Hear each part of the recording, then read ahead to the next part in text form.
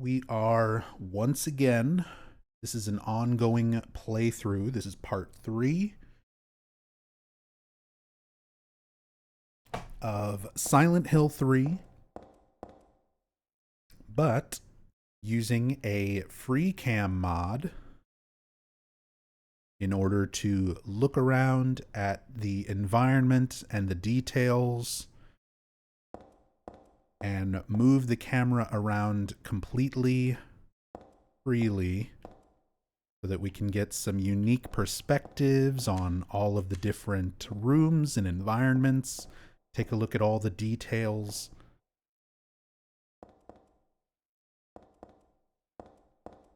And we left off here in the sewers last time we were playing.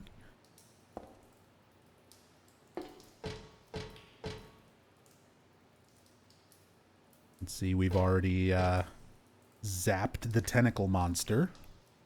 Take a look at that.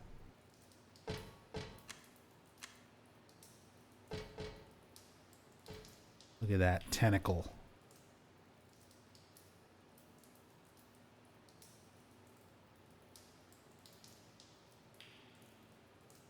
And we can even dive all the way underwater.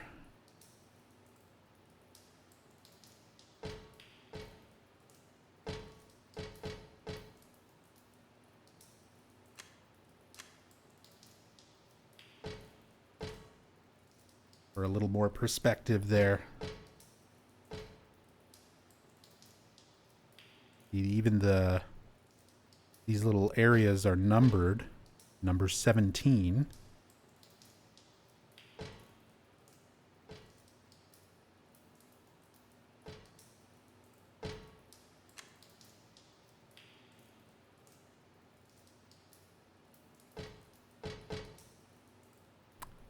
All the little details and stuff in the room, all these blood textures. I love all the like fingerprints over here where somebody tried to like plug something in or unplug something.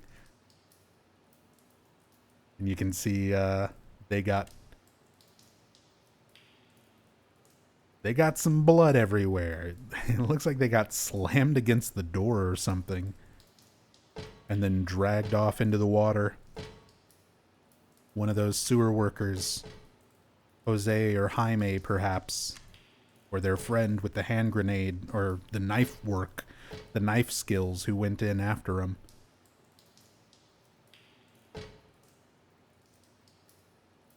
I'm sure they're fine. Very clean looking visuals, non-existent film grain. I play this with a SCART cable and it has that nice fuzz to it on PS2. The problem with film grain, I like the film grain effect in these games, but I always disable it for streams because it kills the bitrate. It's not very good for streaming. It's good for a personal experience, personal playthrough. But it doesn't translate very nice to streams on Twitch with limited bitrate. So I disable film grain for that reason. This is the PC SX2 emulator. So I'm emulating the PS2 version using a widescreen mod. Obviously with the camera hack mod as well. Hi, Vinny. I'm working. My cat came to check on me. But, yeah.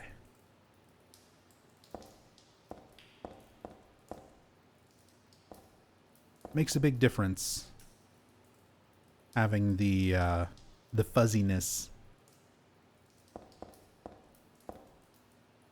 It just doesn't look too good on Twitch.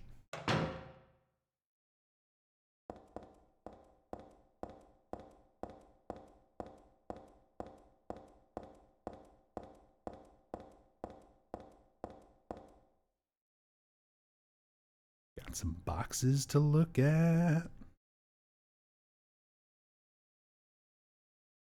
No, the game has the option to turn it off, which is nice. Oh yeah, that is definitely one of the nicer things about Silent Hill 3. It's just a simple toggle. You can make the sharpness of the display look cleaner, and you can just easily turn off the noise effect.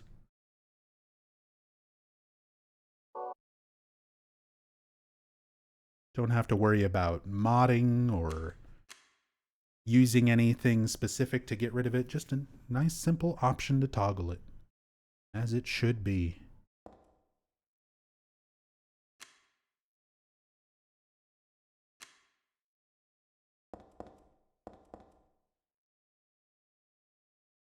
Kind of get a look inside the barrels. Nothing really rendered, but you never know. Sometimes find some interesting stuff, things you wouldn't expect. Many years ago, we did a similar cam hack playthrough of Silent Hill 2 with Neko Run, and found like the light bulbs in the can are, you know, rendered in there before you open the can, even though there's no way you'd be able to know that or see them. They are there. So that's why I like going and looking at all these little things. It might not seem like the craziest of details, but you never know what kind of stuff you'll find.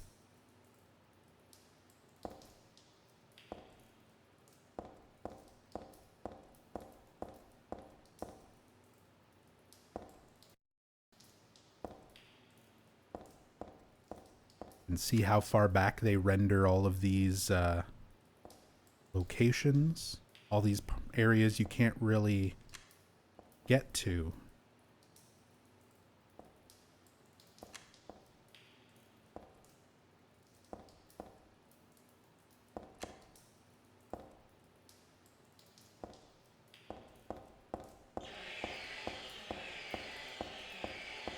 And there's the pendulums to ruin everybody's ears.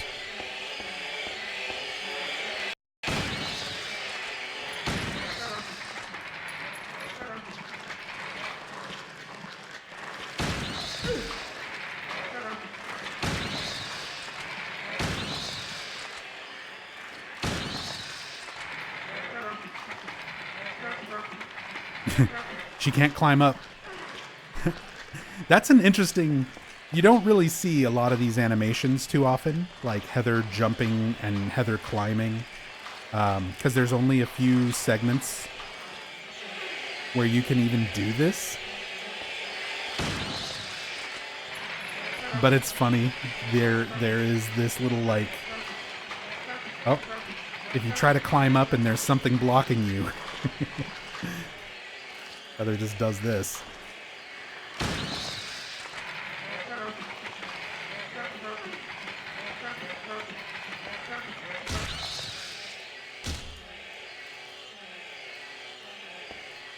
There's still another one.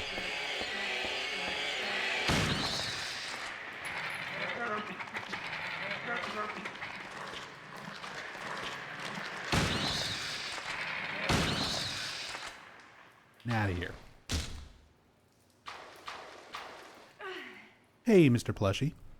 Another cam hack stream. Best way to spend a Monday. Glad you could be with us. This fine Monday afternoon. She looks like she's gonna pee on a fire hydrant. Kinda. It's definitely...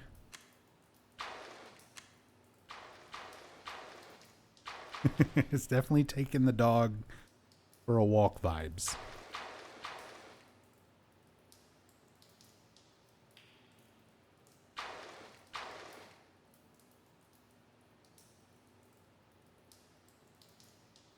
Get a closer look at these.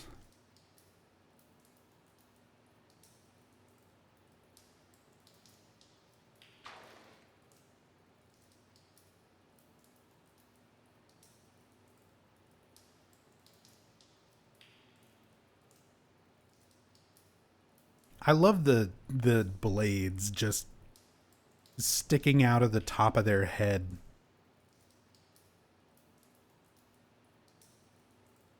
These really are kind of goofy looking. I mean, they're still horrifying. Don't get me wrong.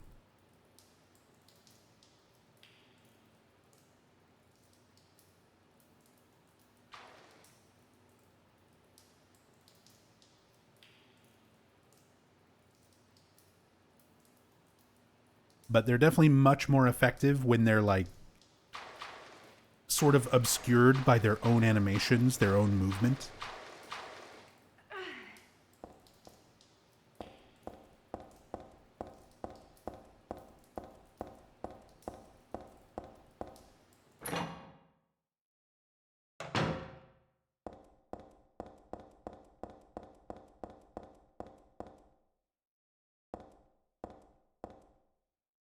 Look at that. You can see the whole hallway.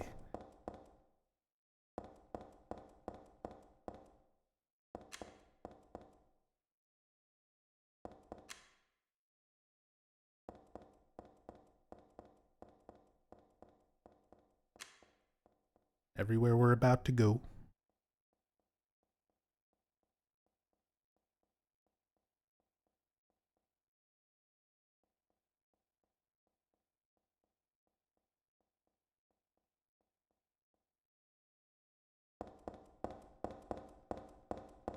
Yeah, same.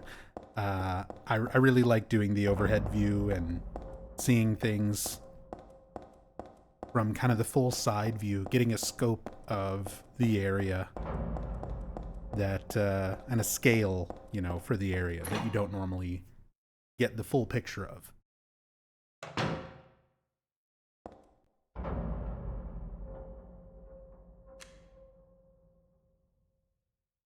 There's actually a lot of little things in this room. Little caution sign, a ladder leading down. Look how far down. Like there's not, this is what I have to like emphasize. I can't get in. There's an iron grate blocking the way. This is your normal camera view. This is the most you can see in there. Like your regular camera view, you can barely even tell that there is a ladder in there. Let alone that it goes down like this far.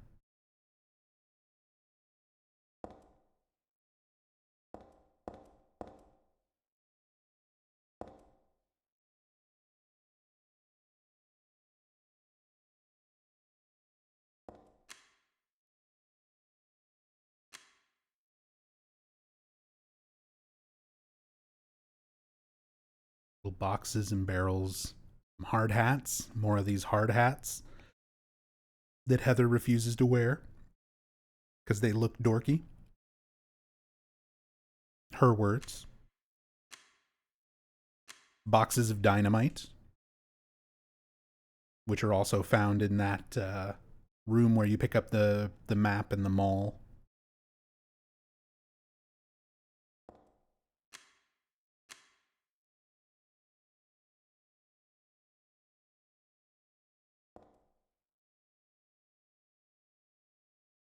What's behind the sheet? It's barrels.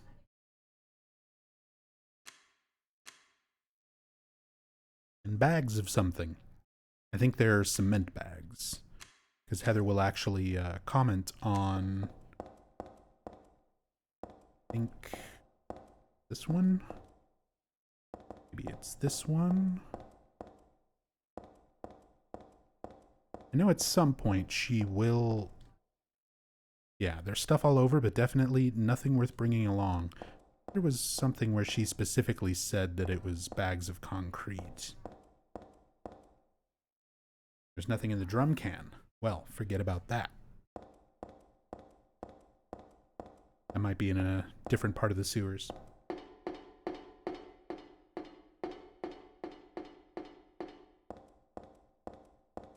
Would argue that TNT would be quite valuable. I mean, yeah. I agree. But Heather's not going to bother with it. She's fine. She has eye lasers. She doesn't need TNT. The cardboard box doesn't have anything useful in it. It's the little logo.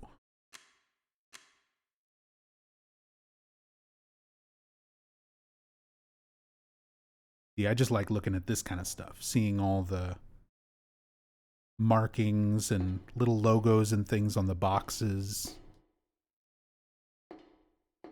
Even when you can't really read it.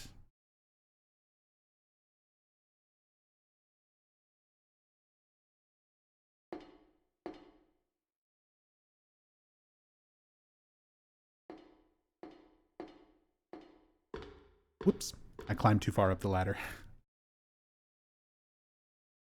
Can she actually climb? I don't remember if she can climb back down. Yeah, I was going to say, I don't think she does once you come up this ladder. I don't want to crawl back into there. I think I'll go a different way. There's so many things in Silent Hill 3 where, like, once you're past it, that's it. You can't go back. There's also lots of text in the game that only happens once. Like, if you accidentally skip past it, you can't see it again.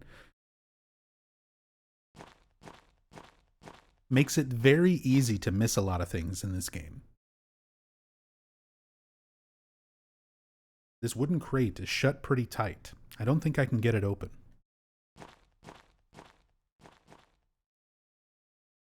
If only you had some TNT.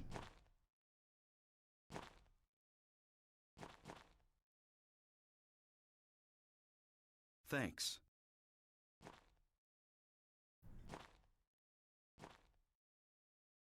Thank you so much, Tyrannosaurus Rex. Really appreciate that brand new sub. Thank you so much for the support. Enjoy your emotes. And thank you for getting us another step closer to the Silent Hill 3 audiobook goal.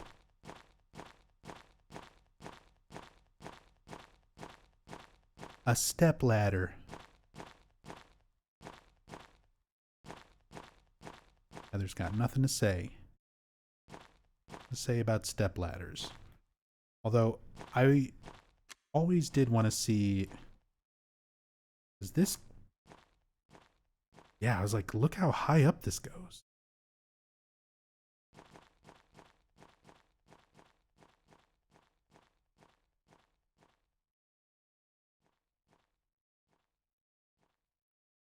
It's got like the little scaffolding and everything.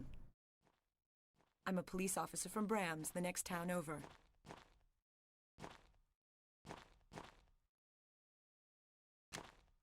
Hey, Michelle. Welcome back. Thank you so much for the 34 months. Very much appreciate that. Let's go, my Silent Hill favorite. You're awesome. Keep it up, Nub. Thank you so much. Man, look at all this.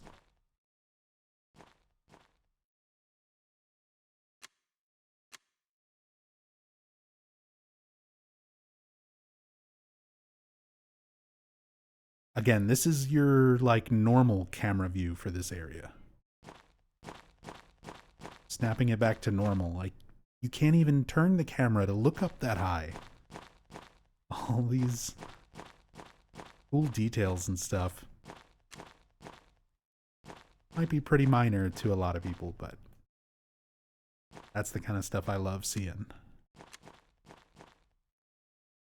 Things you wouldn't normally see.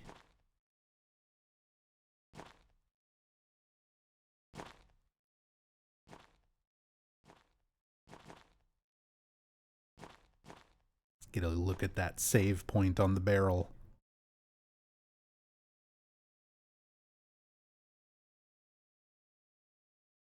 Did they use photos of real walls and objects to create assets? I'm sure I saw them talk about something like that in the making of DVD for Silent Hill 2. Yes, they took a lot. Team Silent took a lot of photos of real world references, dirty bathrooms, abandoned buildings, and a lot of times they just used little bits and pieces of those photographs of real, dirty concrete walls and things like that as their textures in the game.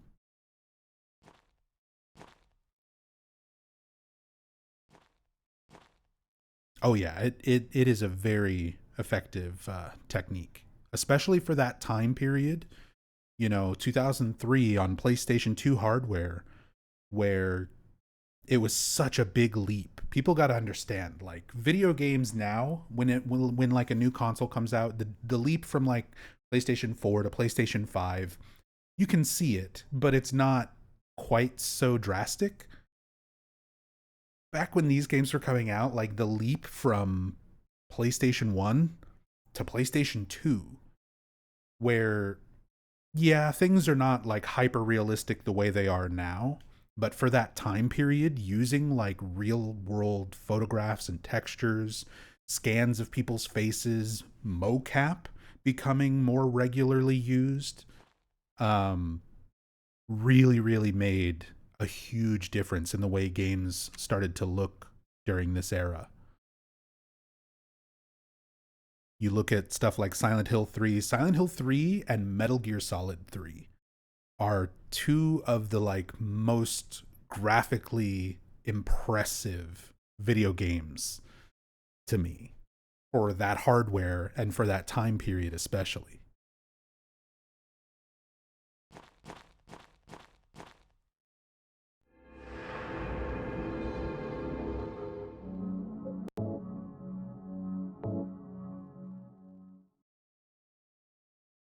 Have gaming magazines talking about early PS2 tech demo reveals and they just gush about that stuff? Yeah. Final Fantasy X? Yeah, Final Fantasy X. Also extremely impressive.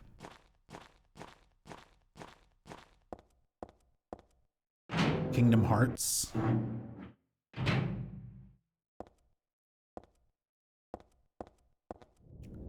This is really when, like, the use of much more realistic looking characters and textures and environments and stuff really started to make a huge difference in the graphic fidelity of these games. Oh, look, there's like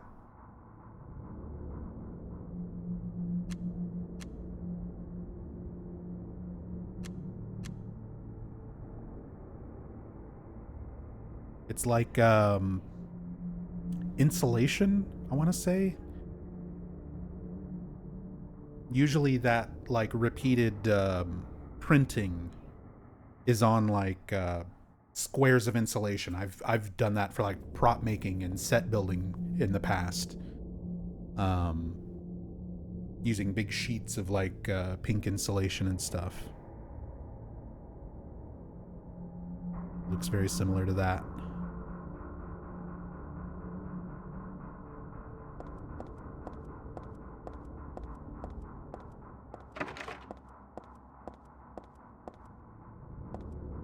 Things like this, the ceiling tiles that are sitting on the floor, are those panels actually missing from the roof? I don't think they are.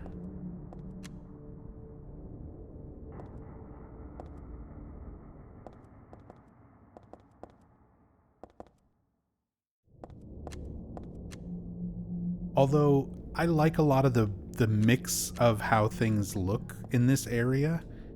It's like you can't quite tell, is this place under construction or is it falling apart, you know?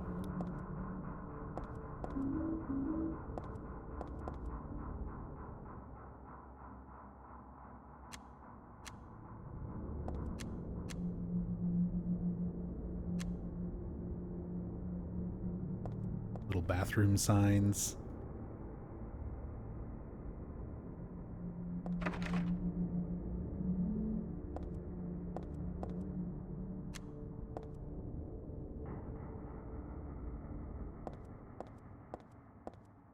Do a top down for this little hallway segment.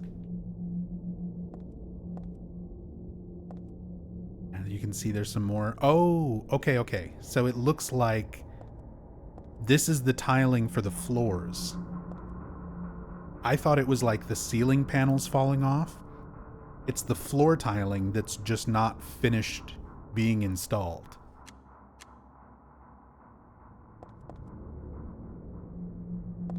over the bare concrete.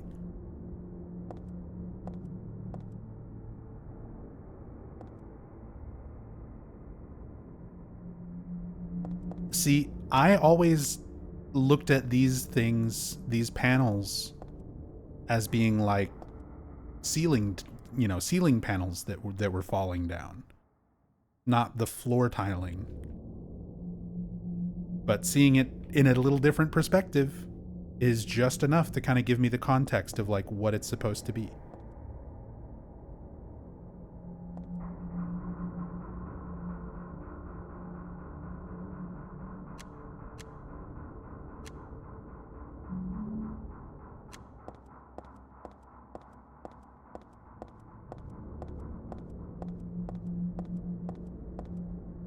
The electricity is off.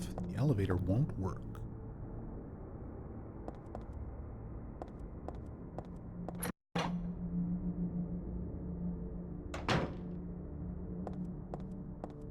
Exactly, Sombra. I've been playing these games since they first came out, and pretty obsessively at that.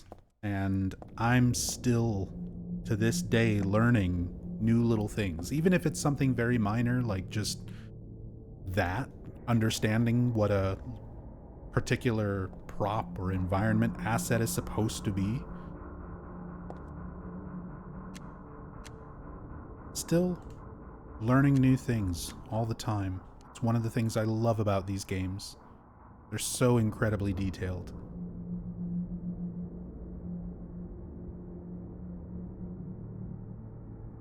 I think these are the concrete bags that Heather comments on that I was talking about earlier. Yep. There are bags of cement or something piled up under the stairs. I don't particularly feel like lugging these heavy things around. I doubt I could use them anyway.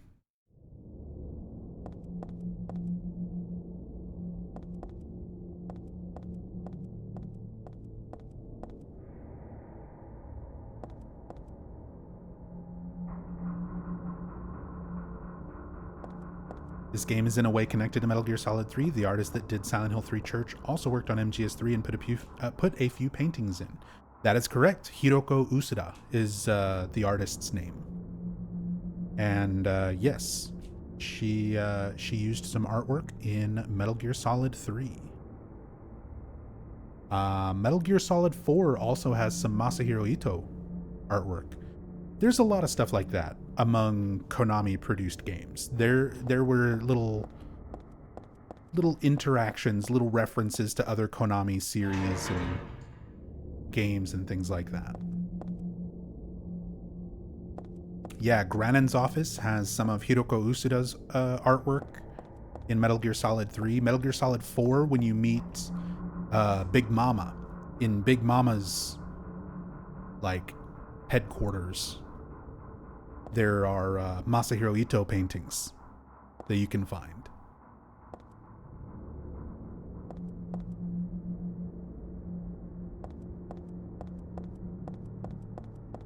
Big Mama.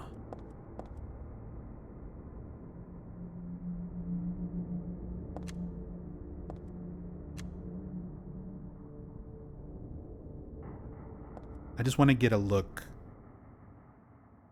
It's going to be very dark.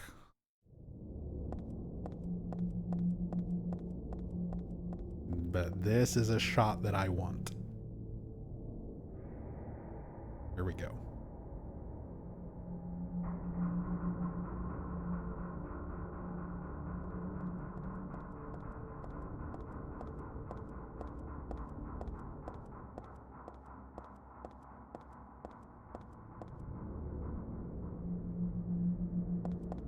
Just getting a full look from the perspective up and down the stairs. And again, like, here is the default camera angle for this. It's just a stairwell. They don't normally even let you move the camera around. If you try to move the camera around, it just moves Heather's head.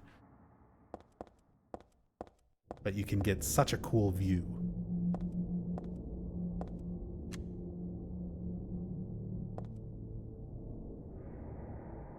No smoking. Classic no smoking sign. I love when there are notes in the environment where you can read the actual texture without examining the note. Warning, the third level ceiling has crumbled. For safety's sake, entry is forbidden.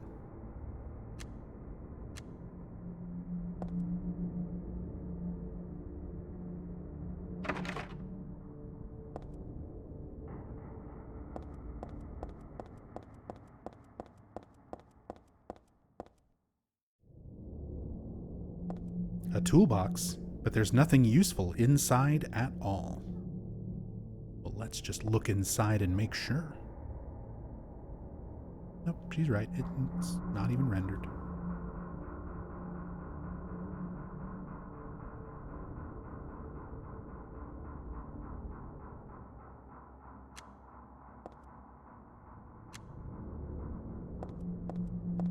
Hey, Neon Triforce. Yeah, more and more my sleep schedule has been really inconsistent. Another toolbox with nothing useful. So I've just been kinda streaming when I can. A step ladder. It's too big and bulky to take with me.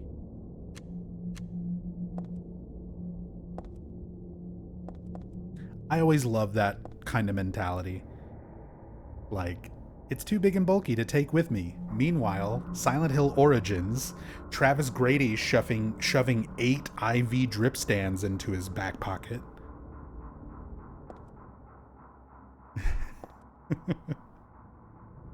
Hell, even Heather herself.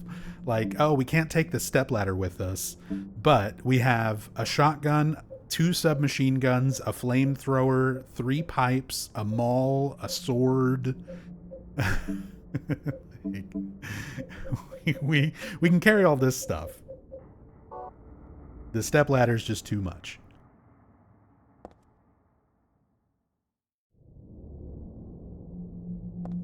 Fourth level floor has crumbled. For safety's sake, entry is forbidden. I like the consistency. The third level floor ceiling has crumbled, which is the floor of the 4th floor.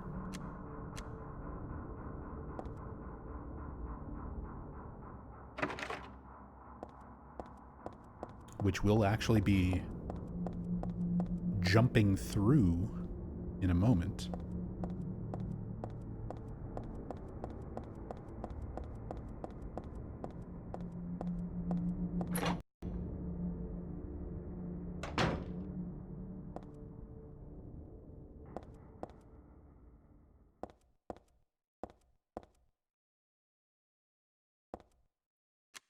Wine bottles.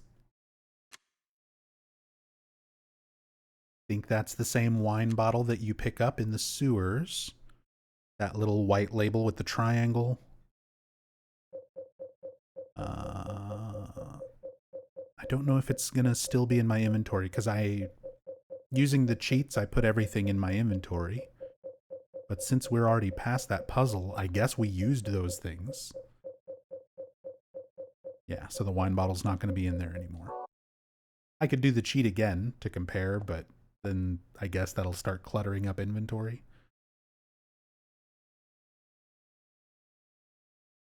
But I'm pretty sure that's the same wine bottle.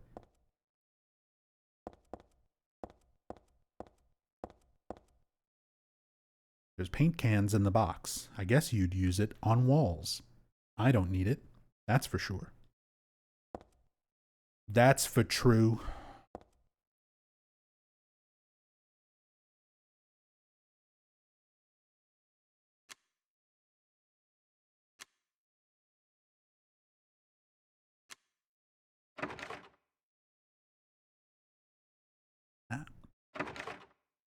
Beer can.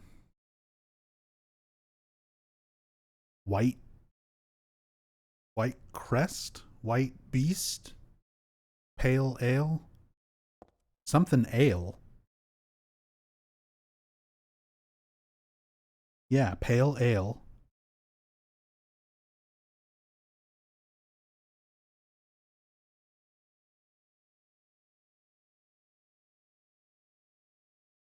I'm a police officer from Brams, the next town over. Hey, Mars Cakes.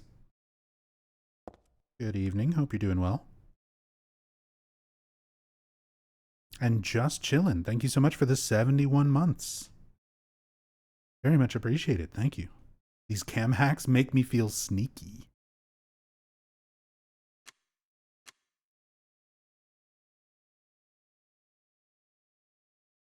White bread? It's bread.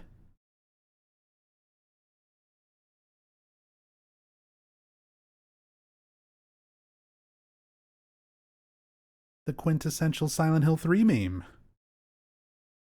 Bread. I'm pretty sure that says white bread. White bread, pale ale. Is that a picture of a dog? That's great. Yeasty.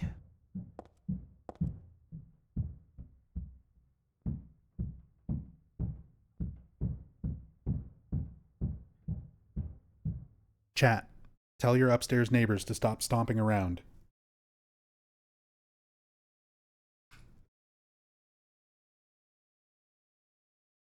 I love the sound design in this game. Even before the days of like proper surround sound, this sound effect is so convincing. Like, even when I know it's there, it's such a like take your headphones off moment. Like, is that sound in the game or in real life?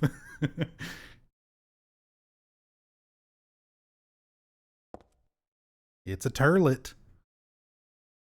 I thought this building was still under construction, but it looks like this has been used. Does it? This is like one of the cleanest turlets in this entire game.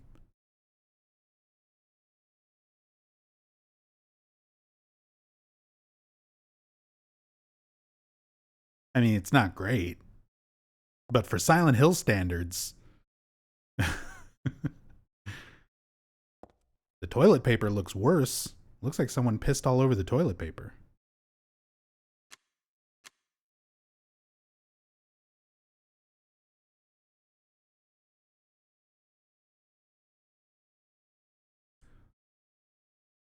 Look how these are like squished down. I thought they were like just clipping into the floor, but no. It's like when you accidentally drop the whole toilet paper roll in the toilet, you know? Ugh. I'm sure everybody's been there, right? Everybody's done that at least once in their lifetime. That's not a uniquely me being an idiot experience, is it?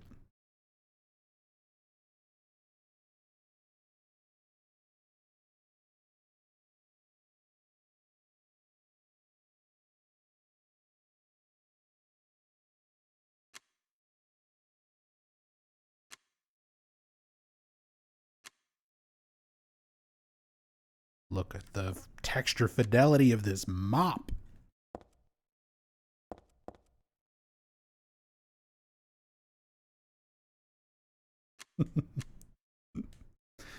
You just used the 3 seashells? I should have known. Walter Sullivan, you always did strike me as a 3 seashells kind of guy.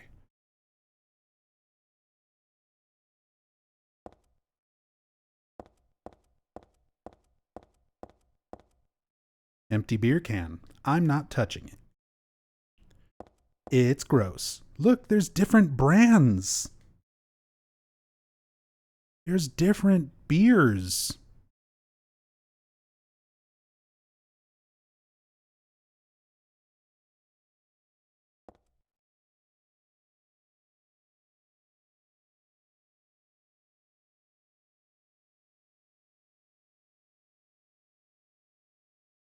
It's not just white bread pale ale.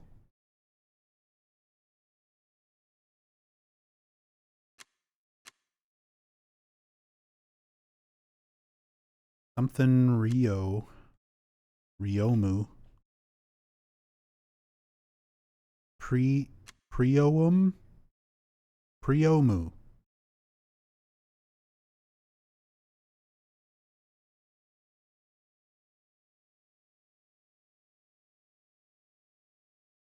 That says Priomu.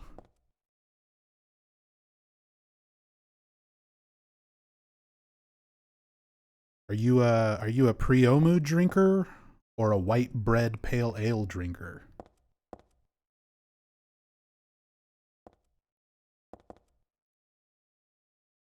Oh, dude, there's like textures on the newspapers and shit. Hold on. Oh, and also a better can to look at here.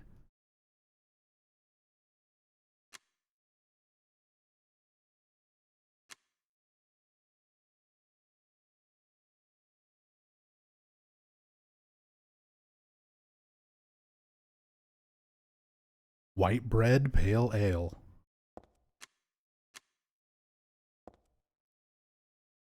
Oh, there's some more Priomu cans.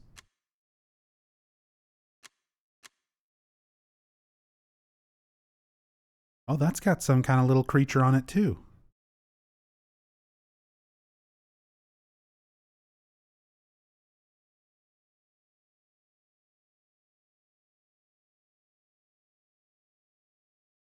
A lion or something?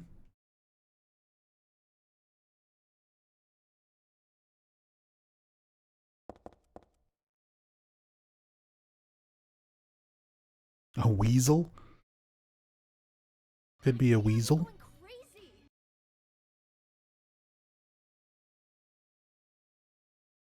The suburbs of Paris.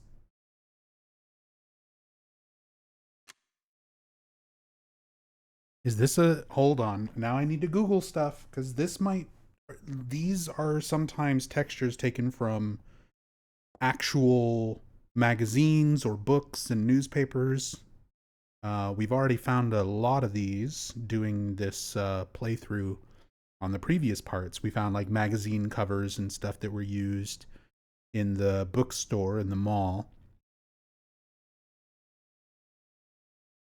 Suburbs of Paris.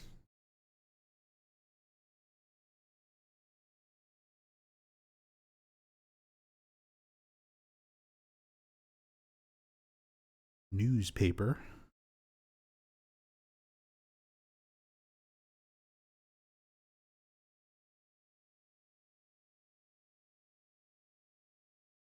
Nothing. Wait.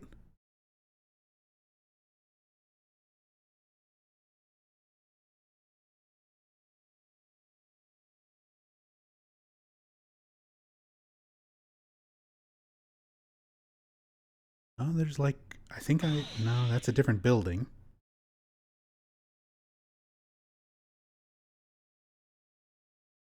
I'm finding some similar but not exact stuff online. I'll have to do some deeper digging on that. 2042, thank you so much for the Prime resub. It was a Prime sub here, it's gone now. Thank you so much for losing that Prime sub to my channel for the month. Thank you. I really appreciate that. And Albalas, thank you so much for the 1,000 bits. Just dropping these off as a thank you for all the wonderful Silent Hill content. Everything I know about Silent Hill I learned from your videos. Thank you. I'm glad I'm able to help you guys learn new things about some of our favorite video games. Who's this?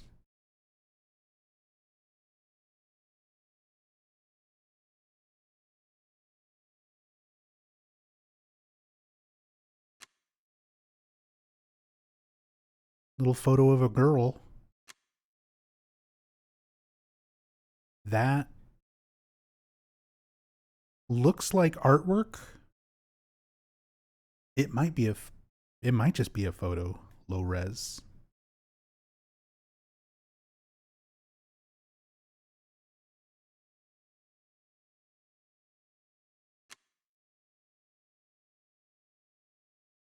Sorry, I'm trying to get some clean shots of this.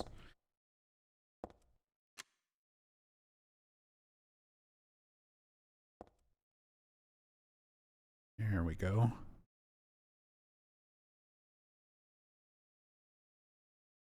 That'll help with looking this type of stuff up later to see if it comes from an actual real life source. As you can see, there's like a building here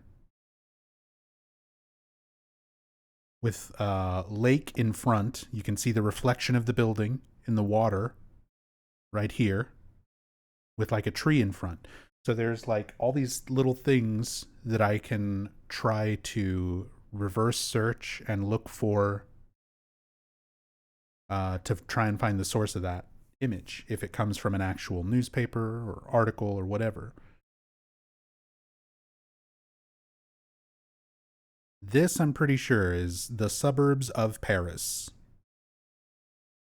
That comes off pretty cleanly considering how low res the texture is.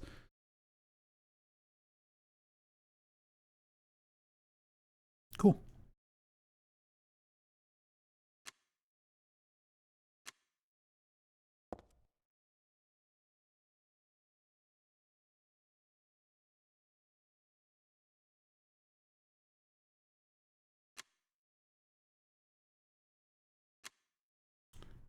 Hey, Tinkerbell. How was my weekend? Uneventful. Well, Saturday I streamed briefly and got a world record for Silent Hill 2 Enhanced Edition, normal difficulty new game. So, speedrun world record on Saturday, and then Sunday I slept the entire day. An electric cord, reel, and a bag of cement. Can't really use either of them.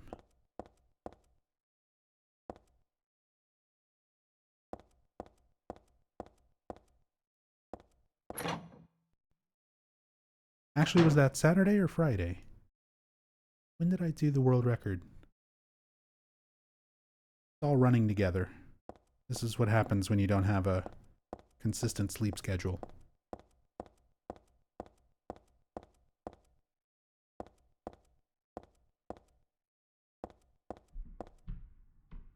Lots of empty bottles and cans. Looks like somebody was living here.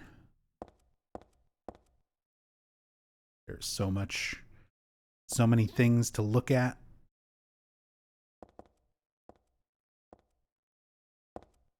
All these little bottles and cans. And just clap your hands.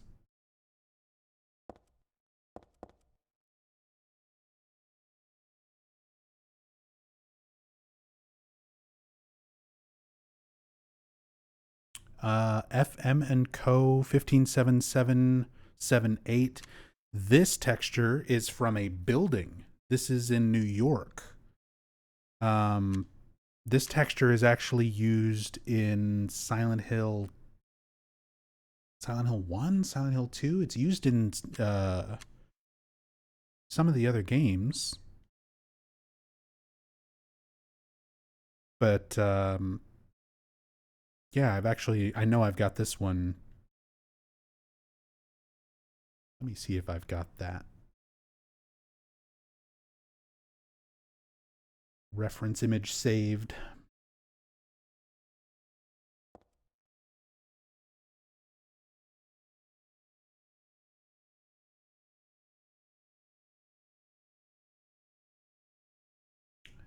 Pretty sure it was Silent Hill 1. Do I have that image?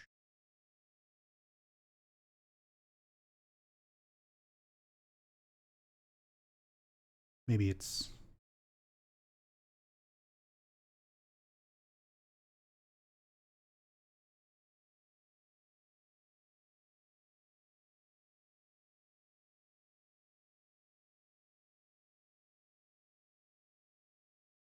Oh no, I'm thinking of Suncorp 386. RB Wing and Suncorp 386. It's a very similar looking texture. Let's see.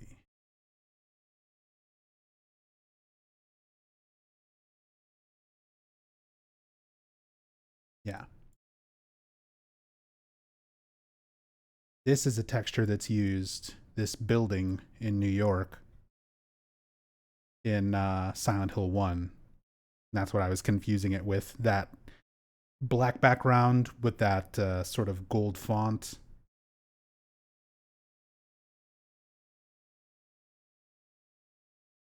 Looked very similar to this.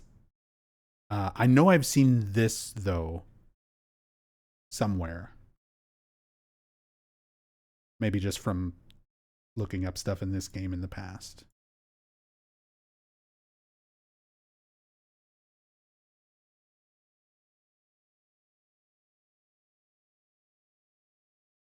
More bottles, different brands, different labels.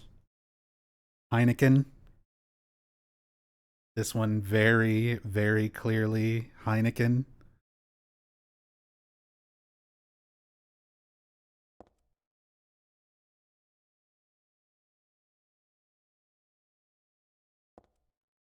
White bread is also a popular brand of pale ale in the UK. It's a real brand. I mean, I should have Googled it when I just now looked it up, but white bread pale ale.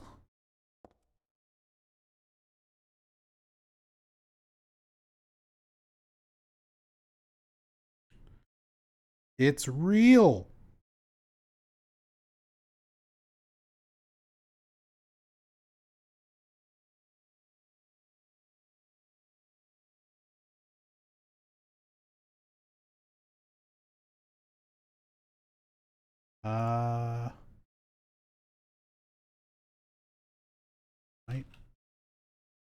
White bread, pale ale. Or excuse me, wheat bread. Wheat bread pale ale.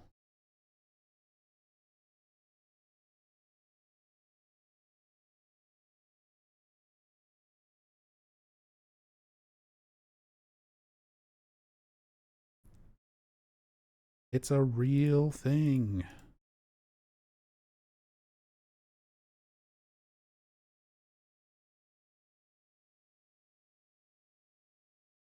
Look at that. There's another source for a texture used in Silent Hill 3. Been finding a lot of those during this cam hack playthrough. Thank you for that, Twinny. Appreciate the tip on finding that.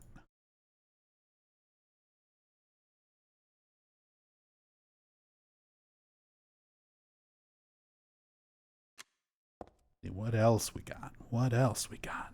We got some butter cake. This was a background asset made for Silent Hill 2.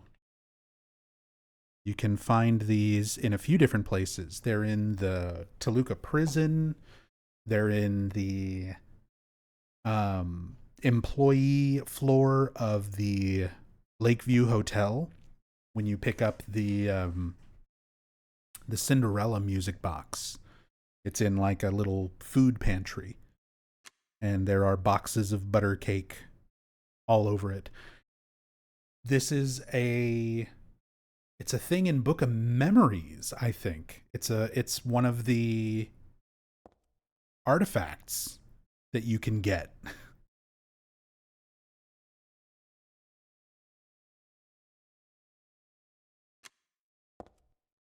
The classic butter cake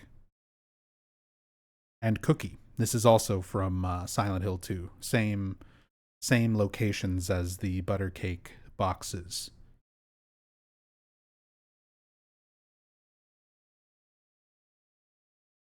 Good old cookie.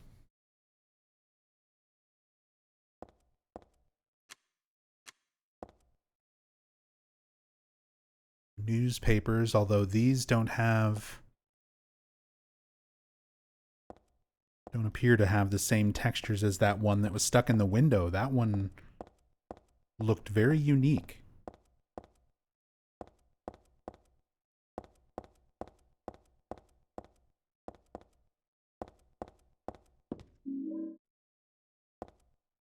Oh, are those the stats for the butter cake artifact? -1 dexterity, +5 vitality, -1 agility. That's one of the better vitality artifacts in the game.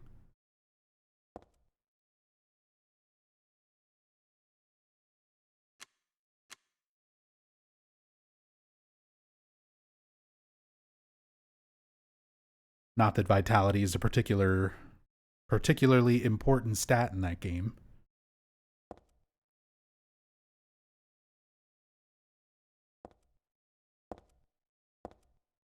Because it never really matters how many levels you put into vitality. Like, eventually everything just kills you in one hit anyway.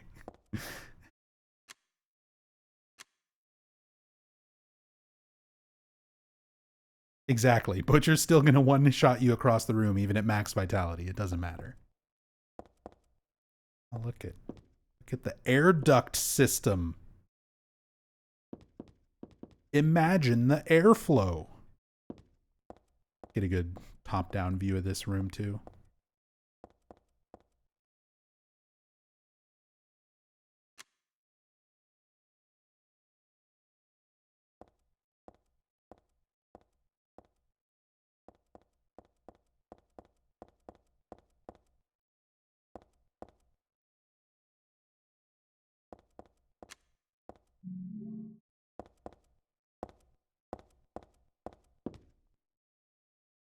And then the little hobo shelter.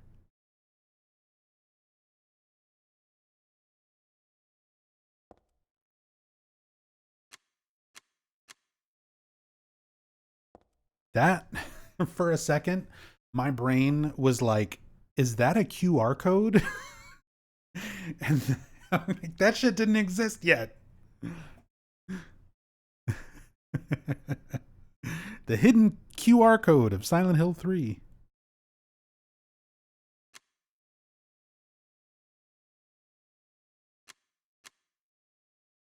I swear I used to have this rug.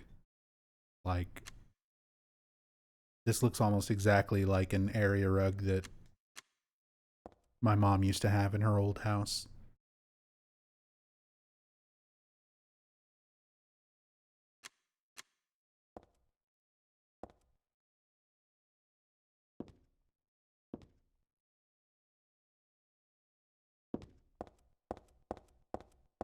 Let's see. Can we clip the camera through the wall and see the legs?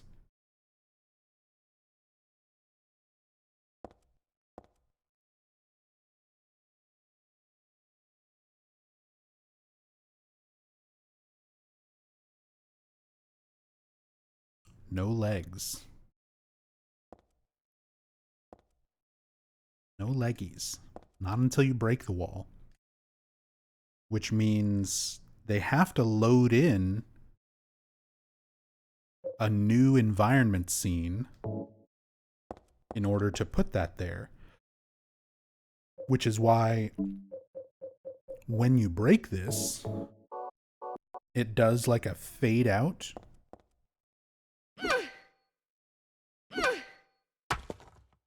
And fade back in.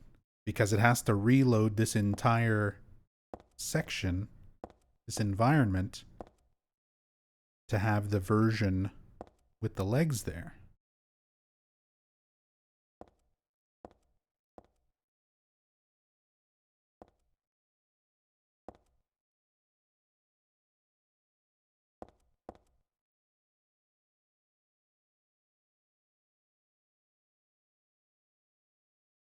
And it's not a completely flat texture.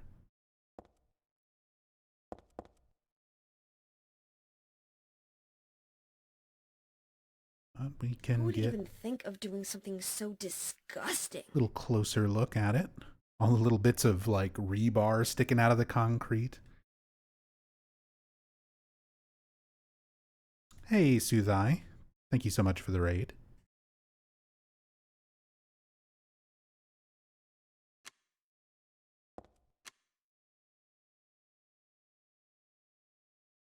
There is the silencer.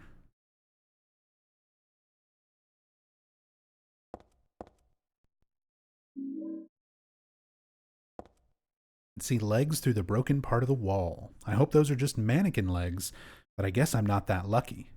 Just like The Black Cat. I wish I hadn't seen that. The Black Cat is originally an Edgar Allan Poe story. It was adapted into film, which is what Heather is referencing here. Contrary to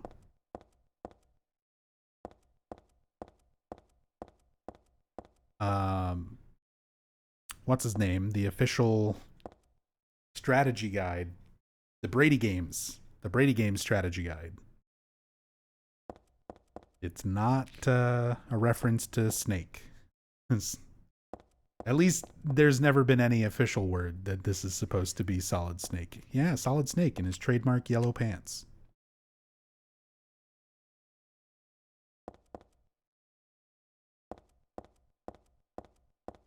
I'm trying to remember the name of the guy who wrote that.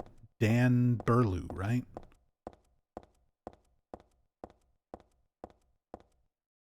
I'm pretty sure that was Dan Burlew. President Evil himself. That was actually, before he started writing official guides, he used to do game facts walkthroughs under the name President Evil. That was Dan? Okay, yeah. Good old Dan Burlew. There was no concrete evidence that this referred to Snake? Oh, Twinny.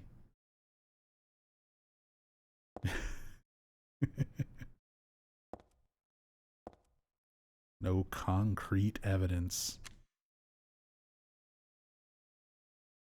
I'm like mad at myself for not making that joke after all these years of doing these playthroughs.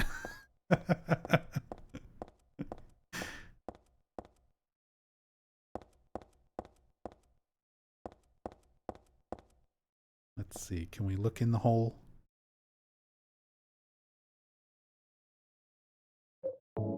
Look, there are pillars, or a pillar comes all the way down. Just that one. Ugh, a filthy mattress. Drop it in the hole. Again, fade out and fade in to reload the room with different assets. Just like when you break the wall.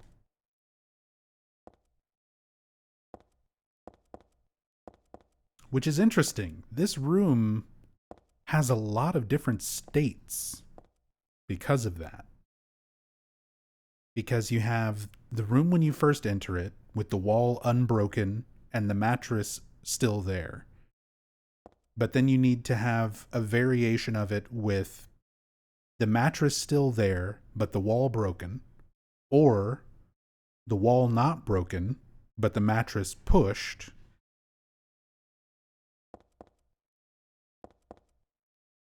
Depending on whether or not you even break the wall or whether or not you push the mattress and what order you do that in.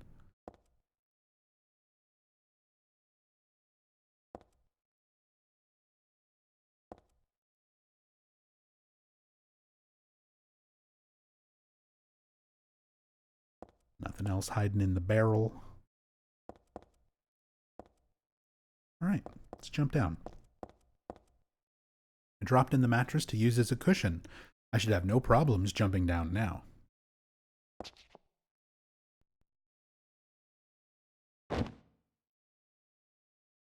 Small little raid from a huge fan. How are you doing today, Nub? I'm doing great, Sudai. Hope you're doing well. Thank you again so much for the raid. This is the mattress I threw down before. Don't need that anymore. I like the music in this area.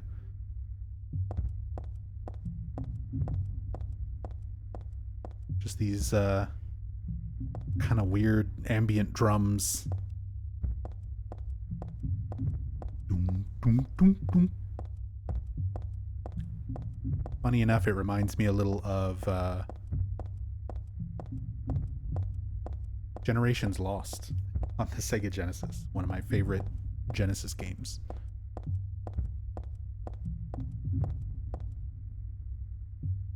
Some rubble from the broken ceiling. Could be dangerous if I'm not careful.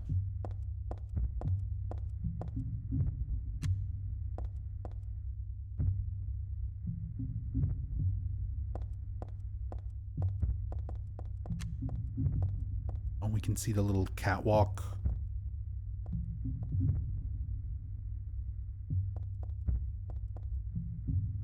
Everything out here. I mean, not all of it is rendered, but interesting to see. How far down these go?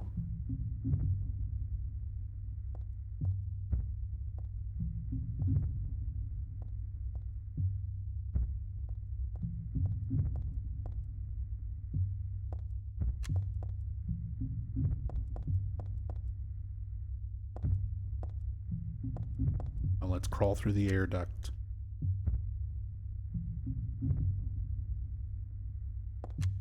Yay.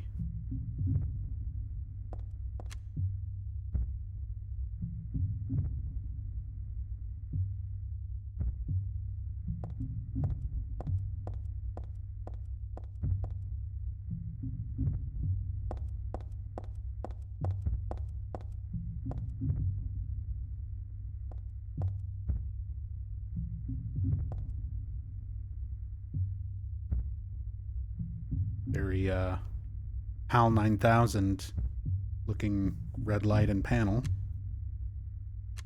Like a basic red warning light or something.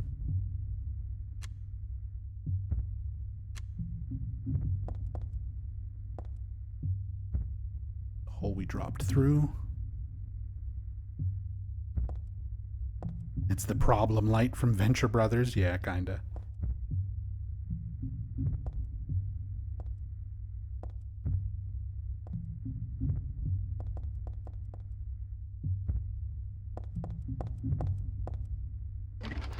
Let's move on.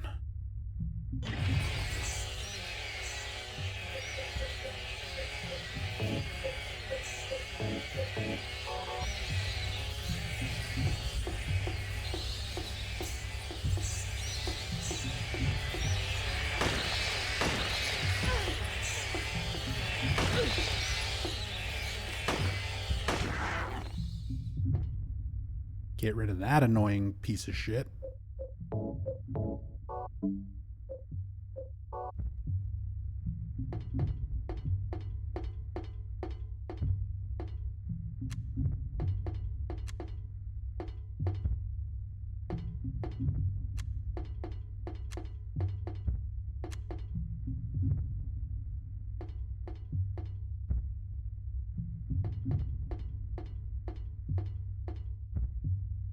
Such a good effect here. We were just outside when I first climbed up from the sewers. Oh, look, you can even see where the bottom of this is. Because the pendulum landed here.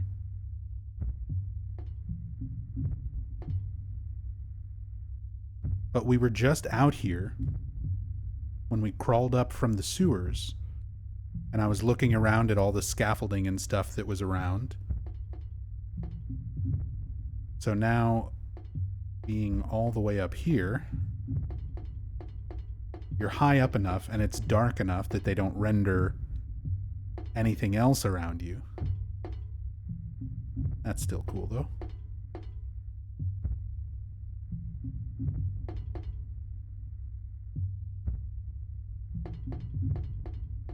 Hey, Hirimi. Hey, Skulls.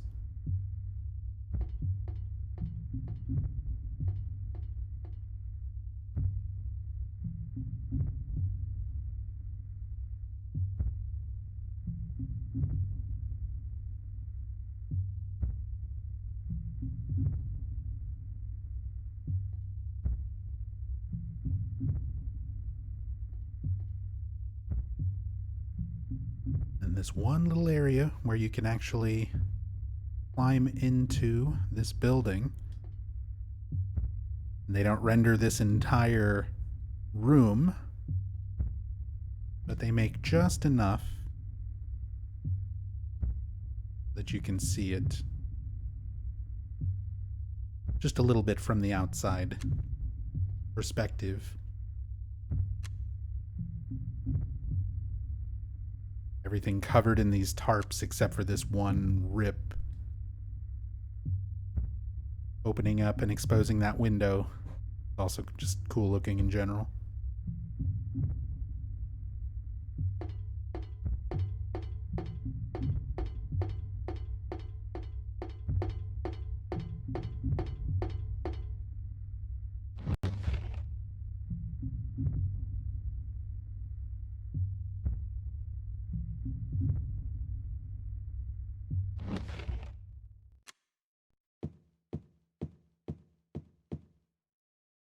Thermal carafe, nothing inside. I'll be the judge of that. See our little teacups.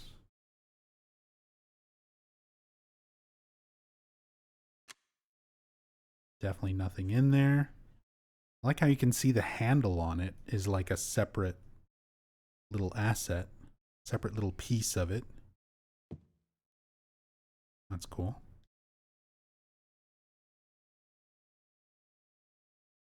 Oh, we can look at these. Is that gonna beach in the sea? No, it's different. I saw the red cross. There's a thing in Brookhaven that says, with a red cross, a poster that says gonna beach in the sea. I thought maybe this was that same poster, just shrunk down, but it's not. It's different.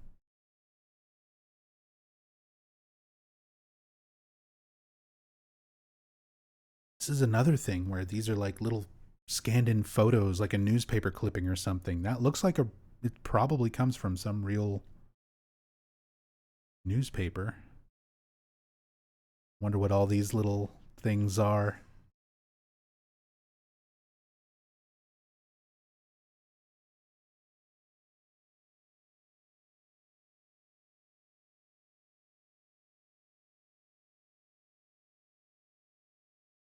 Thankfully, no clock puzzle. Tabletop covered with papers. Don't see any info that might come in handy, though. Nothing legible from here.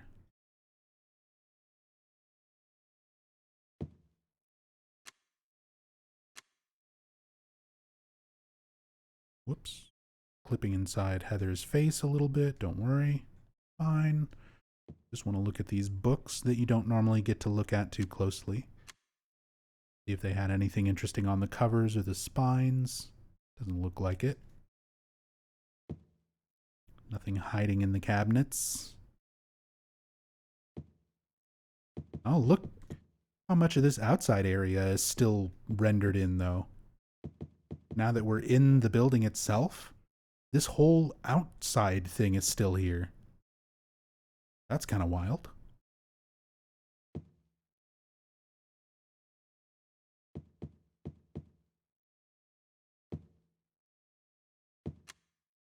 Yeah, it like unloads the rest of this, but that's cool. They leave quite a bit of that still there.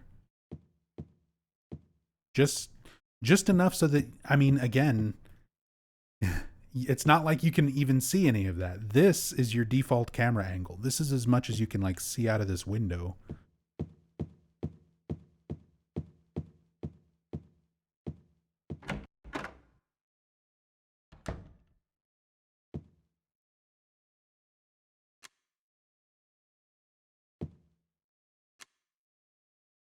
Oh. Reception room. Little door markers. Look how small the print is on this stuff.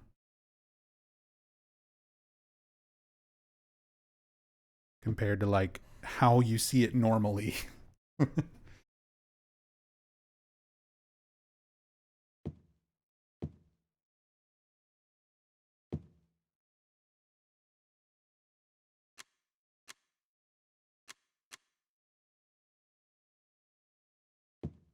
Fire extinguisher, boxes with nothing in them.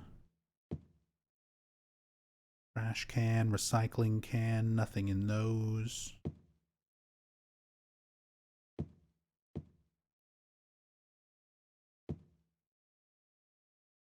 General Affairs Department.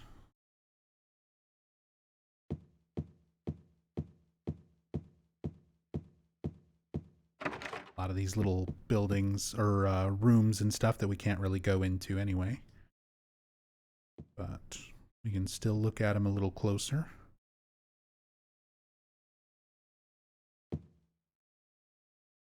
Business Department.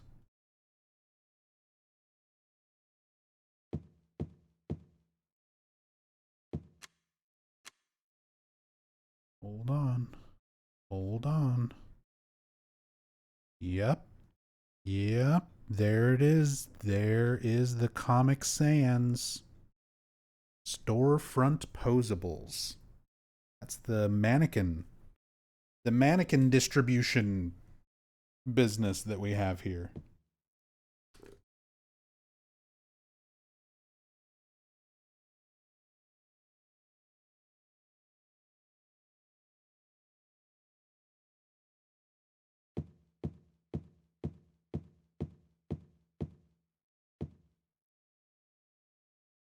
There's another one on the door, storefront posables. That is Comic Sans. That's the thing. A lot of people bring up the Comic Sans thing because of HD collection. Comic Sans has been used, I think, since the first game. It was just not used for that particular sign, the Silent Hill Ranch sign in Silent Hill 2. One of those things that got changed, probably just because of hijinks using the unfinished beta code. One of those things that Team Silent changed before the retail release, but didn't have that final source code and didn't think to change it to what it was supposed to be. Storage room 1.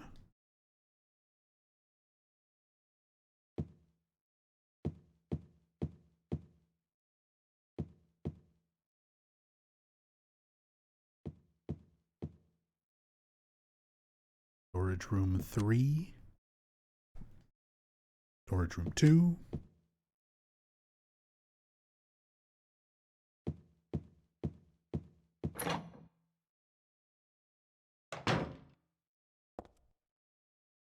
Okay. So not only do we have some stuff to look at in here,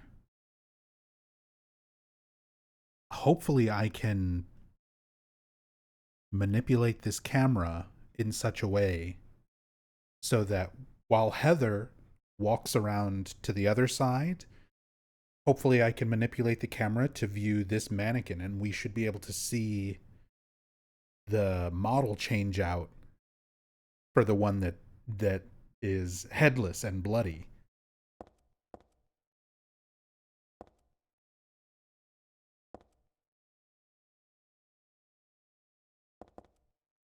But before that, just want to look at all the mannequins, look at all the mannequin limbs and stuff.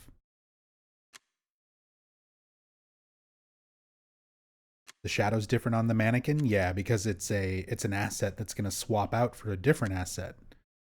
Whereas the rest of these are all unmoving, unchanging.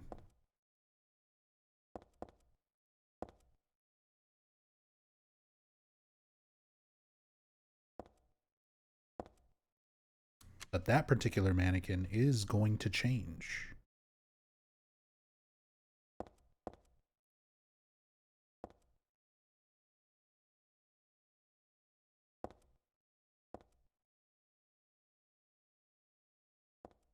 See, they lure you over here with the ammo to make this jump scare work.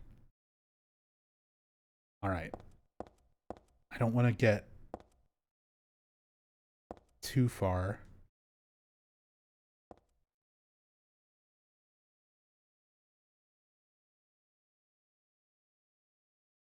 This should work. Let's see what happens.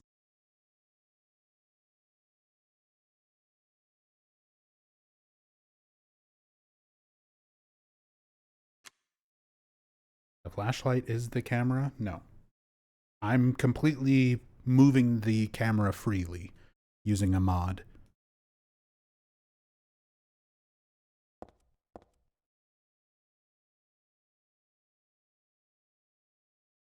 That is the point of this playthrough.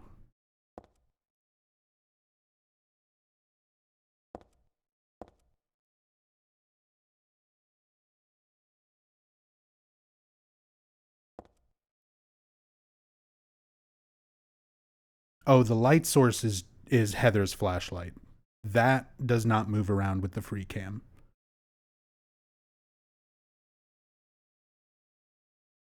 Which is why this can be difficult to manipulate.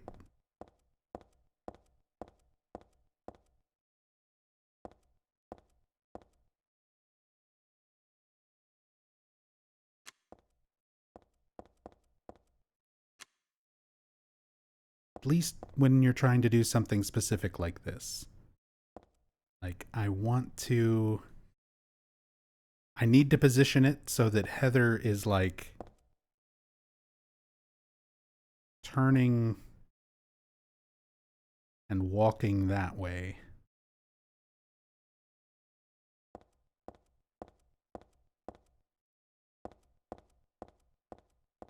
God.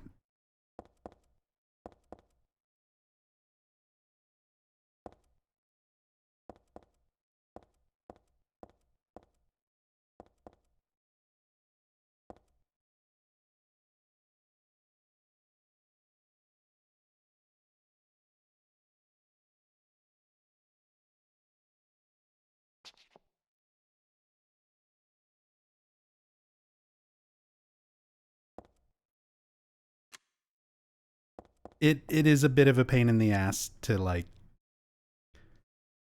do something very specific like this, but hopefully the payoff is worth it. We should see this model swap out.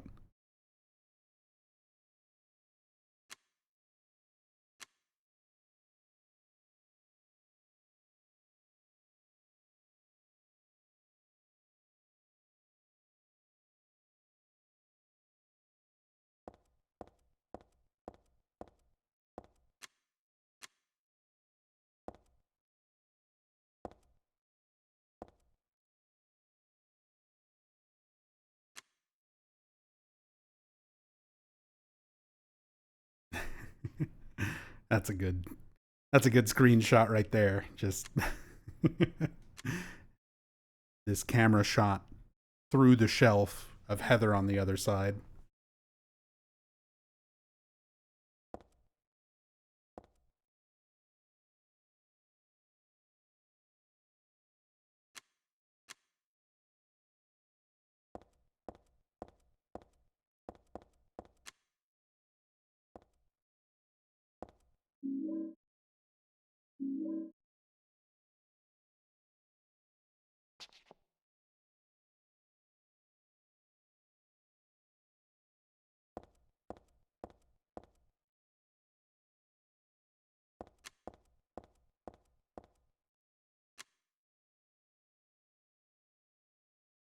Come on.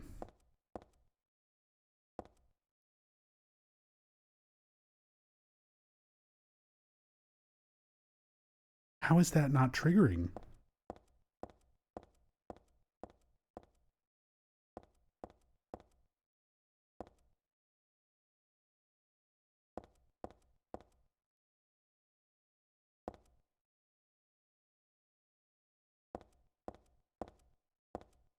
I walked all the way around.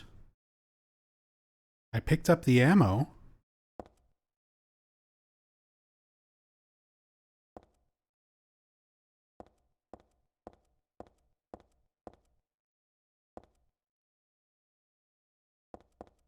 Oh, I wonder if this is tied to the camera.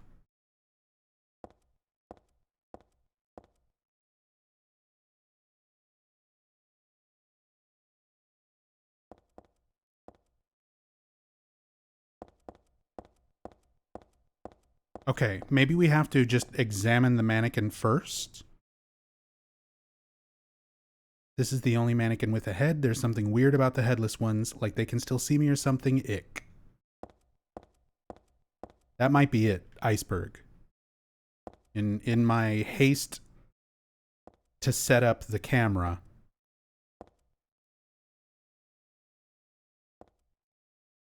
maybe I just didn't examine it.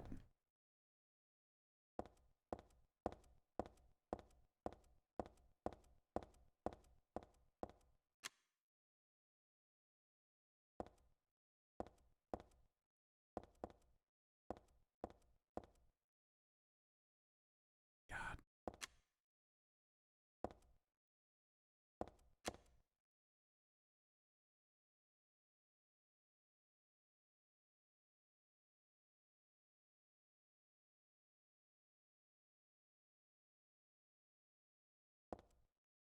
Trying to do this in such a way where... Oh, there it is! There it is.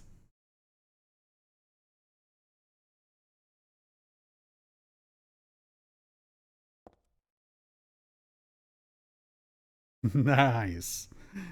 There's the swap. So yeah, it just instantly swaps out with the other model. With the blood and the head down on the ground. Hey. There's a lot of fussing with it, but there we go.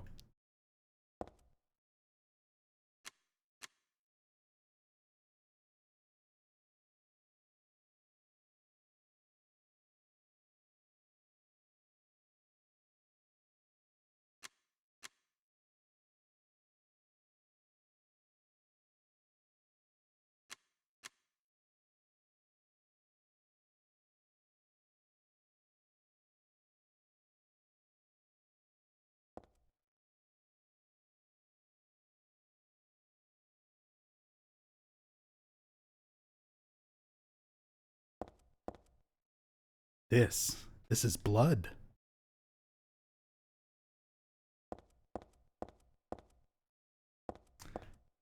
Awesome. And before we leave, let's just get a nice top-down look at the whole room.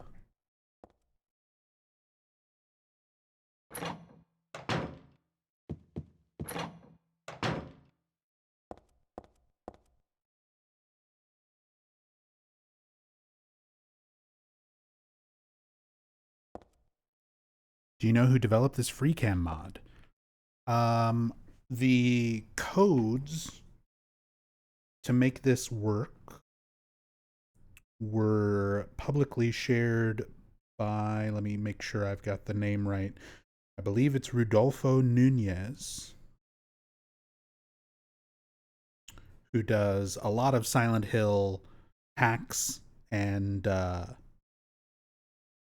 camera mods and pulls up all sorts of stuff. Yeah, that is Rodolfo Nunez. Oh, give me a second.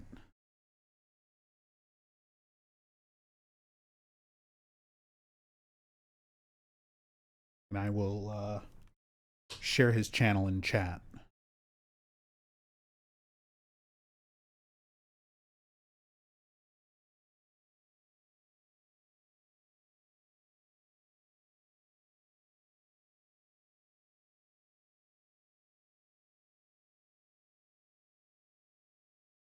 There you go. Definitely check out Rodolfo's channel. Does like model rips, environment rips, asset rips, character swap mods, all sorts of stuff for the Silent Hill series.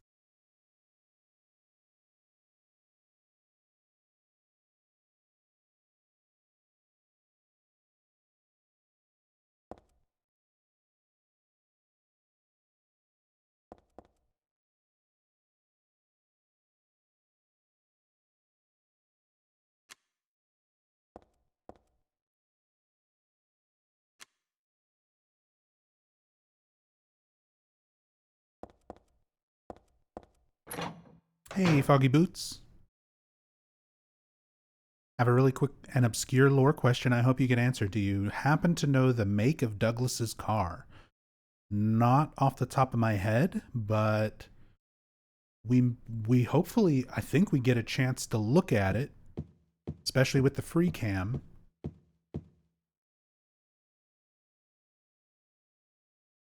So we should be able to look at it pretty close. And I mean, we see it in the cutscene. Sadly, the free cam does not work during cutscenes, so I'm a little bit limited on that aspect. But I'm pretty sure you can look at it when you're in the motel. Jack's Inn. Once we get to Silent Hill properly.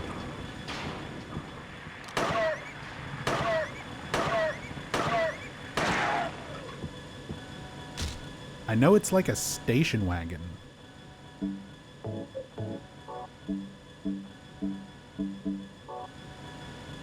But I'm not sure exactly what make or model.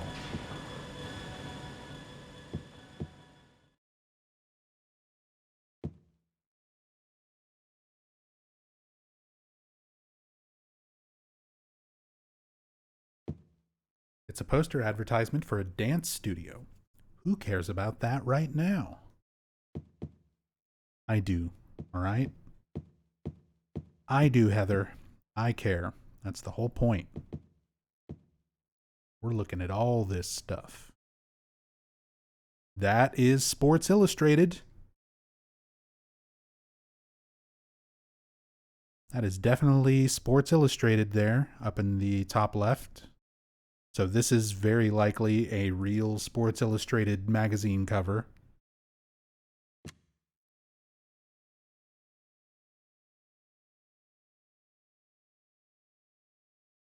See if I can find that.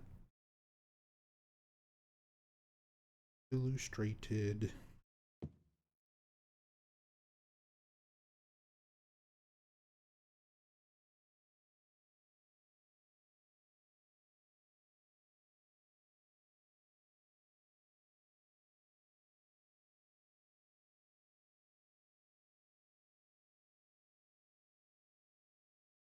I'll have to dig through some old Sports Illustrated covers.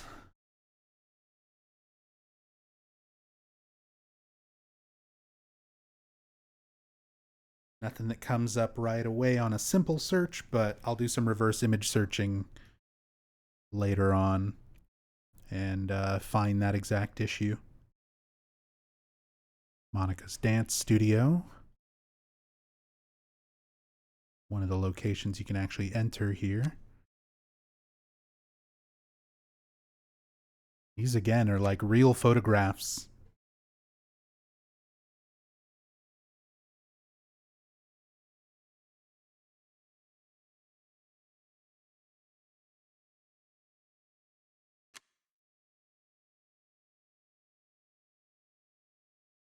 Cool. Locker.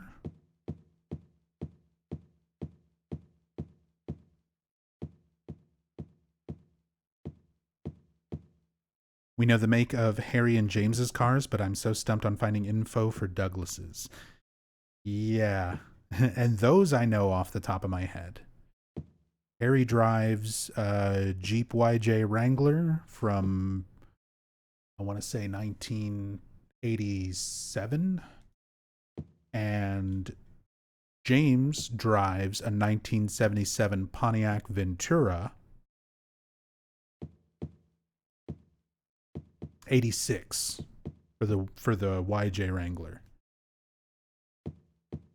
Yeah, James is a 1977 Pontiac Ventura. Douglas, I don't know. Does he have the same car in Shattered Memories? No. I'm not sure what the model of car is in Shattered Memories that Harry drives either.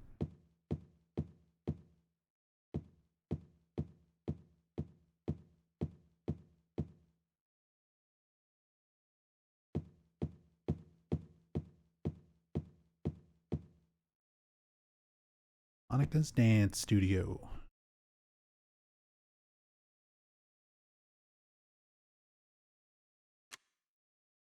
Heather has a Borderlands meets Jack from Mass Effect look going on. I dig it.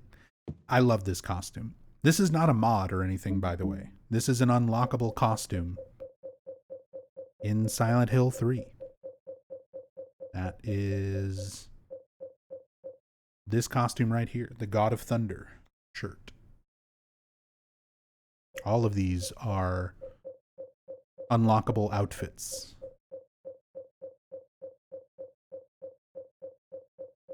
There's a lot. Because you got Princess Heart, you've got all these different shirt variants. Something Wicked This Way Comes. OPM Says Relax, the official PlayStation Magazine t-shirt. PS2 RO. PSM.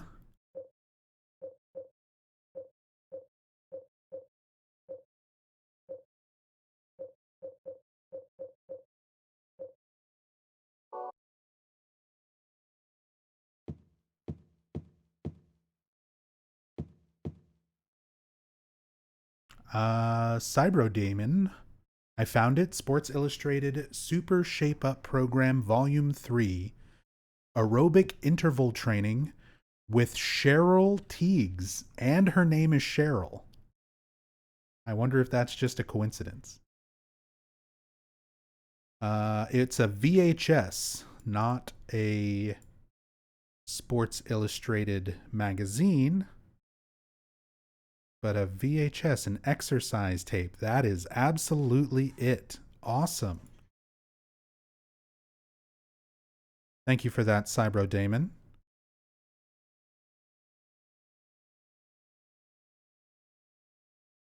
Let me save these images.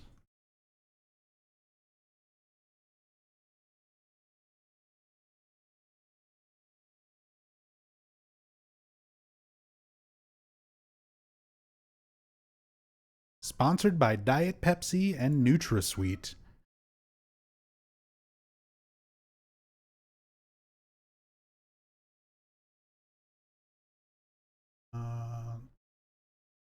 See.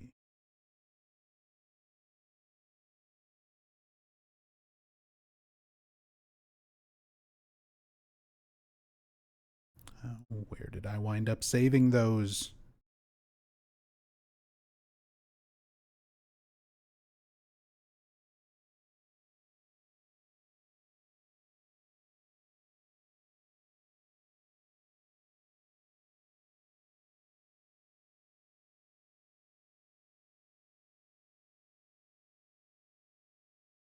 Sorry, 1 second. I'm pulling up the reference images.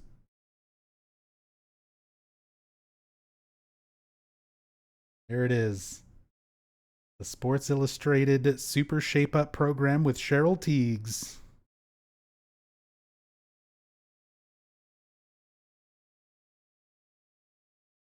Let me go back over to the thing.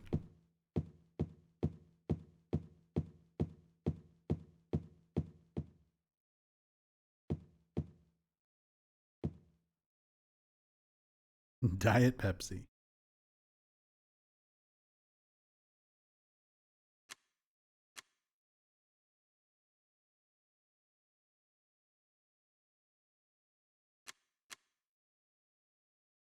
Notice the law firm name? Yes, we'll get to it. One thing at a time.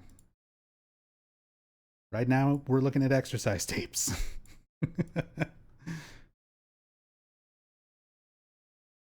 There it is.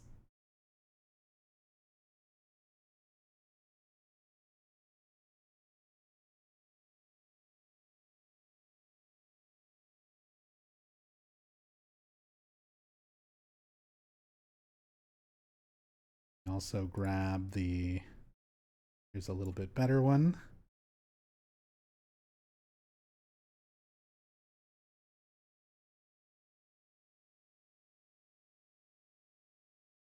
Our HD collection, Silent Hill 3, not HD collection, enhanced edition, upgrade of the texture in the environment. There you go. Just like that.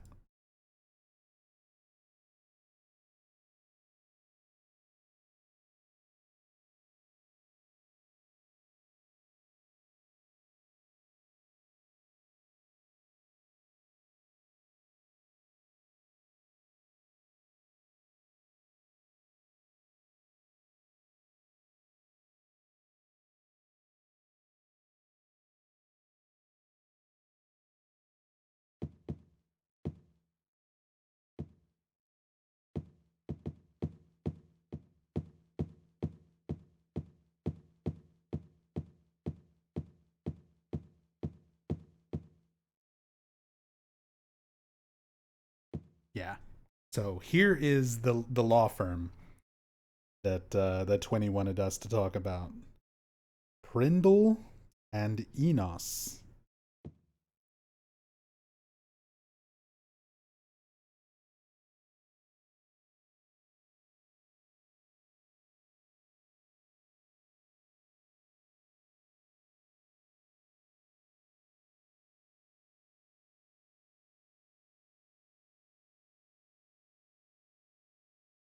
And 20 also has a link. The George Washington from Enos J. Prindle, May 1st, 1783.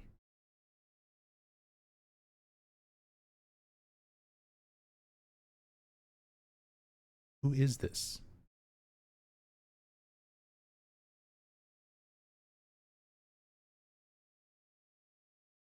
Sergeant Major Enos J. Prindle of Colonel Lamb's regiment.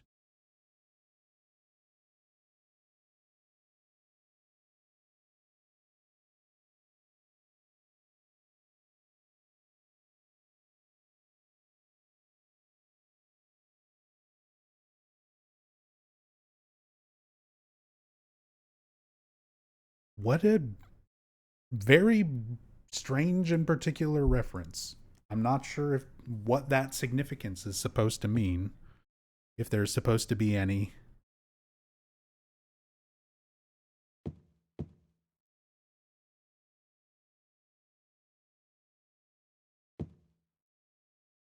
But thank you for that, Twinny.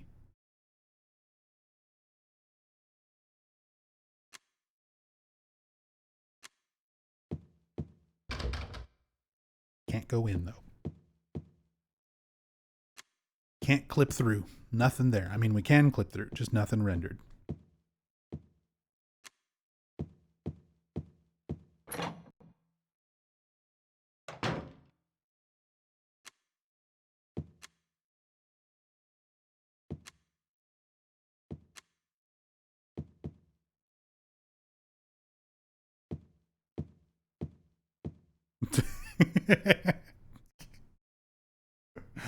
Trying to like manipulate the camera and move Heather. Heather like yeah, exactly. Gave me the side eye like, all right, I'll move. I get it. I'm in the way.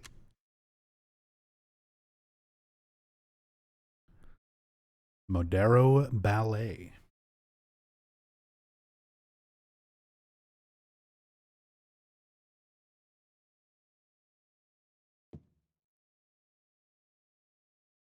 Madero and Company is a community-based group that was founded in 2011 by the time. No, 2011?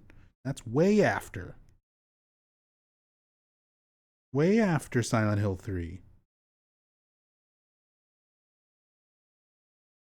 That can't be right. Indonesian fusion dance company.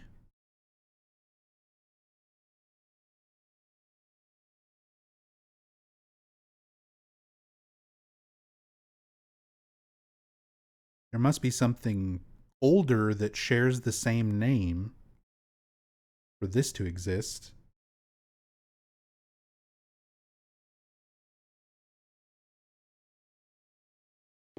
Hmm.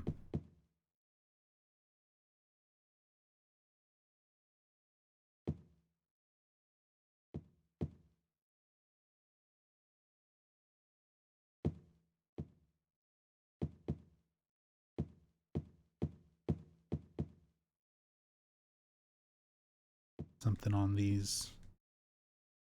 Monica's Dance Studio office.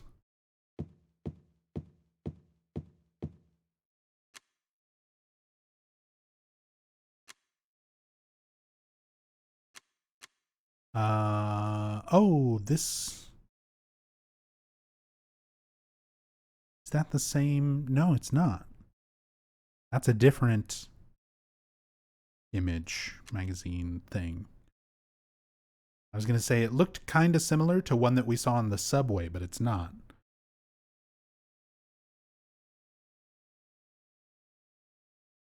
Lecture.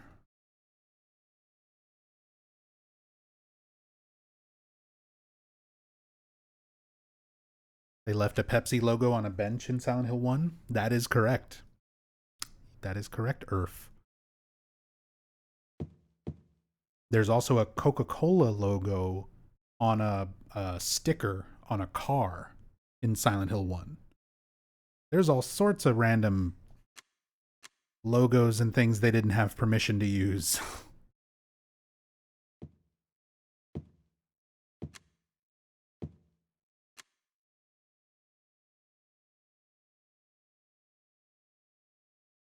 Landscape photograph exhibition.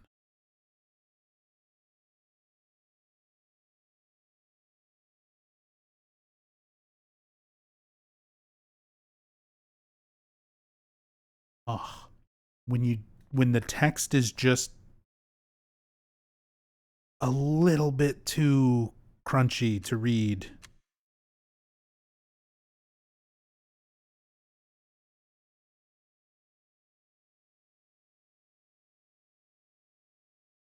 At least for my eyes. That looks like it says 2002, which would be about right. Copyright something 2002.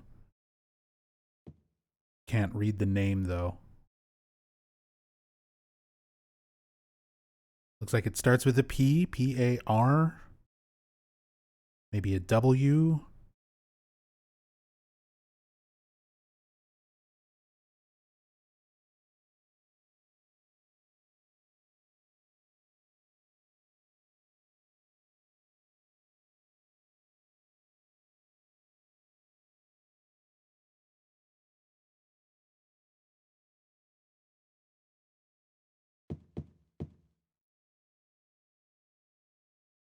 Locker room.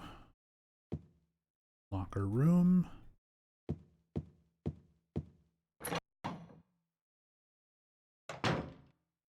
Looks like the photo of Toluca that Frank gave Henry.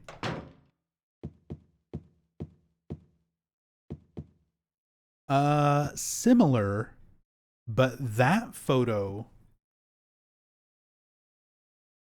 if I remember correctly, that photo is a photo of like a church in Spain. Something like that. Wait. I'm mixing things up. Silent Hill 2, there's the church that you see in the Rebirth ending. There's like a little island in Toluca Lake that you see with like a church on it. That is the church in Spain. The photo, it's like a picture of a real place. I just can't remember where. Yeah, the one in the living room in Silent Hill 4. Um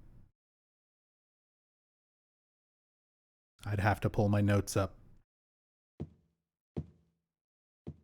Is it Versailles? Is it a picture of Versailles?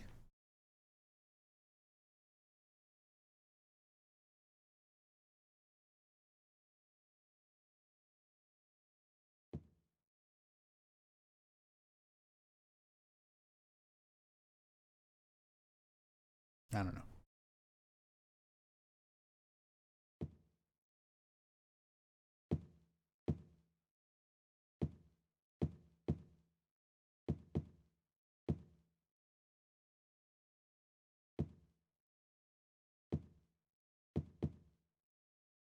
Isn't this supposed to be in America? Always wondered why they put those Japanese-only fire hydrants in the hallways.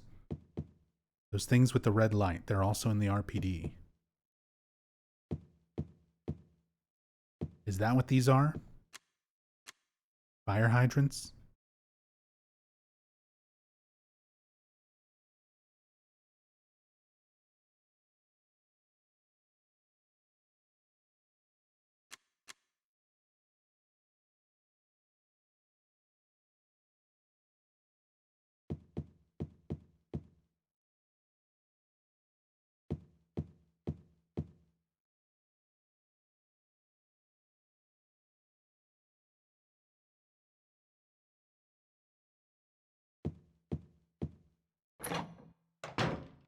Interesting.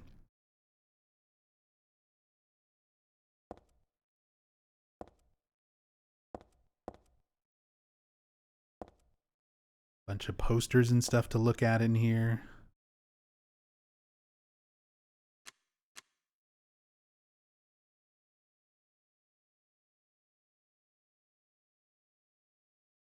or fire alarms. They're in every Japanese building. Ah, okay. Yeah, I mean, it's definitely not a common thing in US buildings. Usually you'll just have like the red box with a white handle to pull if you need like a fire alarm, and then there'd be like sprinkler systems, not really hydrants or anything in the walls. That's what's more typical in the US.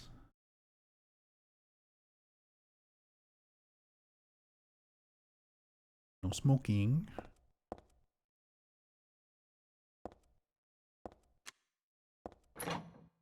Oops.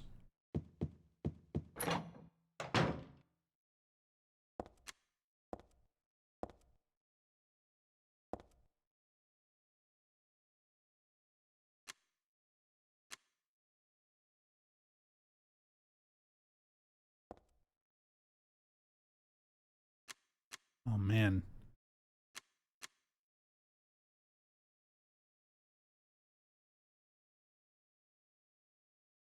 I wish I could see these, like the original textures, uncompressed textures.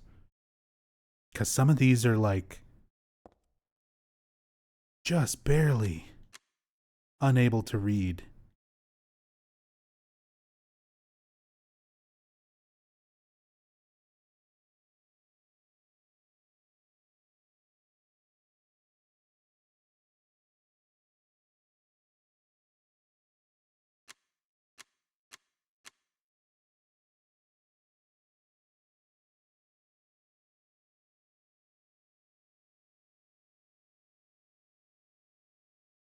That's the underpass.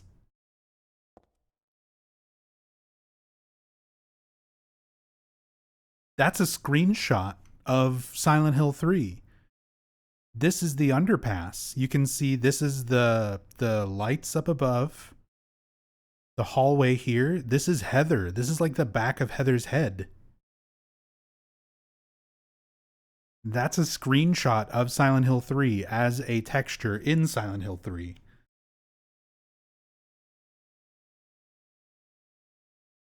I never realized that.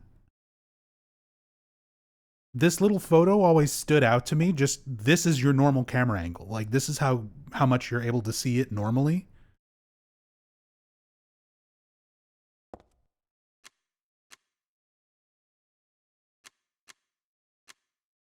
But that's definitely the underpass.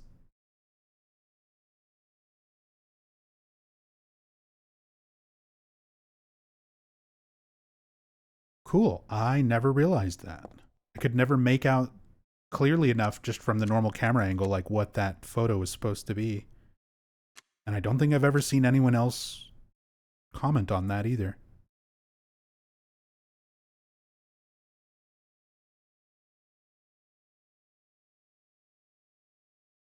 Also, this little red circle sticker always caught my eye.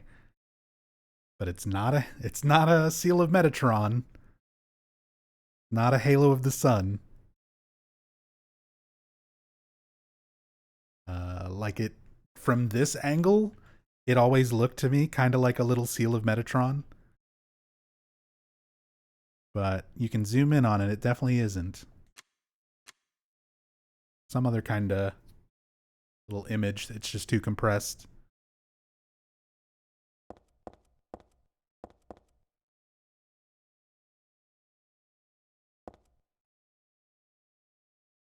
Who's this handsome devil in the red hat? Oops.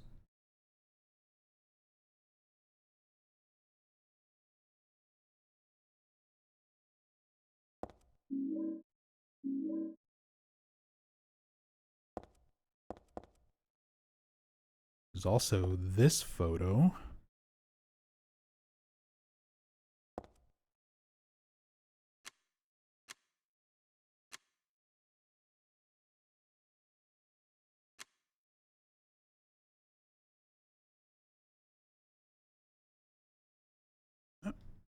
Um, That's about as close as I can get where it'll render in.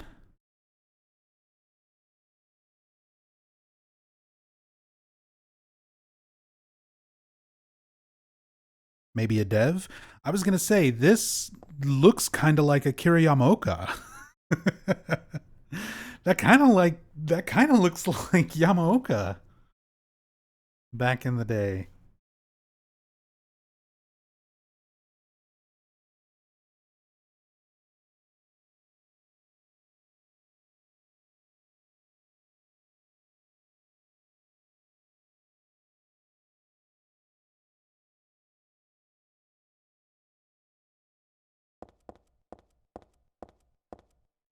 There are photos hung here.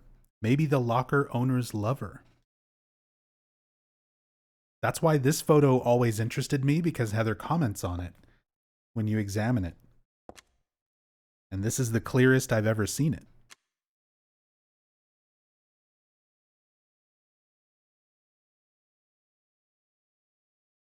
That definitely just looks like a photo of...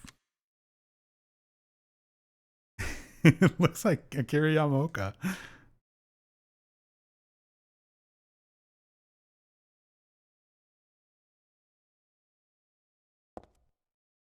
Just a photo of somebody. And some posters over here. Modern ballet. More ballet. These magazine covers. Oh, they're flyers. This is the same poster that was on the wall outside the locker room. This image.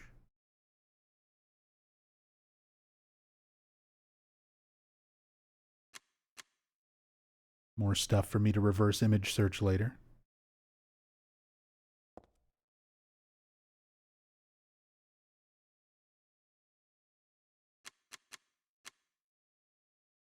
Styles magazine. Number 2.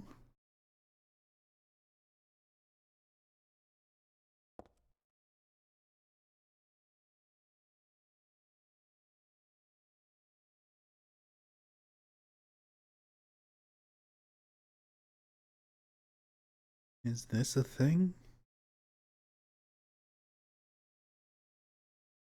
And a quick search. I don't want to leave people sitting here.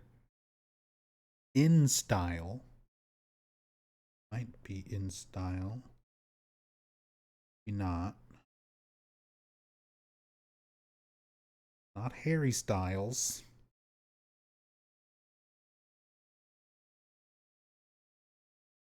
Okay.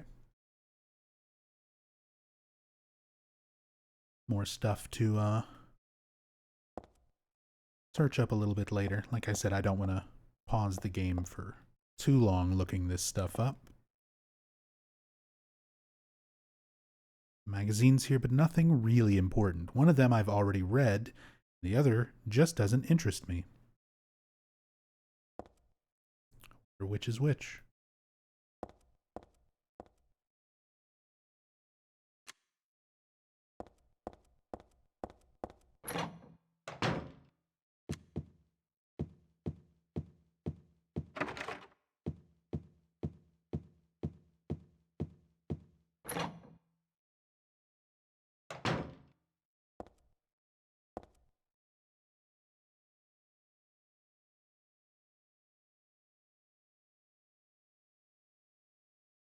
Any good books?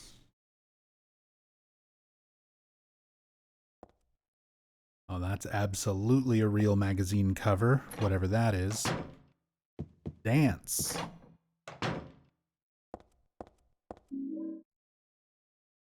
Dance magazine. There's actually a few of them.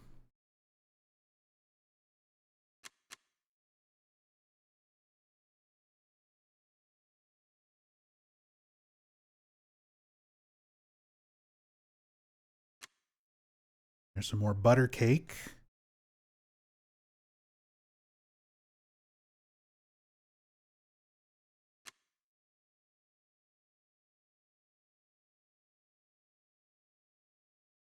More newspapers or magazine articles, photos, something, whatever this is.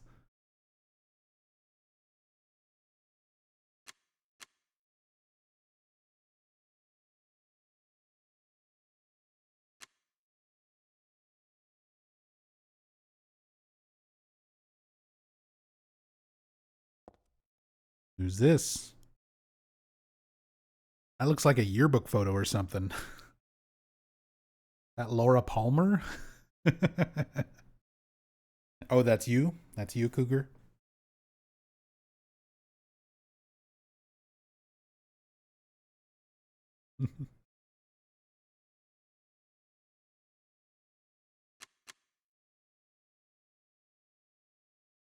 Can tell by the pixels. I love your dress. Oh, look at this.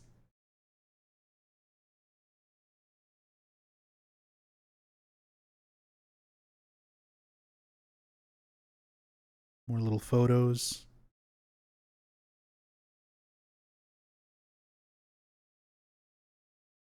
Some developers' personal photos, or maybe just they took a lot of just random things from books and magazines.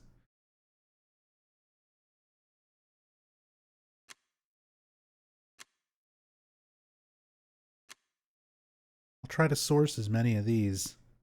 The Akira photo was much higher quality than the desk photos. It really was.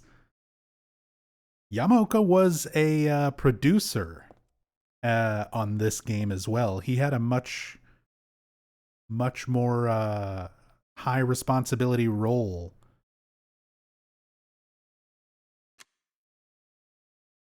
When with Silent Hill 3, so maybe he was like, let's put in a little specific Easter egg of me. Wouldn't be surprised. Eiichi Ito put in his own little personal Easter eggs in Silent Hill 2 with the coin puzzle.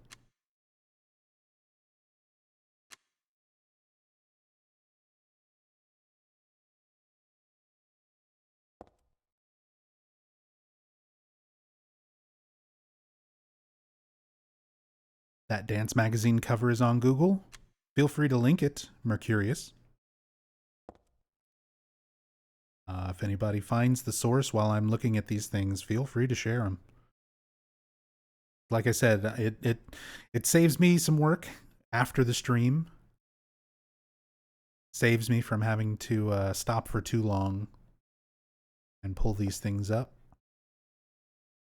during the stream. That's definitely like some kind of advertisement thing.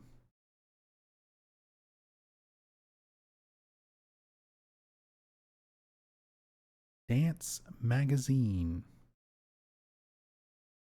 Well,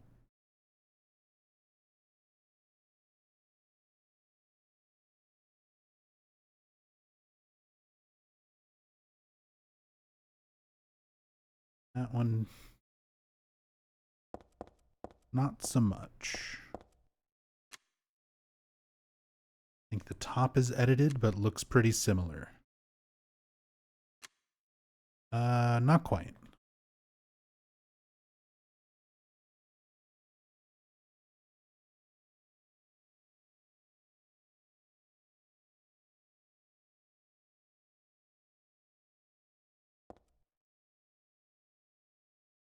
Not quite. Although that could be the magazine series, in which case it's just a matter of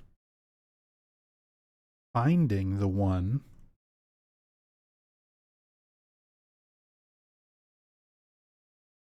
that they used. So it would probably be from around 2000 to 2002.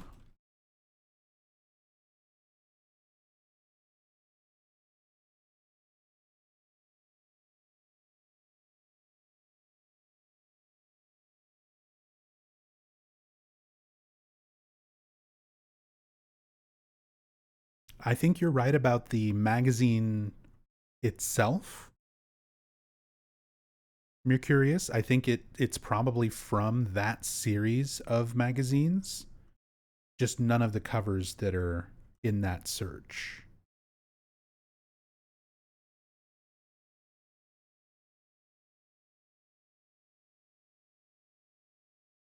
Hey, Empress. I'm doing all right.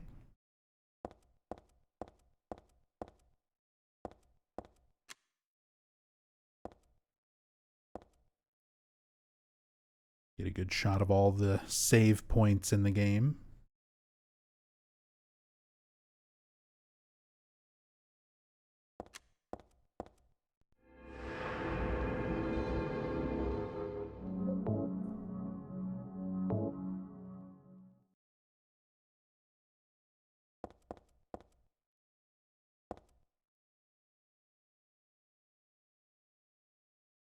There's our map.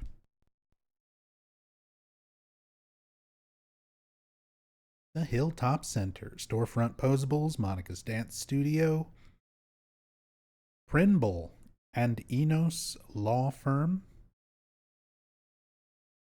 One Stop Imports. Wait, Prinble, Enos.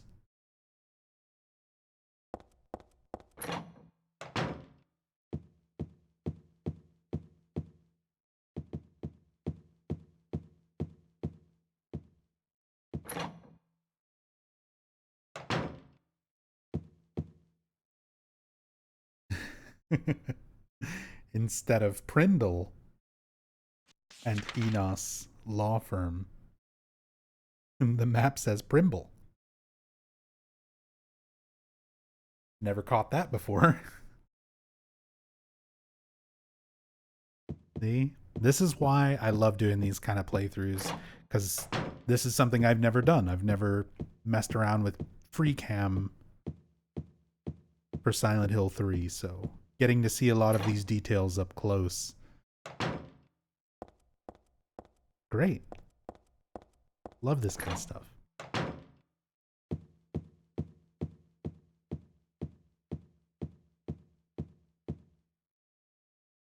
Speaking of dance, can Heather do the James Sunderland shimmy? Oh, Heather's got her own set of moves.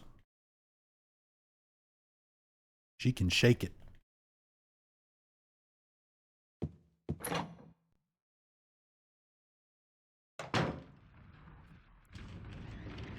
Well, here we are in Monica's dance studio with Monica's two best students.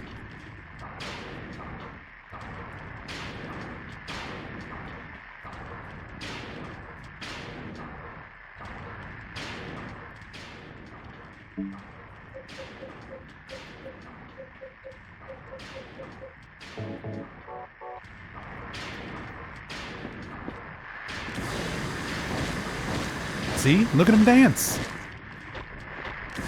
Look at him go. He's got moves.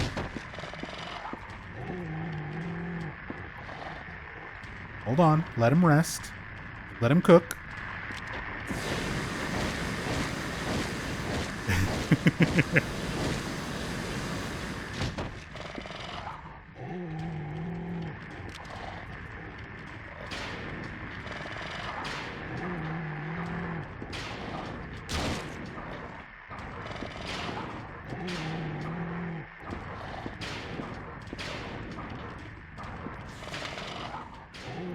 Oh, crap. Hold on.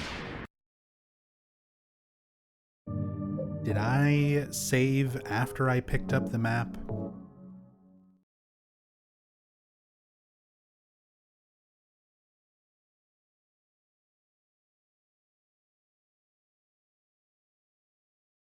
Good.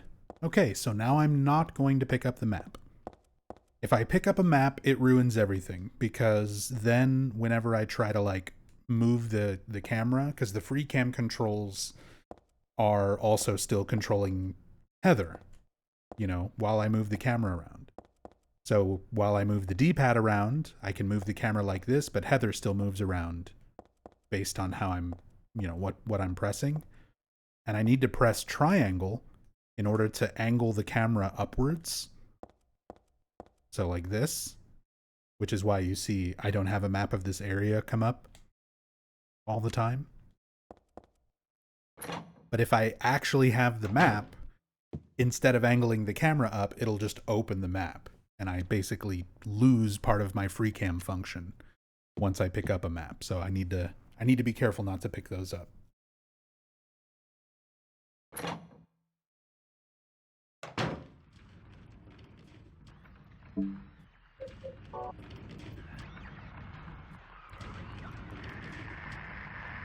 Why are they sitting?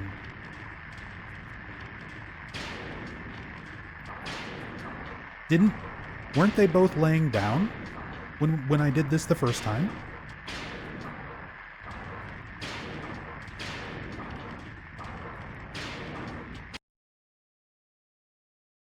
Is their starting position random?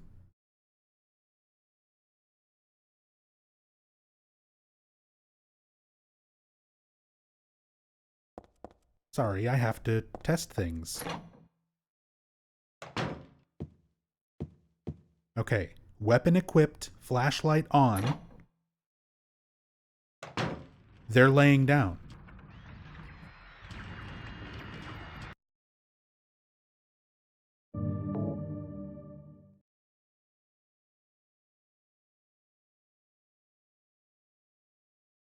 One's on its back. They were both on their front. One was on its back. And then last time both were sitting. Now that one is sitting and that one's... I never noticed this. What a weird little detail. There's more obscure things about this that I know. If you're on New Game Plus and you're wearing the Princess Heart outfit, they will speak in Japanese. There are some like hidden Japanese voice lines that the Insane Cancers have. It's like a weird little Easter egg thing. That I knew.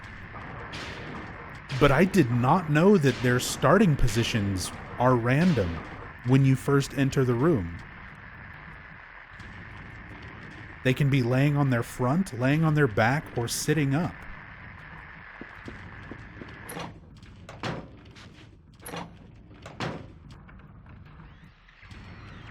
And I guess once they spawn, that's where they're at. I never knew that.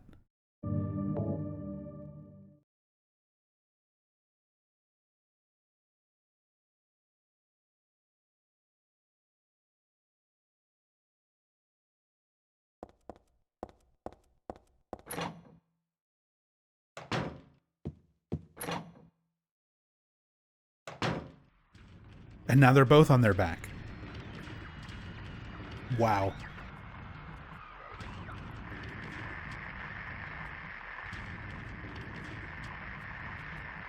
Okay.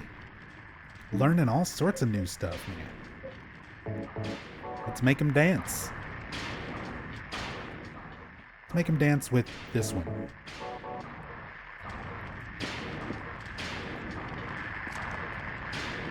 Oh, right. Because I hacked in every item. Even though this is a new game playthrough, I've got all the New Game Plus weapons. But it doesn't actually work. It won't let you use it on New Game.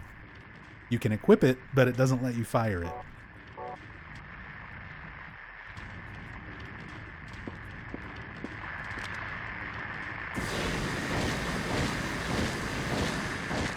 Dance.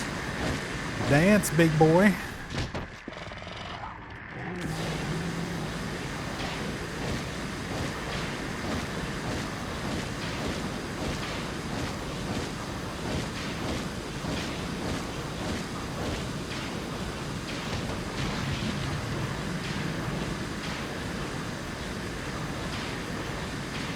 And he deflates.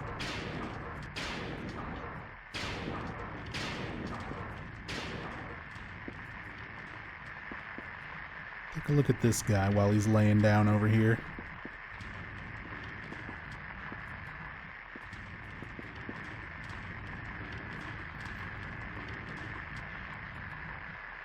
Yeah, let's get right into that gooch. Ugh.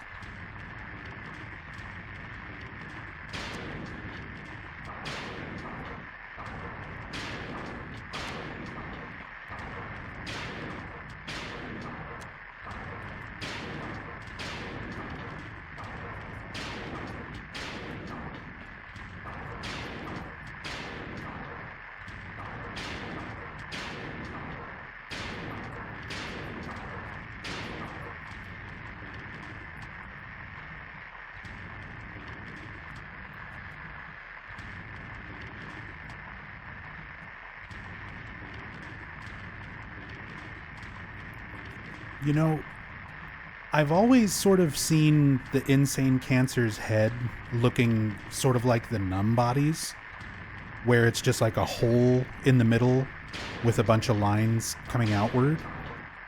But looking at it here, you can kind of see there's almost like a nose, mouth kind of shape to it.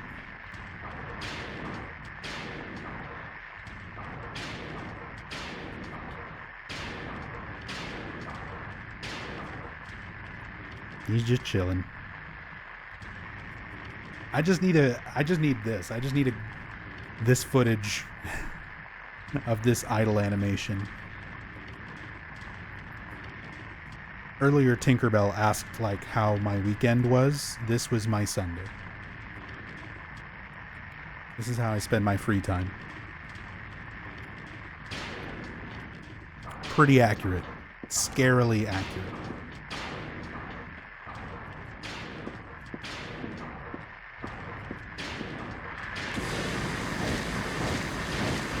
Time to dance.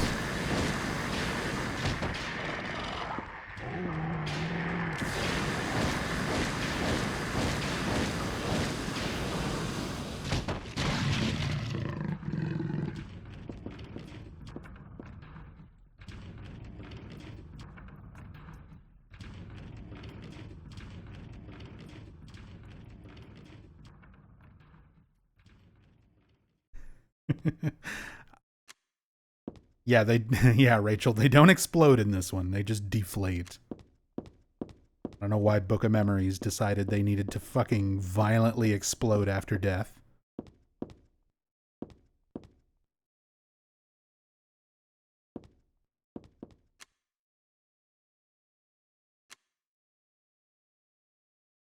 Also, just a random bloody burlap sack over here. My favorite.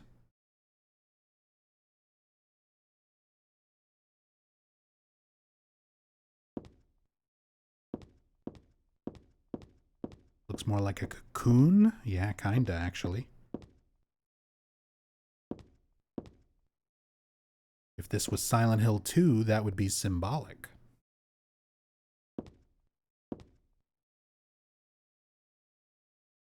Silent Hill 3 doesn't really do the butterfly symbolism, though. Even though it would work same way that it's used in Silent Hill 2. Heather is... In Silent Hill 2, it's meant to represent, like, Mary becoming Maria, in a way. In Silent Hill 3, you have Alessa, who has now become Heather, or has been Heather.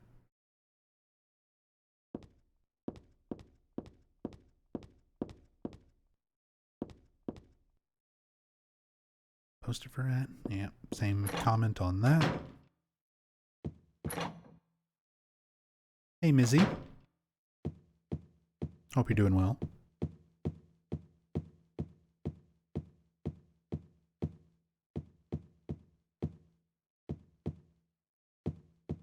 That's about everything we can explore here.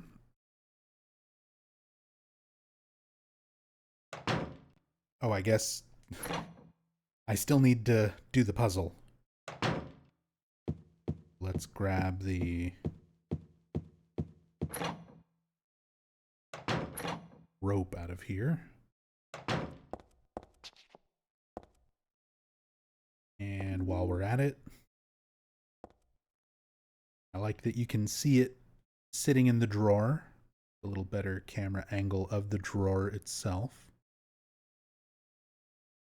There's stuff in the trash can? Okay, no. Just like a texture.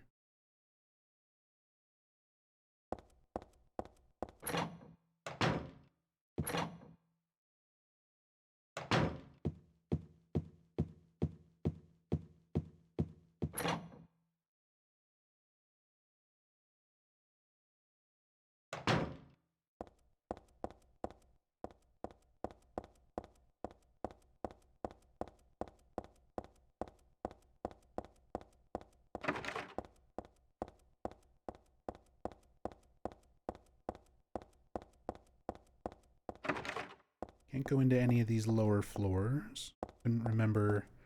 No, there's a few things piled up here under the stairs. Can't really look at too well normally. Just wanted to see if there was anything interesting here.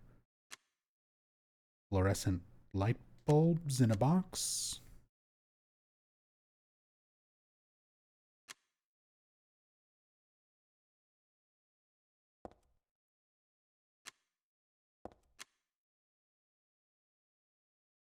Yeah, same cardboard box assets and stuff as before. Just want to check. Need some new ones of those for my kitchen. Honestly, same.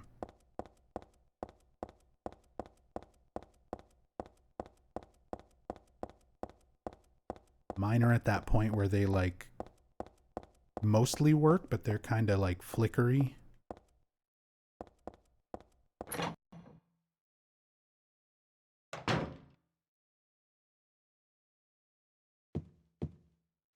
Go, new stuff on this floor, such as vacuum cleaner.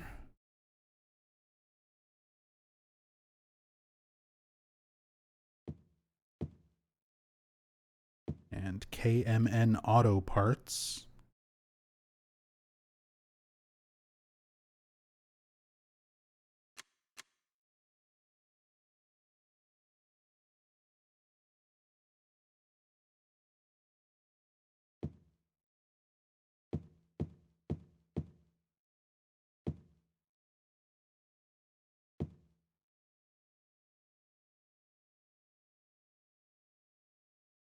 Again, these might be images from like a automotive magazine or something. The way a lot of their images and textures tend to come from.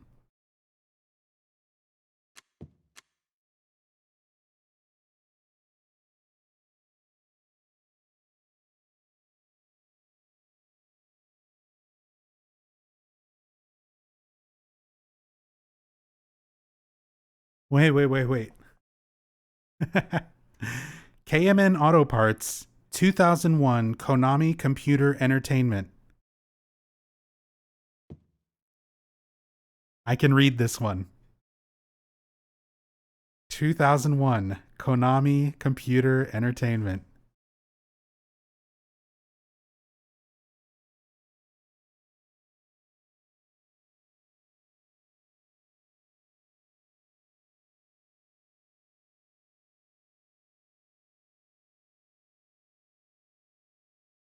Didn't realize Konami made auto parts. Yeah, me neither.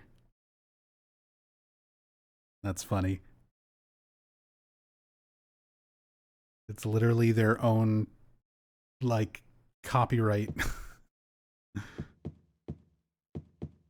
Tokyo? Is that the last part of it? Yeah. Tokyo. 2001 Konami Computer Entertainment Tokyo.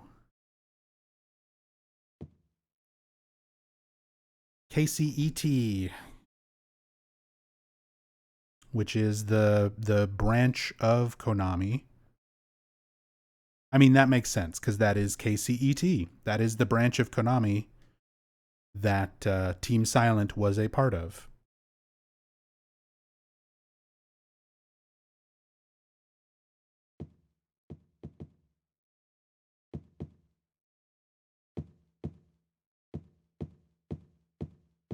That is definitely the 2001 KCET like copyright image or font, text, whatever.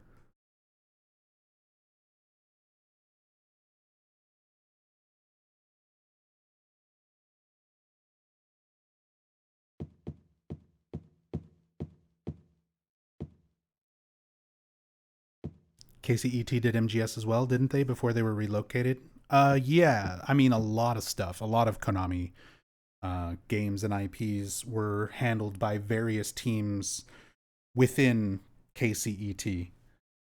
A lot of them employees and developers like jumped around from team to team as well. So You'll see some familiar names if you look at the like Metal Gear Solid credits and the Silent Hill credits. There's a few names and stuff that kind of worked, and other things as well, like Shadow of Destiny and a bunch of other Konami properties. Scott Dolph is one of those ones that always sticks out in my head because Scott Dolph is written as like a character within the Metal Gear Solid games, but Scott Dolph is a developer for KCET who is in the credits for like Silent Hill, Metal Gear Solid, lots of other Konami things.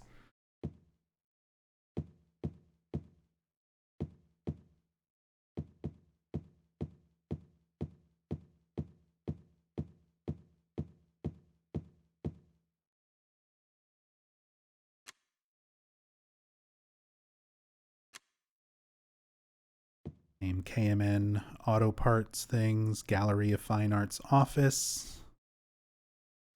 Look at this. The Gallery of Fine Arts. And it's like a Silent Hill 2 red square.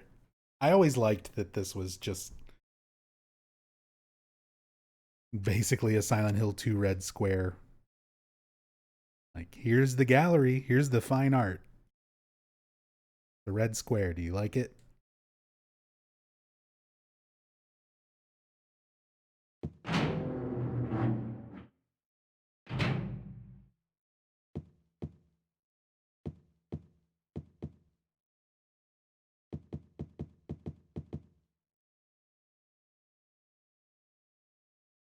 Title is Repressor of Memories. What the hell kind of title is that? I don't get this picture at all.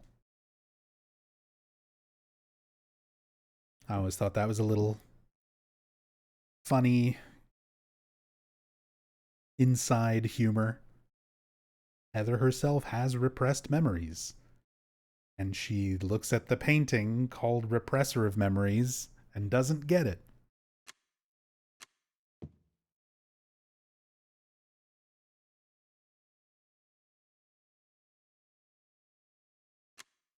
That is definitely not what this says, though.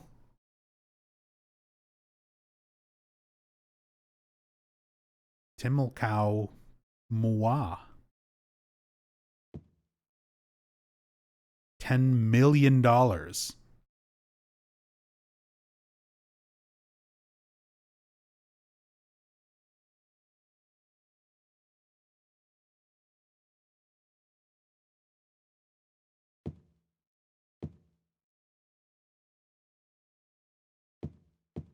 A lot of money for a Timilcow Moa.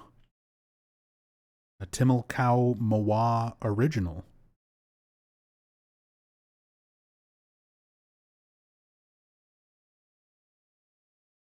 Is it flipped? Is it flipped horizontally?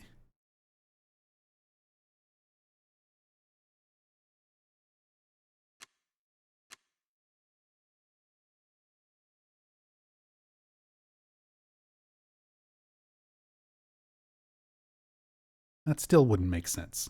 I think it might just be gibberish. Considering this looks like this looks like someone just mashed a keyboard.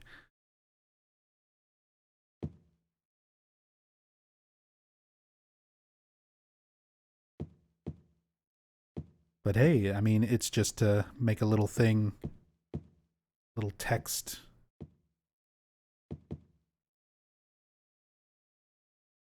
Label. Most people aren't going to be looking at that closely anyway. Oh, magazines. Dairy Art. DEIRY Art.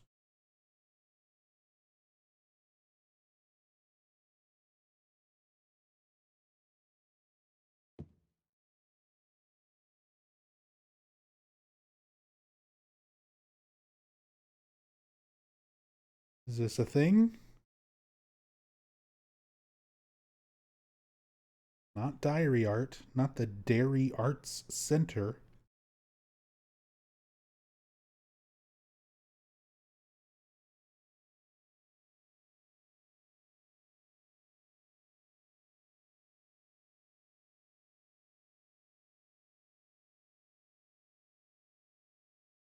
Yep. More stuff to reverse image search. See if I can get any slightly better view. Here we go. Flashlight on.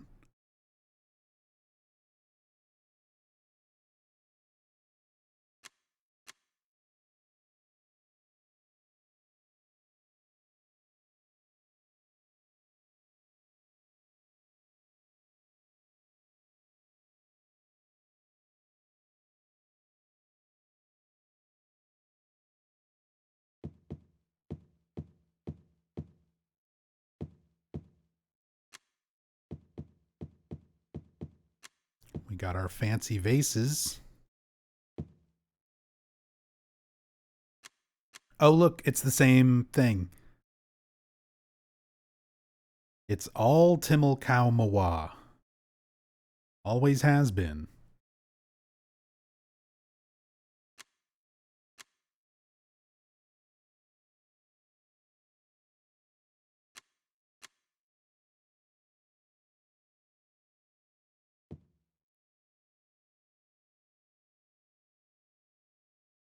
Oh, wait, it's not.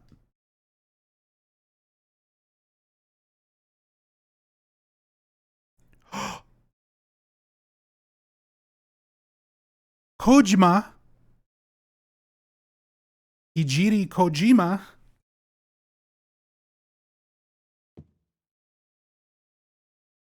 Hijiri Kojima.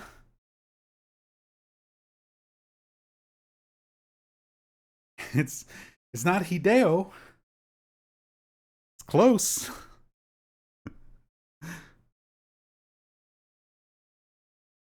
That's definitely Kojima.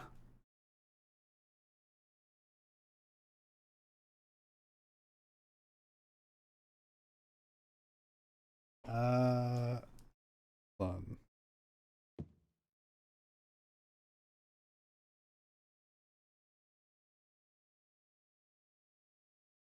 Kojima.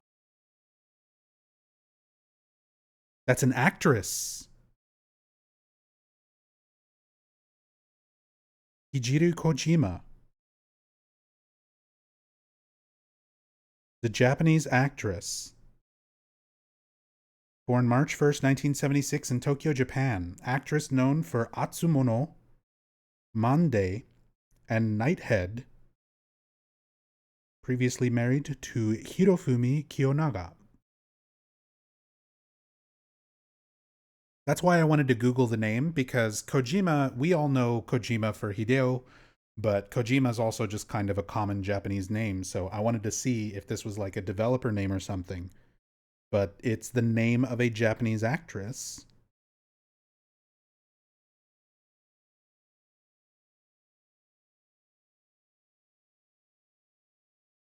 So someone just snuck in a little reference to an actress for this. That's cool.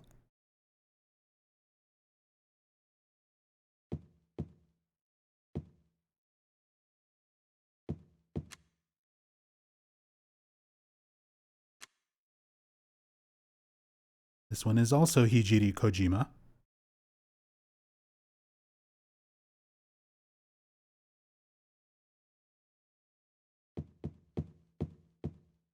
So much detail in these games that many will never even notice. Yeah, exactly. Like I never noticed these little details, especially not playing on a CRT TV back in 2003. Even now with like every possible advantage, cam hack and emulator with slightly up-res textures and stuff, and you can still like barely make out some of these things.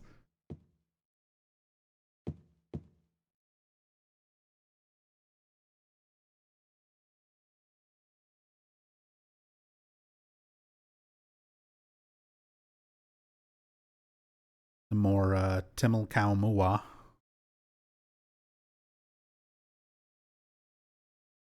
Wait. Now I'm looking at them as Japanese names. That could be, if this is like an eye, see how there's like a thing here that's kind of cut off? If that was supposed to be like an eye, like Imura, Imura, which is kind of a common Japanese name.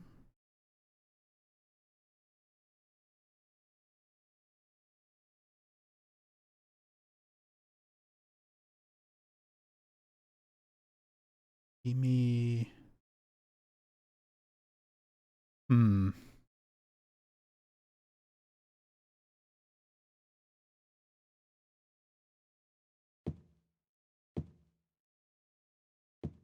Doesn't quite, still can't quite read it. I don't want to make it too much of a stretch of the imagination here, but that's interesting.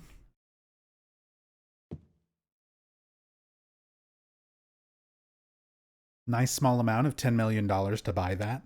Yeah, and Heather comments on the price, but it's not 10 million. It's only 5,000. Maybe that's yen. Although no, it's a dollar sign. It shows a dollar sign. You can see the dollar sign. Definitely not yen.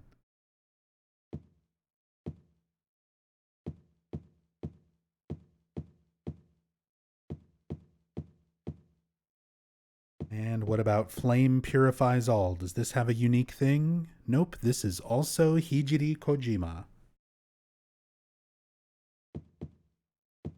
Cool. Cool. I'll have to figure out which developer was a fan of Hijiri Kojima. I'll ask Hiro Usuda on Twitter, since she did a lot of the environments and backgrounds for this game. She might know. She may have been the one who put that there. Kind of a cool little creepy face mask thing. Ugh. Speaking of creepy face mask, whatever. There's a Picasso painting of Heather. Okay, bye. She got offended and ducked out of the camera view.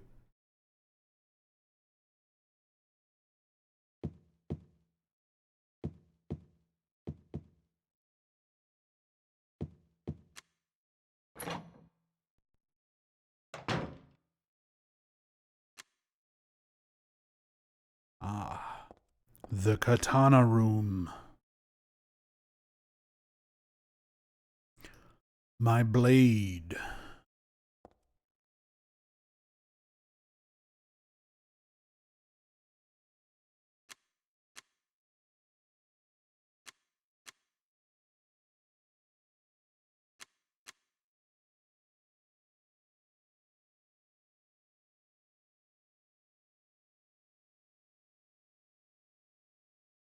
If there's anything else in this room. Nothing in the crates. Nothing on these canvases.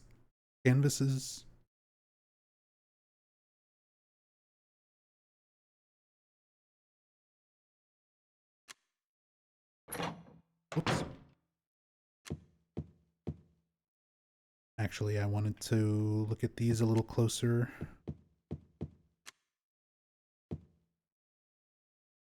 Works of art. Caution when moving. Okay. Well, it's got nothing to do with me. Don't worry about it right now, Heather. We're looking at the artwork on the other side of the hall.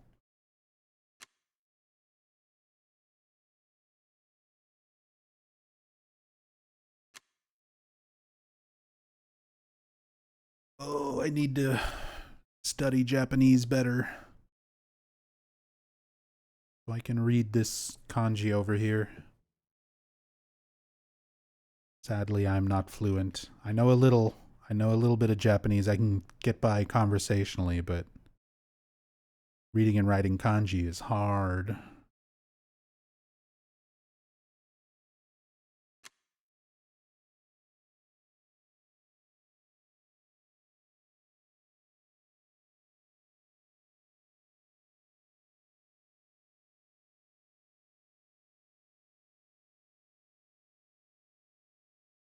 I love it.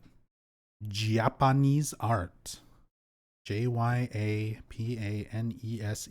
And this is not the first time I've seen Japanese get translated and written in English that way.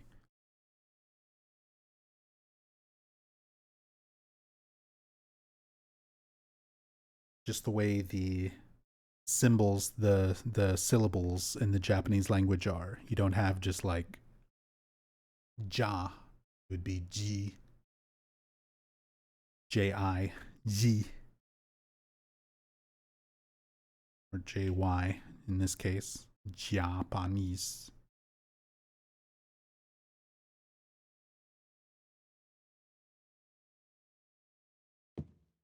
Interesting. Something on this side.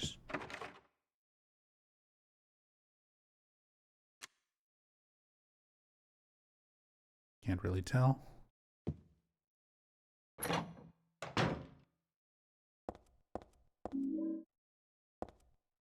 Got our katana.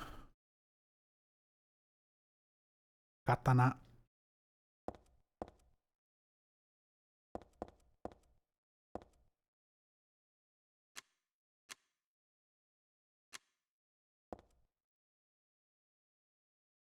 Nothing else too interesting hiding around in there.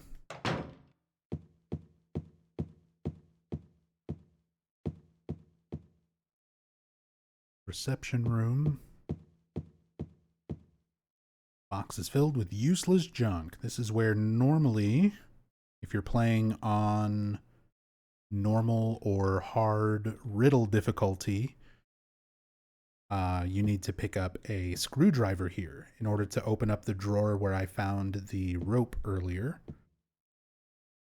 But since this playthrough is focusing on, obviously, the cam hack aspect, I've got action and riddle turned to easy. And it simplifies this puzzle by not making you pick up the screwdriver. The drawer is just already open. You just walk up and grab the rope.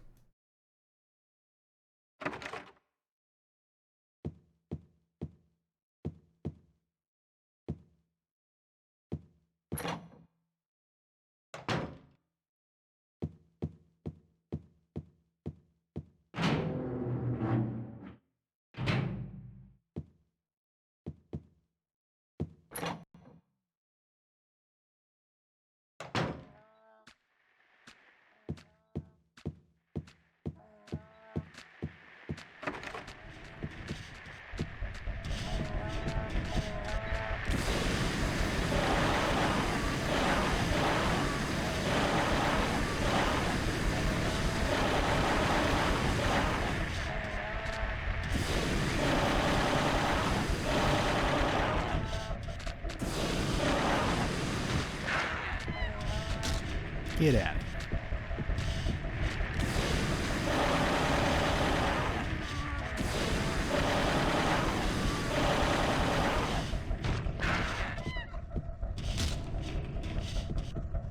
Get out of here, numbodies. I'm looking at posters.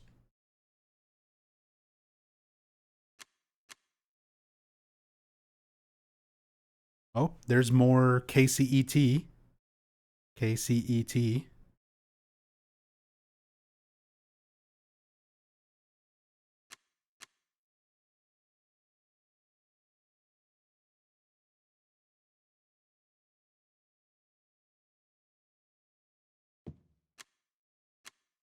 Konami Computer Entertainment Tokyo. What is that supposed to be?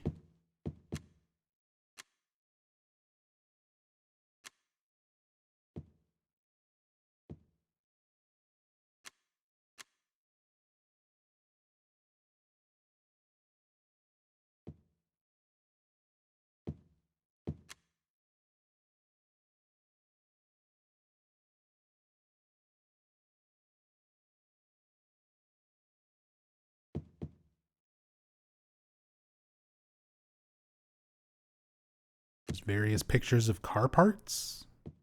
This is all the KMN auto stuff.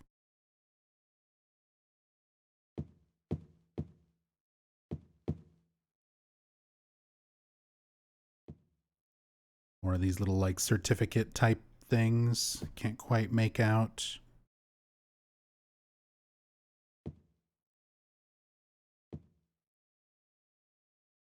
Reception room 2. This is a troll room where it's just you walk in, and because I'm on easy difficulty, there's nothing in here, but you can see it's a very, very small room. On harder difficulties, there is an insane cancer, if I remember correctly, just sitting right here in front of the door. So like as soon as you come in, you just see this insane cancer get up and start attacking. A lot of rooms like that in Silent Hill 3, where the game kind of punishes you for being thorough. They give you, I mean, you get your supplies and stuff that you might not otherwise get, but there's also a lot of rooms that have just like enemies and nothing else. Look at that VCR, baby. The much more modern VCR compared to the one in the hotel room in Silent Hill 2.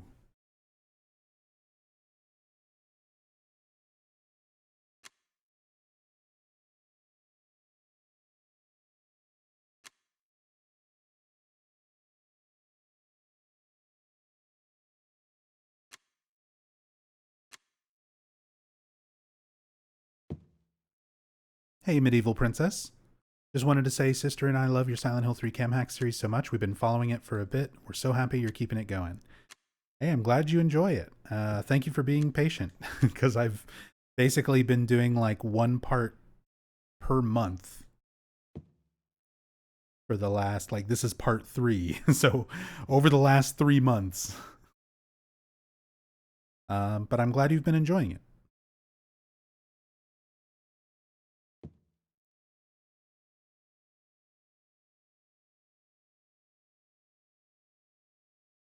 How it's just the plant and table and stuff just sort of piled up over here in the corner.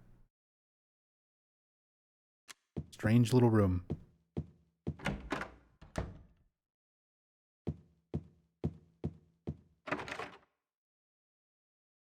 Reception room. Can't read that.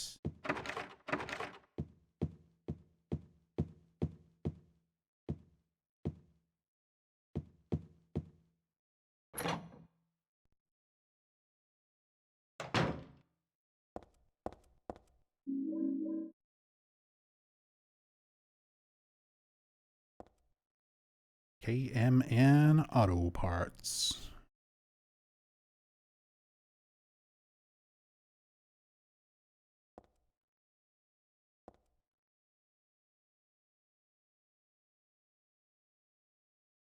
Engine diagram.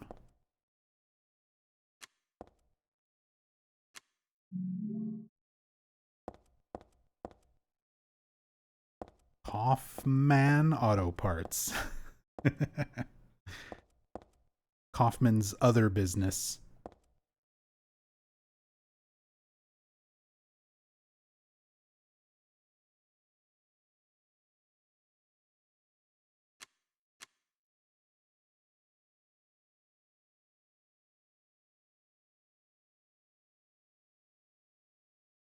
Advertisement for tires.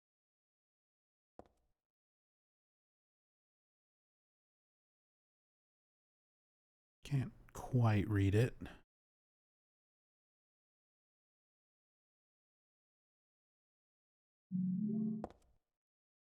Oh.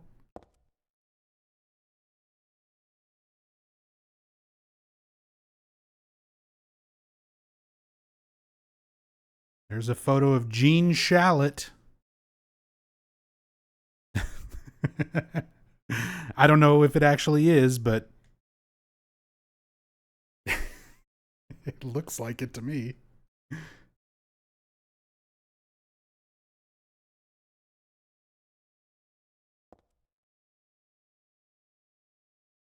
Hold on.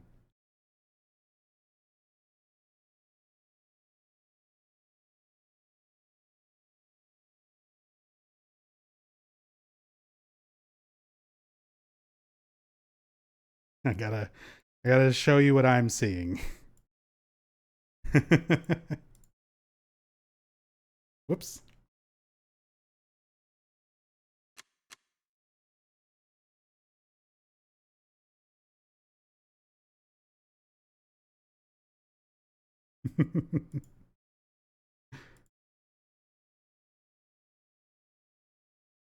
Definitely Gene Shalit, right?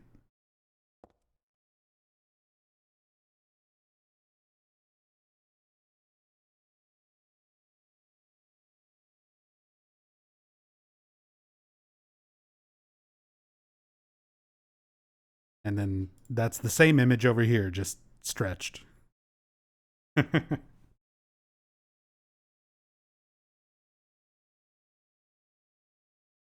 Memos and newspaper clippings are posted here, but they're not very helpful.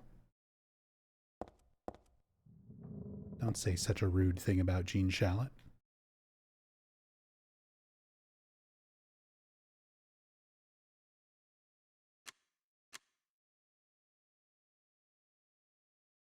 The high performance motor.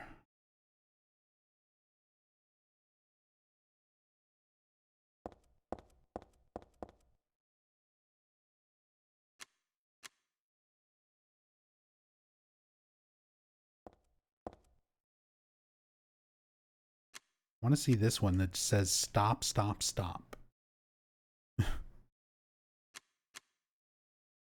Brake pads?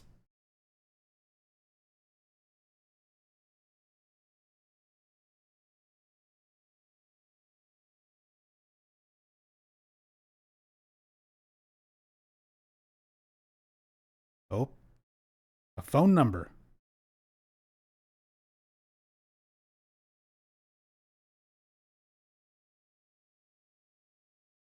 We'll call it in Shattered Memories.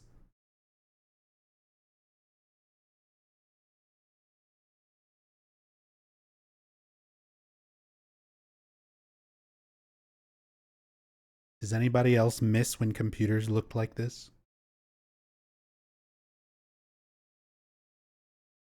This is pretty close to what my first computer looked like. Well, my first proper, like, desktop computer like this.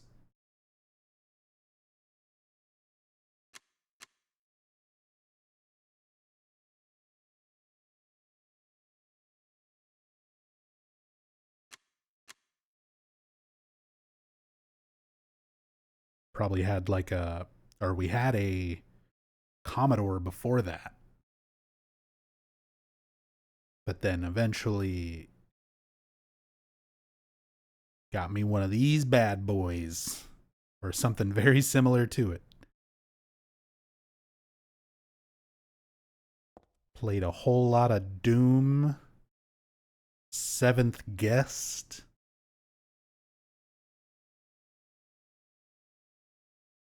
Stuff like that.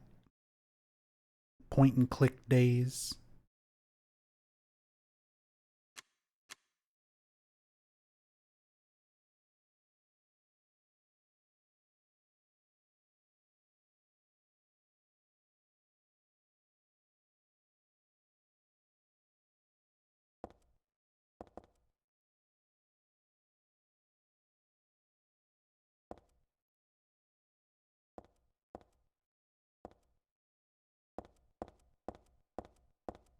Old elementary school Macintosh computers.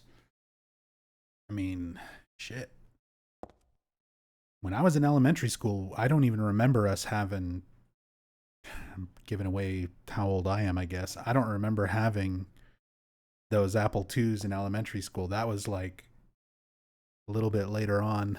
It was like middle school when we had computer lab and we had, yeah, like the old Apples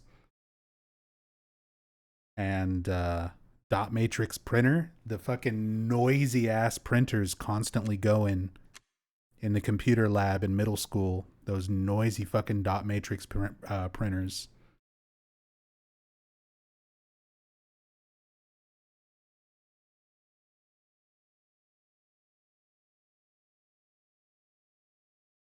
That is Texico.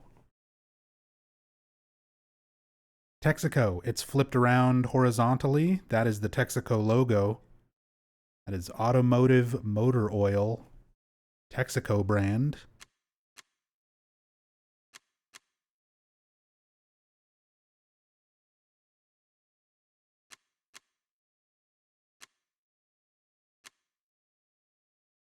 Real life brand. Some high grade oil back here. Never even noticed this one. Sitting back here, flipped around horizontally again. You can even see the picture of whatever car this is.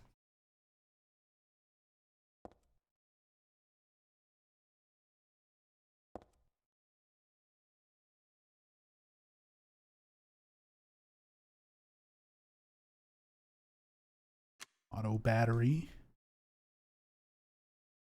Nothing hiding in the box.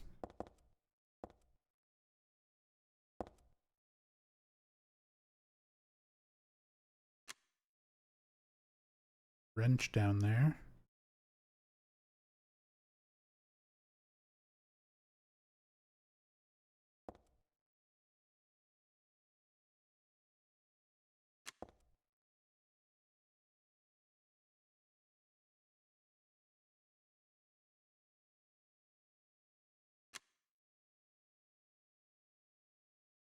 Came in auto parts boxes. Doesn't look like there's anything unique assets on the desk anywhere.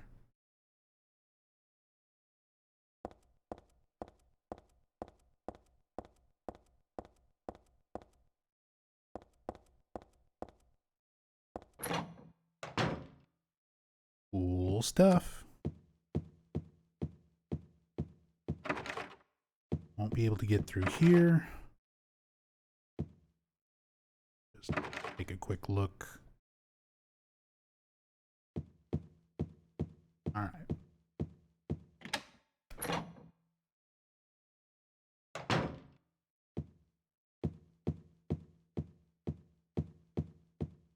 That's the art gallery. That's KMN Auto Parts. Yeah.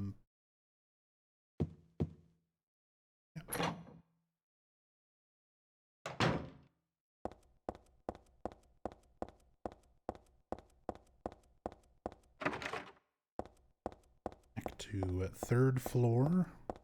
We can go through the elevator.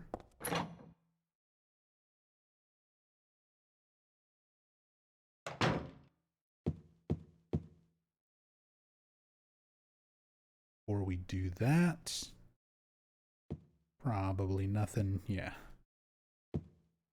But just fun to look. Elevator doors are open a little. The space is too narrow to be of any use, though.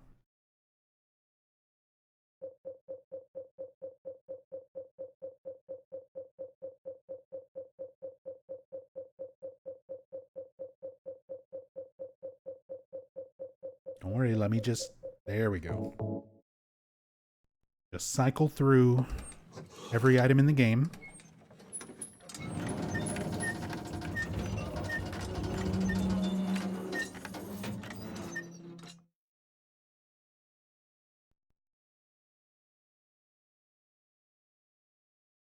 The door downstairs looks open, too. No way can I get down there like this. Good thing I've got a rope. It looks sturdy and well used. Who was constantly using this rope in this office, and for what? Is this how everyone gets to the second floor? This is just what everyone got used to in this building?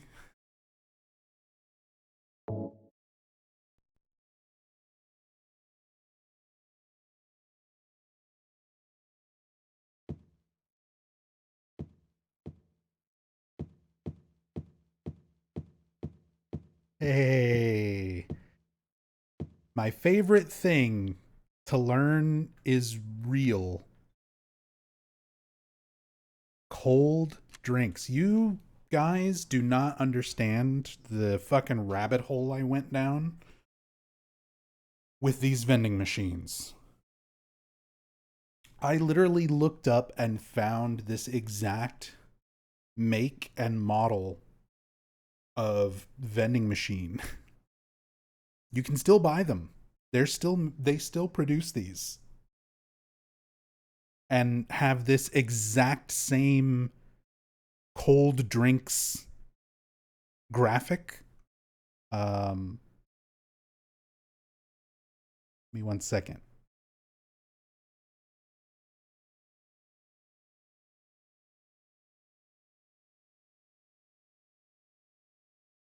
See? Here's an example of a real one. One in real life.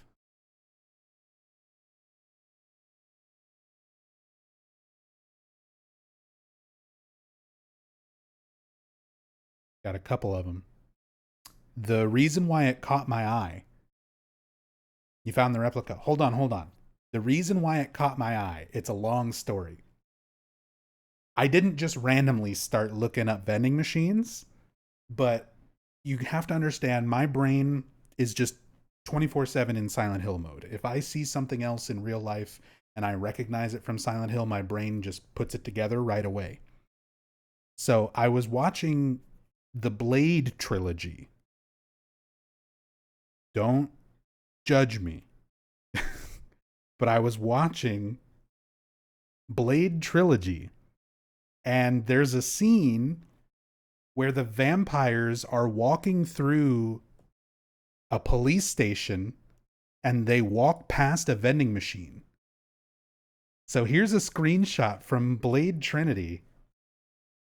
And I saw this vending machine in the background that they walk past. And I was like, no fucking way! The Silent Hill 3 vending machine! I was like, I never noticed this before.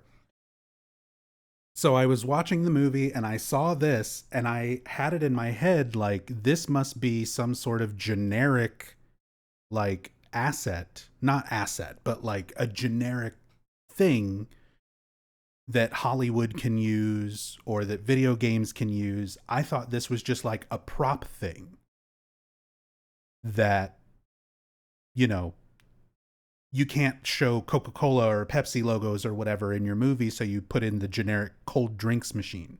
And I figured, okay, Blade uses it, other movies probably use it, Silent Hill uses it. In my mind, that makes sense. And then I started looking into it.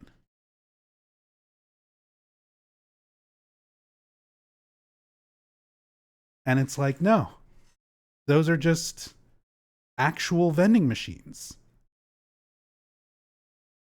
that existed, that still exist.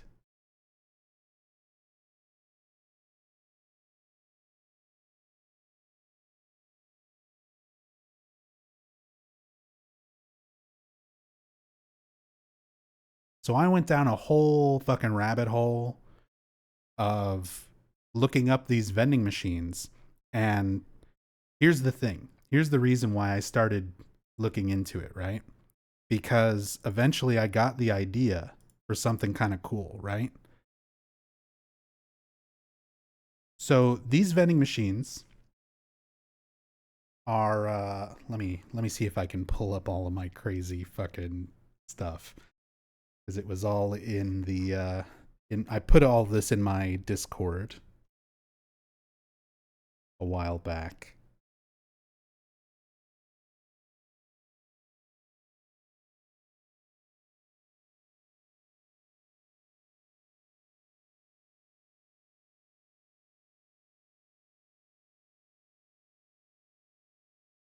Sorry, give me a second to scroll back and find all my crazy vending machine posts.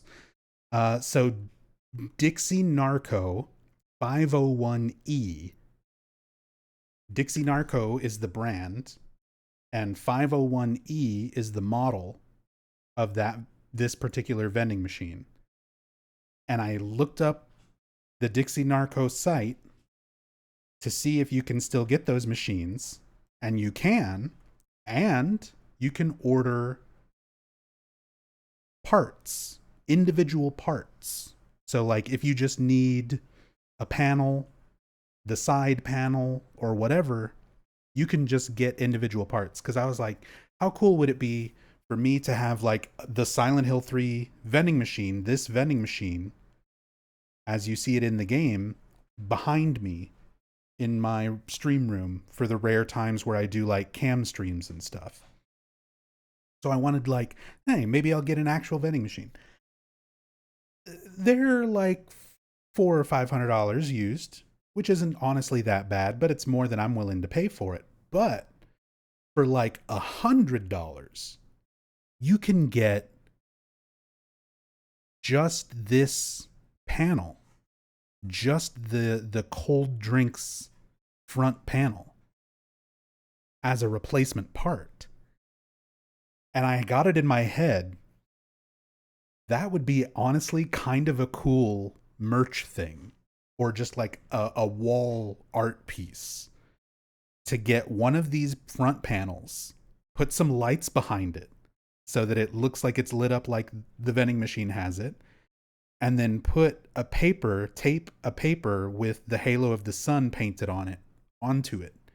So instead of having the whole vending machine, I just have the front panel and this.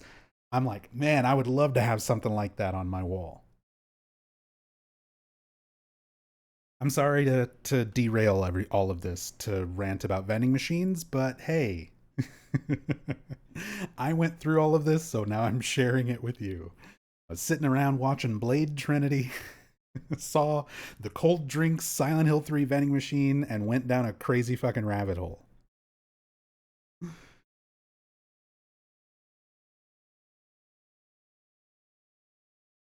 But yeah, there you go. The cold drinks machine. It's a real thing. Also, yeah, the logos here. Honeywell Security is also a real thing. Some of these little brands and stuff that are used. That old familiar pattern is on a piece of paper stuck to the vending machine. Who the hell put it here? It's not like it's the latest fad or anything, right?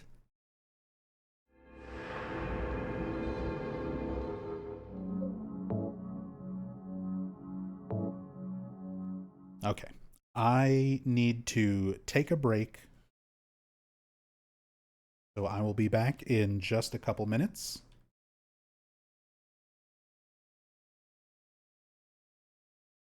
What was this poll? Chat, aren't you here for the random Silent Hill tangents? Yeah, yes, obviously, oh hells yeah, and the winning choice, more sweet, sweet nub. Thank you, Yami. Thank you, everyone. Very informative. Where can I find out more about the audiobook? Whose is it? Well, there is no audiobook right now. There's just a novel. I'll record an audiobook if we hit the goal. The novel itself, though, here you go. I put a link in chat. If you want to just read the recent English translation for that Silent Hill 3 novel, originally written by Sadamu Yamashita, you can read the novel there. Completely free.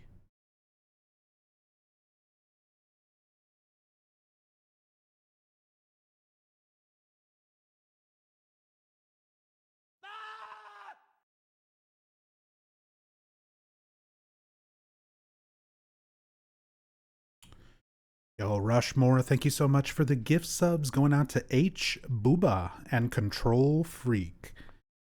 A lot of familiar names, a lot of people who've been around for a long time getting some of these gift subs. Really appreciate it. Thank you so much, Rushmore. Thank you, thank you.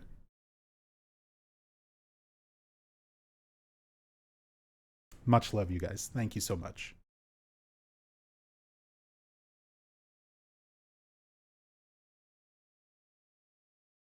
Hey, what's up, blah, blah?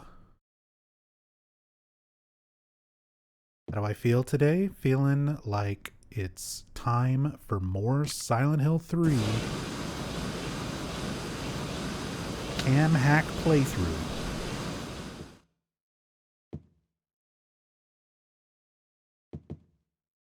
So I just got done going through the rabbit hole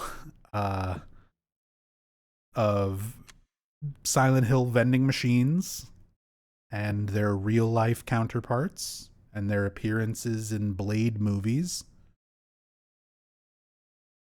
So let's get back to looking at stuff in the environment. For a second, I thought this was the hotel in... Oh, it is!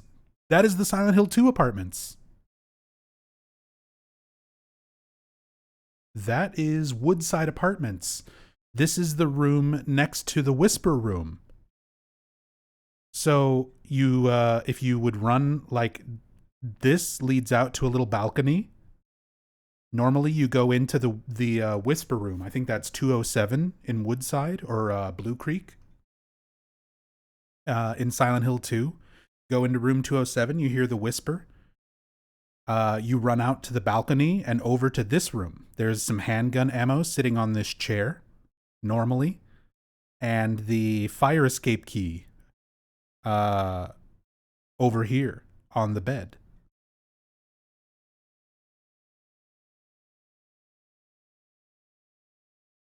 That is Silent Hill 2. I'm like, this looks familiar. I know this place. Never noticed that before.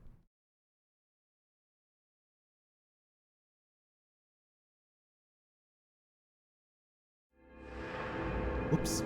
Accidentally interacted with the save point, trying to manipulate the camera control.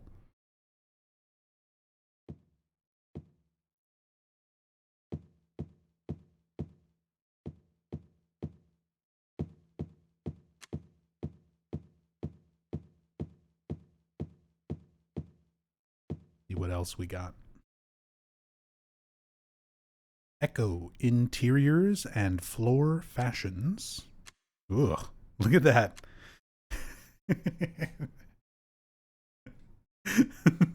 Something very funny about the Heather shadow, just like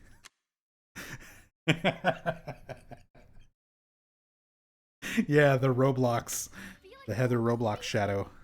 I love it. I just wasn't expecting it.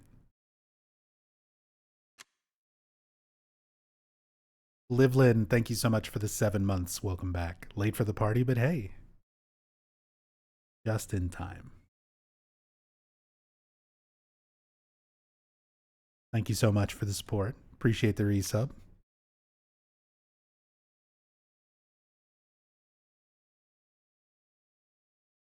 Green Ridge Mental Health? HELTH? Mental Health Clinic?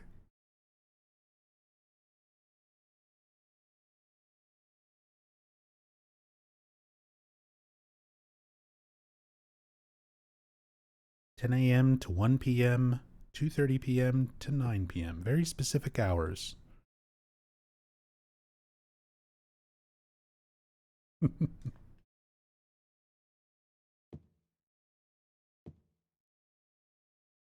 We want that audiobook. Hey. I'll do it. It's a lot of work. It's a lot of work and it's a lot of strain on my voice, but it is definitely something that I will do for you guys.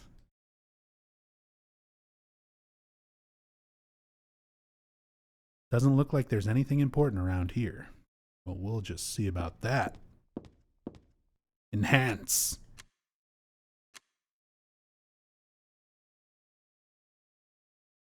That's a bubblehead nurse.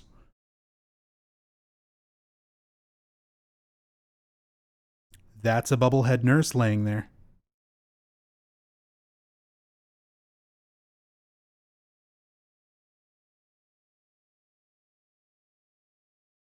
Nothing interesting. All these little Silent Hill 2 Easter eggs.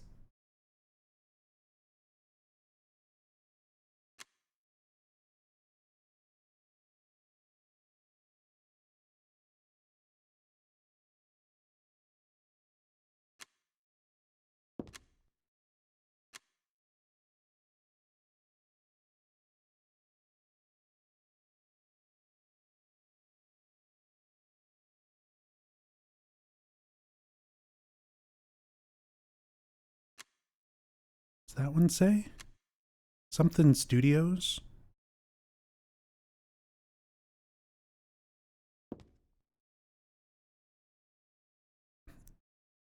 I can't quite read this first word.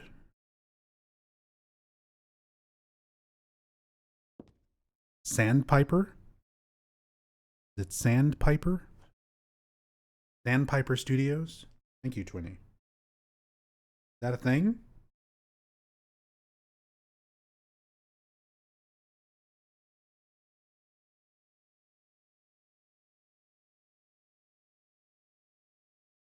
Sandpiper Studios. Contemporary art, ceramics, sculpture, and gifts. Sandpiper Apartments. Sandpiper Studios. Sandpiper Studios. There's apparently a lot of Sandpiper Studios.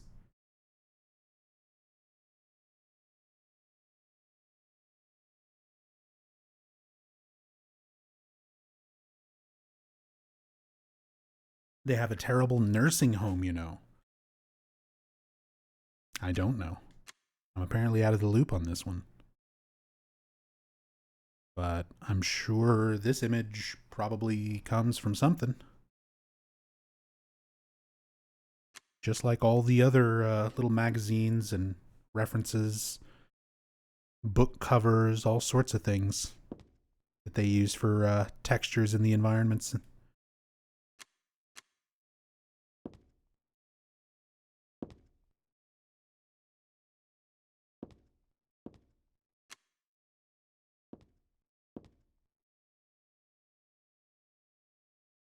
See who's hiding under the covers.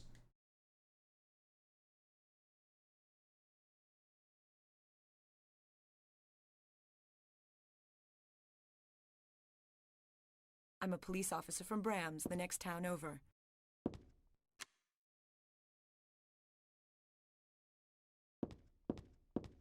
Deverin, thank you so much for the 32 months. Very much appreciate that. Welcome back. These games still look great. I think the more nervous developers are about a remake, the less the game needs one. Yeah, I mean, I've always kind of been of that mindset. These games, to me, don't really need remakes. They need availability. You need a modern way to be able to play these, you know? Put them on the PS2. There's already a bunch of PS2 games you can get on, like, PlayStation 5. Make them available that way. Put them on Good Old Games or Steam. Like, these games just need availability. Because right now, your options are to drop a whole bunch of money for physical copies that haven't been in production for a long-ass time, or piracy. That, to me, has always been more important than a remake. Paprika, welcome back. Thank you so much for the 9 months. Very much appreciate that. Thank you so much. Another step closer to the audiobook. Thank you, thank you. Hope you're doing well. Never understand why they made it so hard to play the gems. I mean, there's a few small reasons, but it's things that Konami could absolutely work with. Like, it's things that is still in their control. You know, it's like, oh, they lost the source code. You don't need it. Bluepoint Studios makes remakes by reverse engineering retail copies. You don't need source code to re-release these games. They have PC ports. They have retail versions.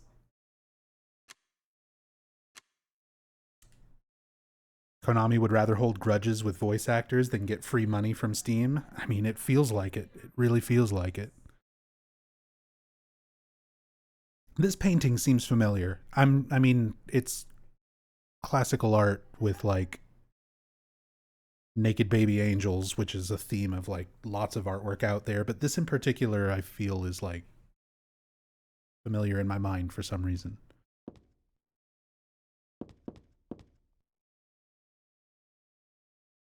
A dog figurine. It looks real enough to bite.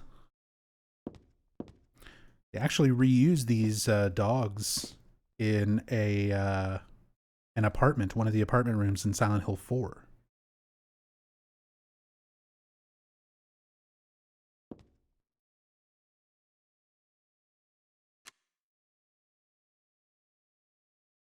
Looks real enough to bite.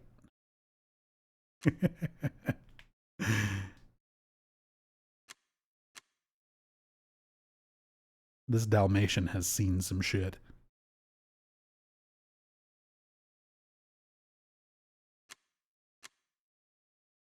Ah!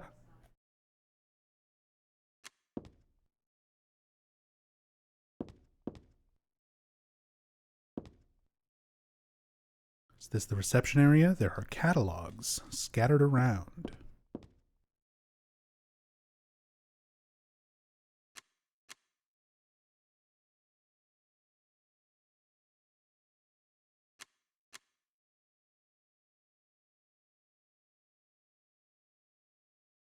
I'd assume a big reason was the dwindling sales of the series as it went on, made them feel it was not worth it to re-release them.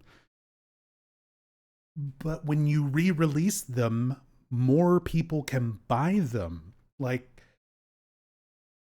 I understand the sales did dwindle off back in the early 2000s. Like, each Silent Hill game that released sold worse than the previous one. Like, Silent Hill 2 did not sell as many copies as Silent Hill 1. 3 didn't sell as many as 2.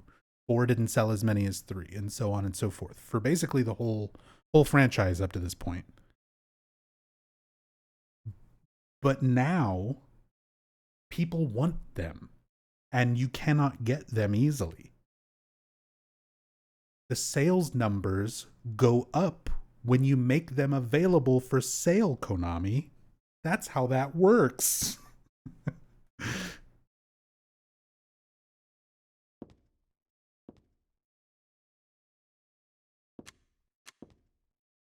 Who would even think of doing something so disgusting?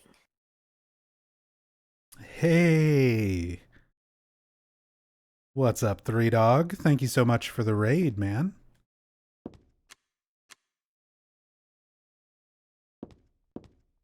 Welcome, brothers.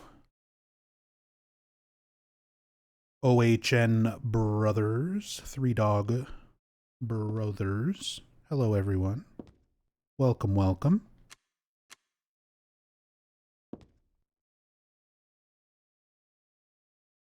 Oh yeah, shoutouts to Three Dog. If you're not already following Three Dog, something wrong with you. Very, very knowledgeable on the Metal Gear series, the Silent Hill series,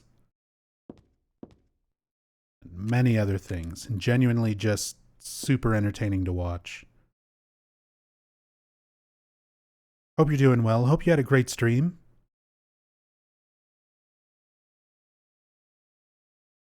We are currently in the midst of a Silent Hill 3 cam hack playthrough. So I'm very, very slowly making my way through Silent Hill 3 with this free cam tool so that we can much, much more closely examine everything in the environment, get a better look at some details. We've already found a lot of details and little Easter eggs that I had no idea were in this game for the last 23 years. 21 years. Doing something so disgusting. There's like little screenshots, like right over here. There's a bubblehead nurse laying down. There's a shot of room 208 of the Blue Creek Apartments on another little poster that we looked at. We found some Sports Illustrated exercise VHS tapes that they used the cover from. Like all sorts of stuff that I didn't know was there. There might be a picture of Akira Yamaoka in a locker. Yeah, Whitbread IPA, the Whitbread Pale Ale cans in the environment, all of this stuff, all these little things. Yeah, this is one of those games where, like, the first 4 Silent Hill games have so much detail to them. And over the years, you know, there's only so much of this stuff that you can see normally. And this is my first time really messing around with like free cams.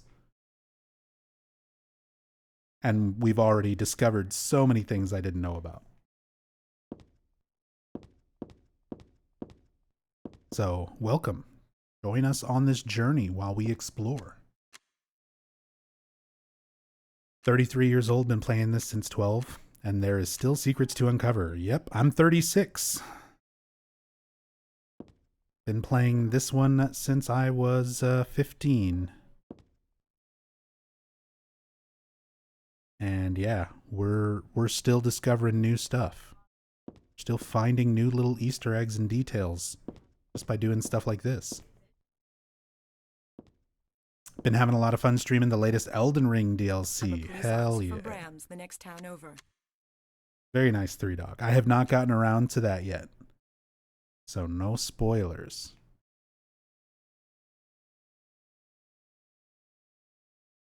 But I hope you've been enjoying it. I've been meaning to get back to Elden Ring for quite some time, and the DLC is a good excuse. I'm just not sure when I'll get to it.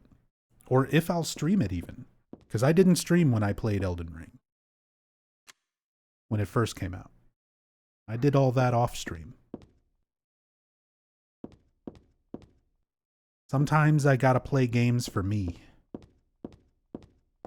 Maybe that's selfish. 3Dog, thank you so much for the 73 months. Very much appreciate that. Ton of support. Thank you so much. And thank you again for the raid. And Caster Official, thank you so much for the 5 gift subs.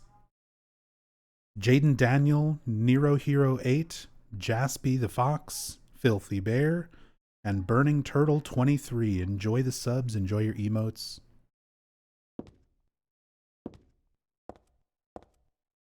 Thank you, thank you. Really appreciate all the support. Much love. And yeah, for those who just got here, there's a sub goal. At 600 subs, it unlocks my next emote slot. And if we can hit that goal, I will also do a full audiobook recording of the Silent Hill 3 official novel, which just got a full English translation this past week. Who would even think of doing something so disgusting? After a very long time. Look at this nasty tub. Look at this nasty chicken.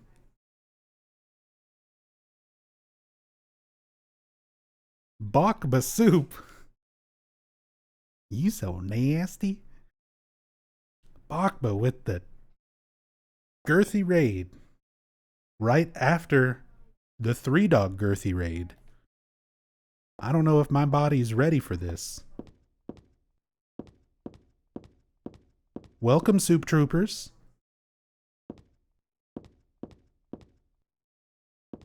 Welcome, everybody. Thank you so much for the raid, Bach. I hope you had a great stream. What were you up to today, man?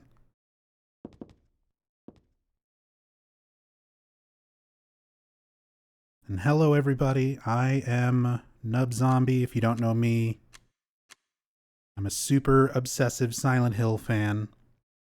Been doing Silent Hill focused streams and videos for almost 10 years now.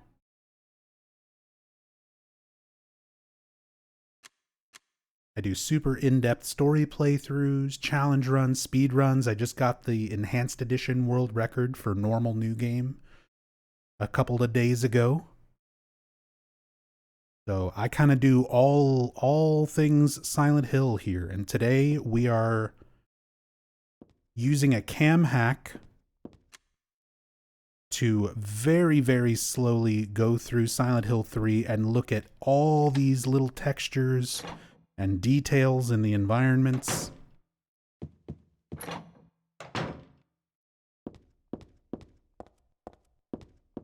Everything that you normally cannot see. Get a lot of interesting perspectives on these games when you can do whatever you want with the camera. And it's a lot of fun. It's a lot of fun. I've already discovered a lot of little details and Easter eggs in the environment that I didn't have any idea about before. So, if you're into that kind of thing, yeah. Welcome. Been doing the... Oh yeah, you've been doing the Mega Man marathon. Were you just doing like the classics, the NES games? How far through are you doing? Are you gonna do like the Mega Man X series? Doing 1 through 11, you're on 9. Ooh, nice, man. I remember when 9 came out. A couple of my friends and I were sitting and slamming our heads against that one for a while. It's brutal, but it's fun. Great series.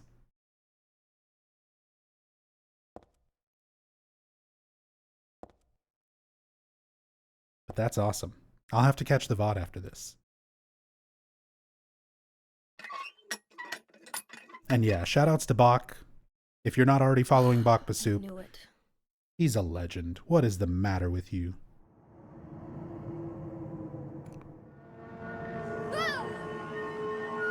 Variety streamer, does a lot of horror. Top level speedrunner for various Silent Hill games, Resident Evil games, and many, many more. One of the nicest people I've ever had the pleasure of meeting. One of the nicest communities as well.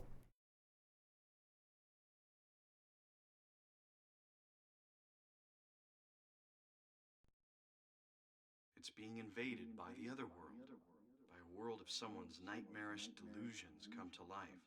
Yeah, tell him, Harry. Tell him, Harry.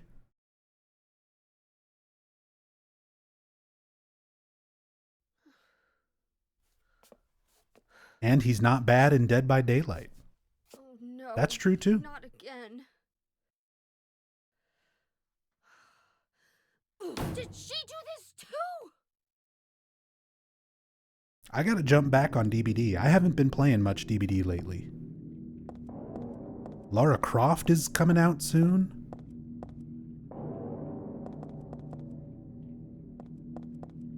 Like, I played a little bit with the anniversary event and when Vecna came out. But I haven't played too much since then. Since all that started. As killer, I play both. I have like a gross amount of hours in Dead by Daylight. I've been playing DBD since launch. So, yeah. I play everything.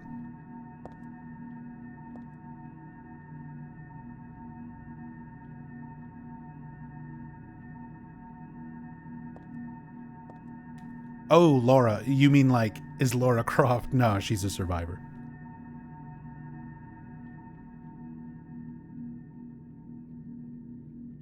Did an all killers marathon for it last weekend. Was super fun, actually. Nice. Damn, all killers. Now that's impressive. Like, I've got a lot of hours in the game and I've got a lot of experience playing like my particular killers that I main. Hillbilly, Pyramid Head. But like playing every killer, and I think you were doing like stream doesn't end until you get a win on every killer. God, my stream would never end.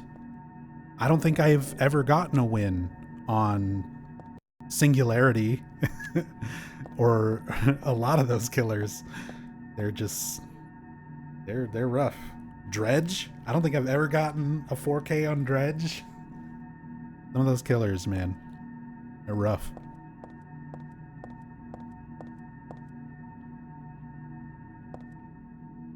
Cam hack DBD midwich when? If I can get a working cam hack for DBD maps, I would love to look at a lot of the DBD maps in more detail than what you can normally see. I would love that. Why don't you play Silent Hill Book of Memories anymore? Because I literally played all of it. There's nothing left for me to do. I did 500 zones and I melted my cartridge afterwards.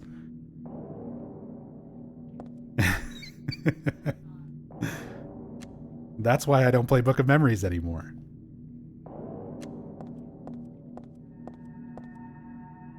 I defeated it. Did you actually melt it? Yes, it's on my VOD. You can watch me play from zone 1 all the way to zone 500, and then in the final episode, I have a Silent Hill candle, a Silent Hill branded candle that I melted the actual Vita game in. But he didn't play Ascension. No, I did. I did Ascension every single day. I watched the entire series. We're gonna watch it again when New Game Plus finishes. It's still running right now. New Game Plus, the what if scenario of Ascension finishes in a few weeks, I think. Well, yeah, you don't really play Ascension. You watch it more than anything, but no, trust me. I'm a lot of you are new here. I understand, but you gotta know, like, I'm the Silent Hill man. I am the one who makes the hills silent. I've done it all. We've done it all on this channel. I've been entirely Silent Hill focused since 2015.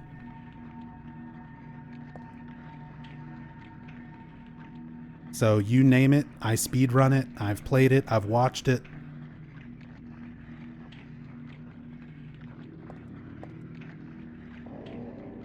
And there's actually something really neat here. I'm getting kind of distracted, but a fan pointed this out in a tweet to Masahiro Ito, like last year, very recently. And Masahiro Ito was like really happy that somebody finally noticed this little detail in the environment. So you interact with this bathtub before everything goes from reality to the other world. And if you look at the bathtub, there's actually this like umbilical cord, this cord coming off of it that runs along the floor here. And you can get below the floor and you can see like where it's going.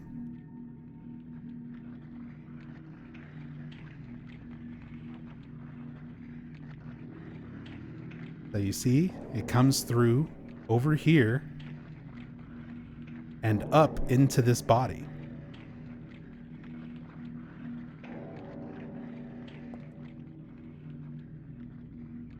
So the blood that comes through the bathtub that seems to just come out of nowhere is draining from this body. And Masahiro Ito was like really happy that a fan finally noticed this and pointed it out.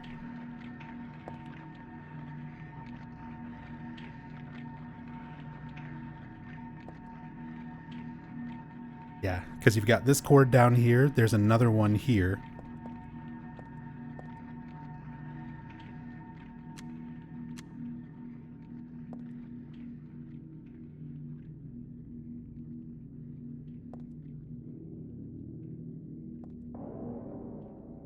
All these crazy little details. I also have to correct That is obviously mocking Lisa Garland. So it's not. It's not. So this is something that I actually have to correct myself on from some of my previous story playthroughs, since there's been new information since then. A lot of people thought this was Lisa Garland because it looks very similar to the Silent Hill 1 soundtrack. It's not Marilyn Monroe either. That was my theory for the longest time. So trust me, guys, I'll get to it. So let me show you. This is what most people think of when they think, oh, that's Lisa. They think of this, the Silent Hill 1 soundtrack. Lisa laughing, dosed out of her mind on PTV, right? But you can see clearly that's not the same. That is not the same angle. It's not the same mouth. It's not the same render. Now, I, for the longest time, thought that it was this image of Marilyn Monroe that was edited. So again, not just the horizontal flip, but you can see like this one is closer. I'll even flip it. Hold on.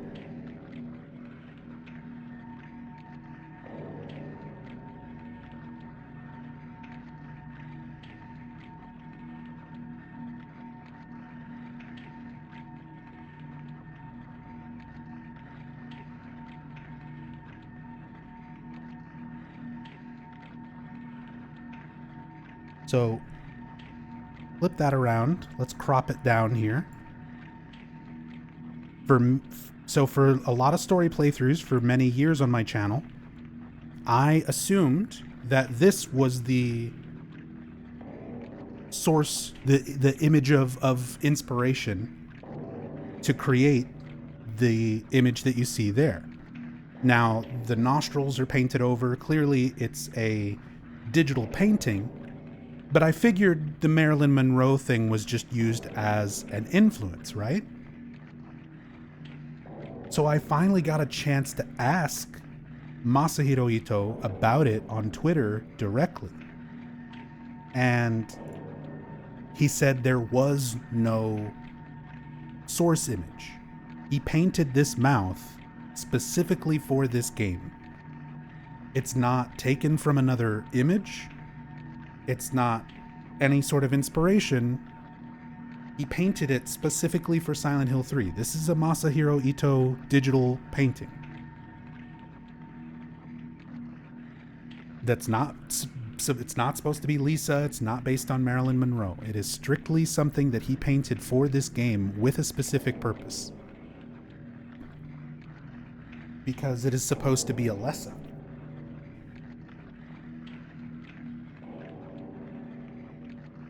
So according to Ito, the mouth is supposed to represent, in his own words, Alessa's shrieking insanity. The idea that Alessa was reincarnated into Heather. But Heather is her own person. She's not Alessa.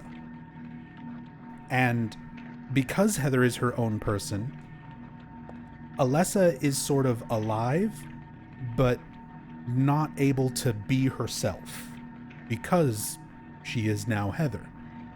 And that aspect of Alessa that still wants to exist is deteriorating. It's becoming more and more insane. So Ito wanted to express that through something very direct imagery. So this mouth is supposed to represent Alessa's shrieking insanity. These bleeding ears are supposed to represent that aspect of Alessa, what remains of Alessa still inside of Heather, sort of losing herself to Heather's existence and becoming insane because of that, which eventually culminates in the Memory of Alessa boss fight later on in Silent Hill 3.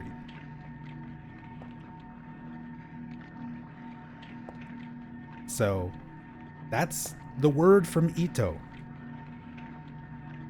I knew just from comparison that definitely was not Lisa, But that was cool to learn that Ito painted all of this without reference.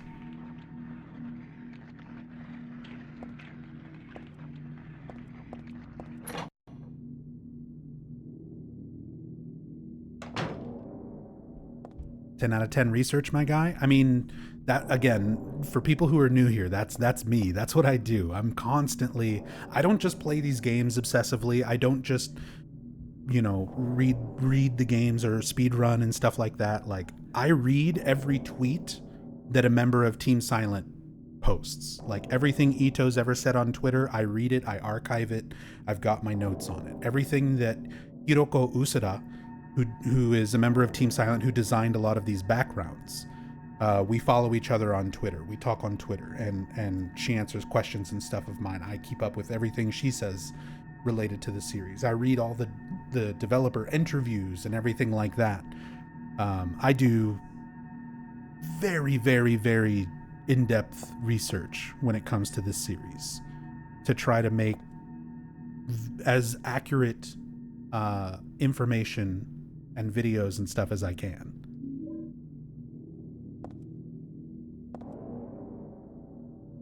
So that's why I want to have little corrections and things to that. Like, even when I get something wrong, like the Marilyn Monroe thing, if I'm wrong and I find out, because I'm able to ask somebody from Team Silent directly, I'll correct it.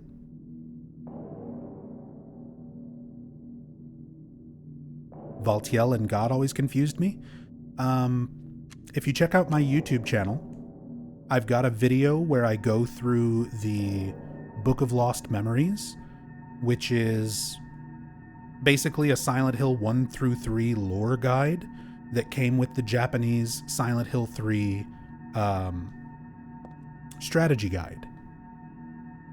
And it actually talks much more in depth with direct quotes and everything from the developers about who Valtiel is, what his purpose is,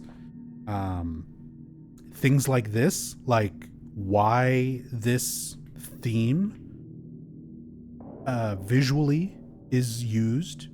Because if you look at this, if you look at just the robe, ignore just the top part here, this looks very, very similar to Valtiel, which also looks very, very similar to Pyramid Head.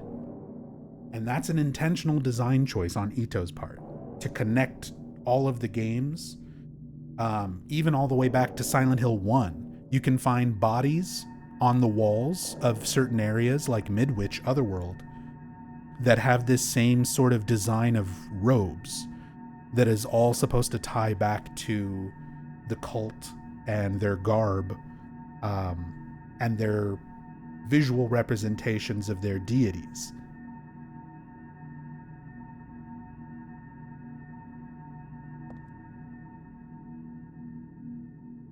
What percentage of the series lies solely in headcanon, if that makes sense? That's hard to say, because, I mean, obviously that varies a lot from fan to fan. Some fans have more headcanon than others. If you're focusing on specifically, like, facts that are presented in the game, or facts that are stated by, like, members of the development team over the years, I would say there's still a good, like, 40% that's left ambiguous intentionally. That's people are meant to create headcanons. There's a lot of stuff that I've asked Masahiro Ito or Hiro Usuda, like I've asked members of Team Silent about a lot of things, and Ito, if you get too specific with certain things, a lot of times Ito will just say, I'll leave it to your imagination.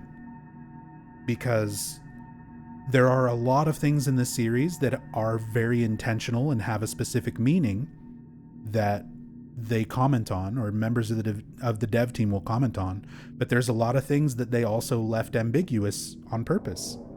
So even if you ask about it, Ito's like, I'm not going to tell you. What does Pyramid Head look like under his pyramid? You know? Masahiro Ito knows. He says he visualized it in his mind when he designed the creature, but he said he would never draw it. He'll never show you. But he knows. there is something under that helmet. But it's not meant for you to know. Because in his words, the way he quoted, or the way he said it on Twitter was like, it's like a magic trick. Once you know how the trick is done, it loses all of the mystery. It loses all of the amazement that goes along with it.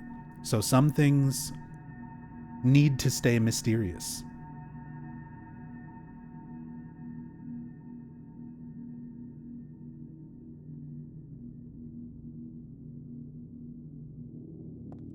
All these creepy little baby dolls. Ugh, it's got like a face on the back of its head, too.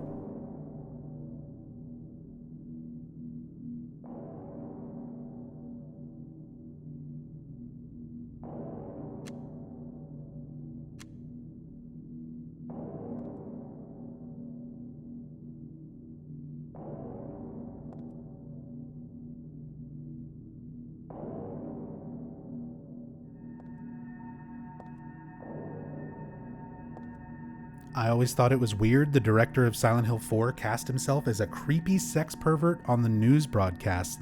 Creepy sex pervert's a little bit of a stretch.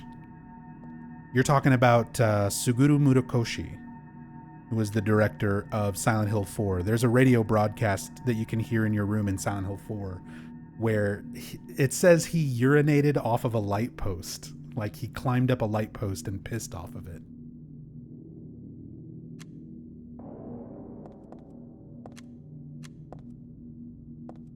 Yeah, I mean, I guess you could interpret that as creepy sex pervert some way. We don't get the full context.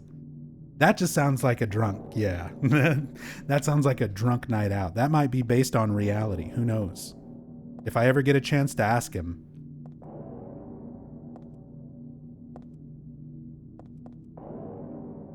Trust me, I will.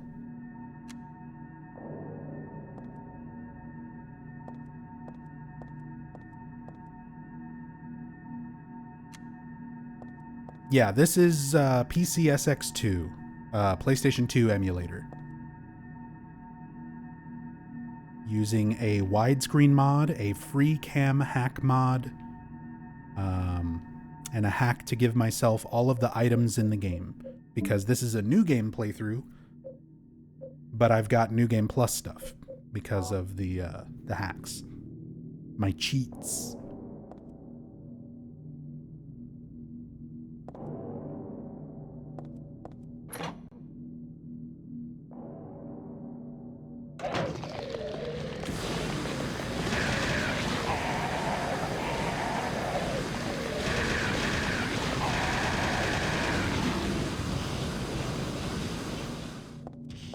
There's another news broadcast in Silent Hill 4 that says he was with an underage girl? I've never heard that. I've literally played these games for thousands and thousands of hours. Then again, this playthrough shows I'm still discovering new things about these games, but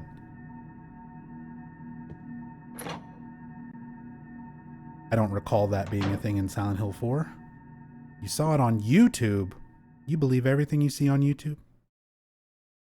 Possibly an unused audio? There's a lot of unused content in Silent Hill 4. There's a lot of unused animations, unused audio, unused character models that are in the game files. So that may have been like cut content. I don't think that's something that's in the game normally, though.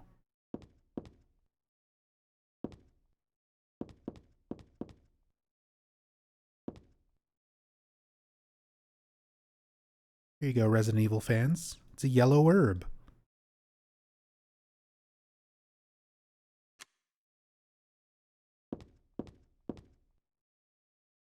I don't know what kind of plant this is, but it's withering away. Poor thing.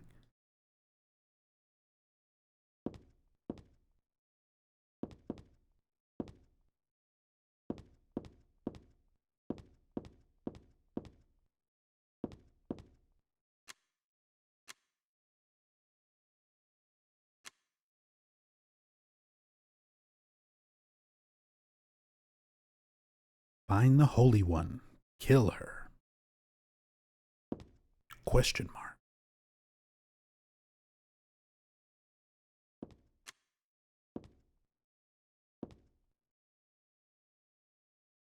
Getting good shots of all the save points throughout the game. All these Halo of the Sun locations. What's in this little cage right here? Always wondered, like, this little thing is. Specifically because when speedrunning, this little thing sometimes gets in the way of your movement. Like, I've lost a second or two bumping into this. I'm sure Bach knows what I mean. Bach Basoup has a long history, like myself, of speedrunning Silent Hill 3. I actually had the world record for Silent Hill 3 when the Borley haunted mansion skip was first discovered. The alt tab to pause the in-game timer during Borley's. Bach had the world record at the time, and I was able to beat that time and take the world record just because of that discovery. And when I got that record, I said in my run, "Sorry, Bach, you have to run this game again."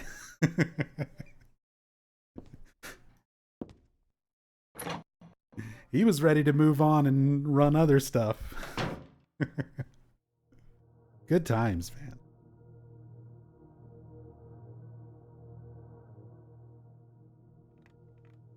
That was like 7 years ago, by the way. Heather. That's what you're called now, isn't it? And who are you? The name's Vincent. Don't forget it. Wish we could examine this room. Yeah, sadly the free cam doesn't work during cutscenes. So I can't do much about that. But how do I know you're not with her? Her? I can turn the audio up a little bit more. Claudia? Please don't lump me together with her. She was totally brainwashed by that crazy old hag. Well, I guess crazy old hag is a bit harsh. She is your mother, after all. My mother? What do you mean? You don't remember? See where it says friends So on the wall in the back? Didn't tell you anything. I guess he hid the truth. Little subtle hint that Vincent's not well, he's a kind of a bad guy, but he is also genuinely sort of helping Heather. Don't talk about my dad like that! Talk about my dad like that. I apologize. Please, calm down. How do you know my father anyway? I know everything. I know about your past, too. Then tell me what's going on. You don't know even that? That's why I'm asking. If you know everything, then tell me how I can put an end to this. Not yet. Why not enjoy yourself a bit longer? Enjoy? Love this track? Yeah. I feel like I'm going crazy. This whole game, this is my Does this favorite get you at soundtrack. all? Oh, it gets to me all right. Out of the Silent Hill series, I find it Silent Hill 2 is my favorite game, fascinating. but Silent Hill 3 has my favorite soundtrack. Wait! I'm not finished talking. I knew you were on her side. How do you figure? There's something wrong with you too.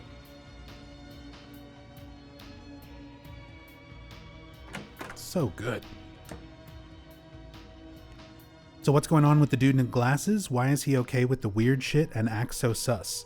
Because that is Vincent Smith. He's a member of the cult called the Order. And he's used to this. Like the cult knows about the Otherworld. They believe in the deities. They see the creatures in the Otherworld as being a reflection of their faith. So he knows what all of this is. Now, the main antagonist of this game is the cult leader, Claudia Wolf.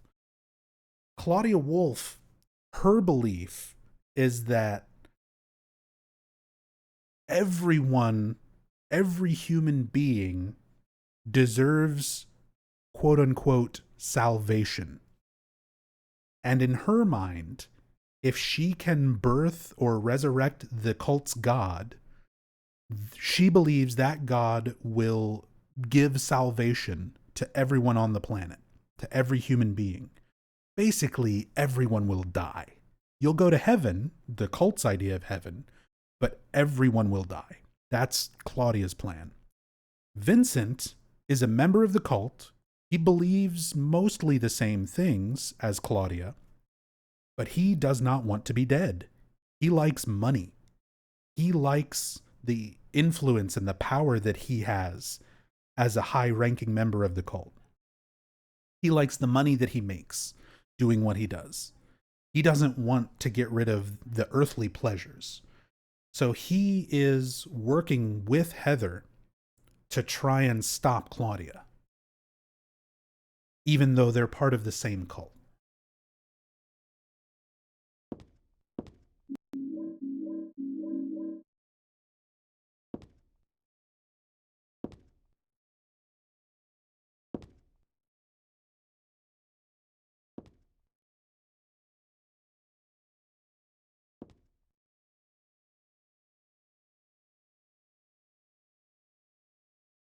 Chemistry textbook. This might be an actual chemistry textbook,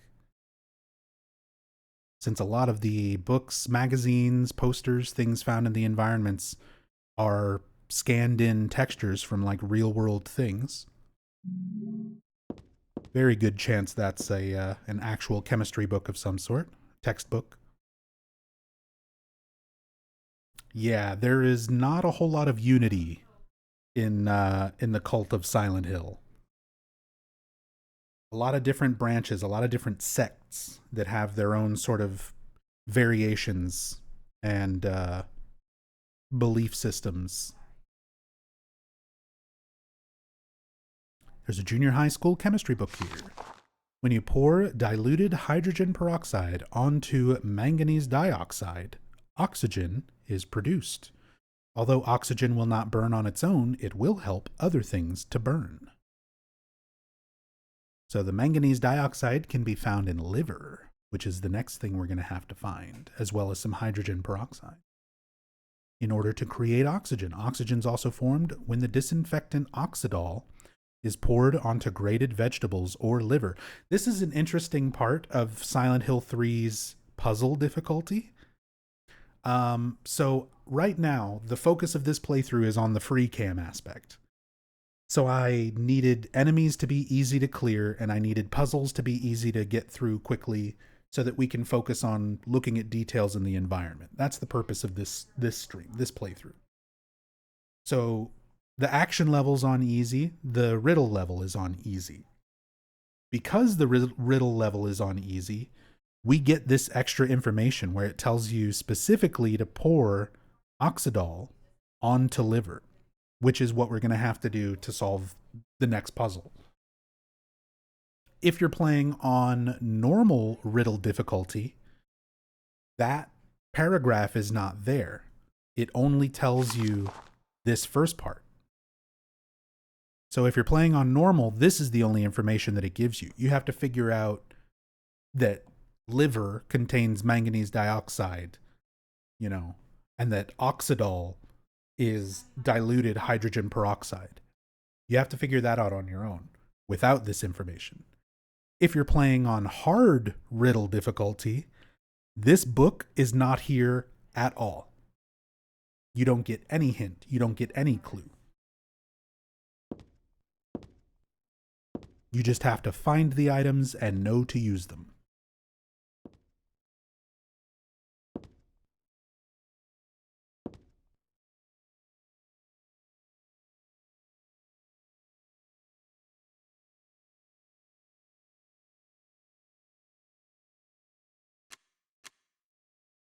Just trying to get a look at some of these things, these little landscape photos and stuff. Because again, we've already seen a lot of really interesting Easter eggs and details in the environment so far, so I don't want to look over any of these little details and things. Don't want to overlook, rather.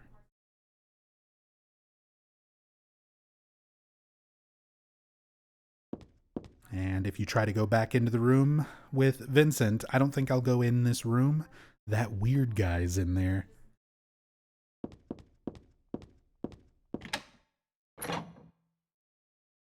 Hey, Q-Dog, thank you. I appreciate it. Office. Yeah, same thing. Don't think I'll go in there. Yeah, can't really blame her. Vincent definitely doesn't give off the best first impression. As much as he was kind of trying to come off as, like, friendly. Ooh. That reminds me, I need a nice close look at these Greek letters on the tops of some of these doors.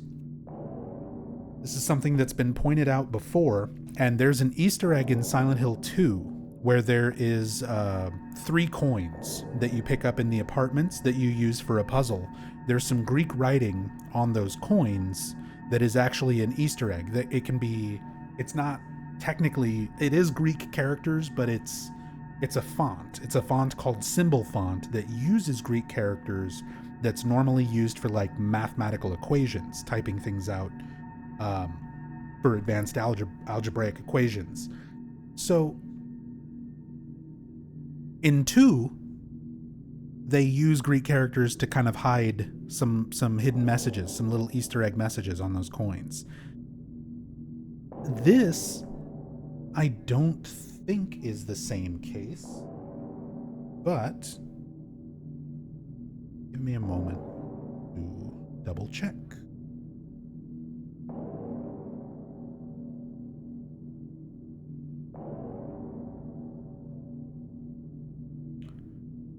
Bring up my notepad.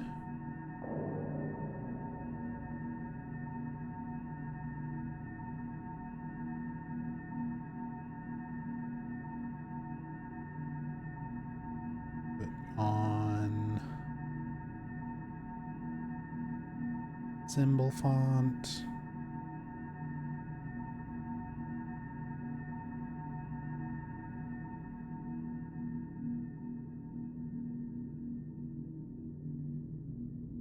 Symbol font.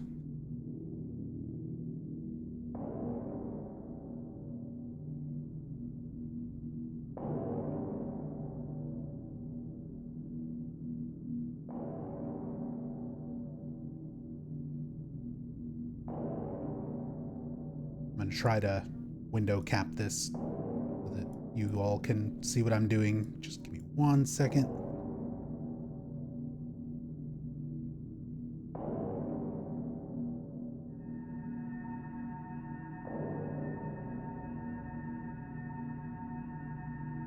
So, this is just my, regular new text document. I have it set to symbol font, so if you type anything out, this is what you get. This is if you're typing in lowercase.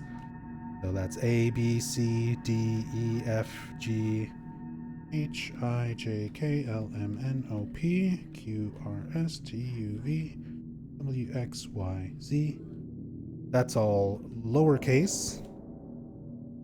And then uppercase, A, B, C, D, E, F, G, H, O, P, E. But we can try to compare what these symbols are with how they appear on the door.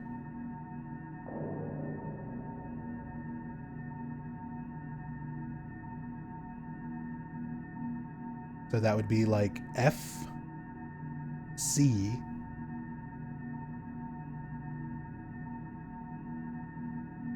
Q.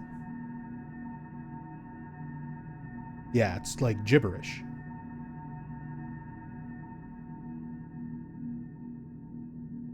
FCQ.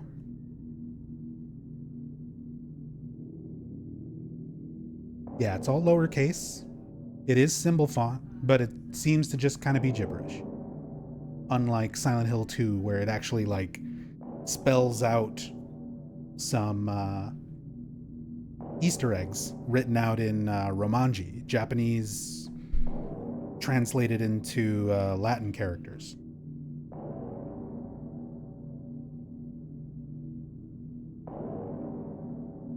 But okay, I just wanted to double check and make sure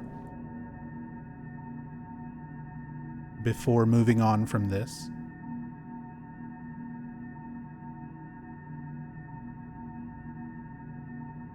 He's got the font installed. It's not like anything special. If you're running a Windows operating system, open up your own new text file, go to font, scroll down to symbol. Like, it's a default font on most Windows operating systems. It has been for a very, very long time. Is the writing on Incubus in Silent Hill 1 gibberish too? I would have to double check that as well. I think so, though. I think a lot of times Team Silent just likes the way certain things look. Certain runes, certain letters, certain characters. A lot of times it's more just kind of about a neat visual thing. Yeah, rule of cool, exactly. But occasionally, like in the case of the Silent Hill 2 coins, it actually can sometimes be an Easter egg. Aren't they just Greek alphabet? Yes and no. Like, there is a distinct difference between a proper Greek alphabet typeset and symbol font. Because symbol font, it's a full array of Greek characters, but it's not designed for writing in Greek. It's designed for mathematical equations. Actual Greek typesets have a different array of characters. If that makes sense.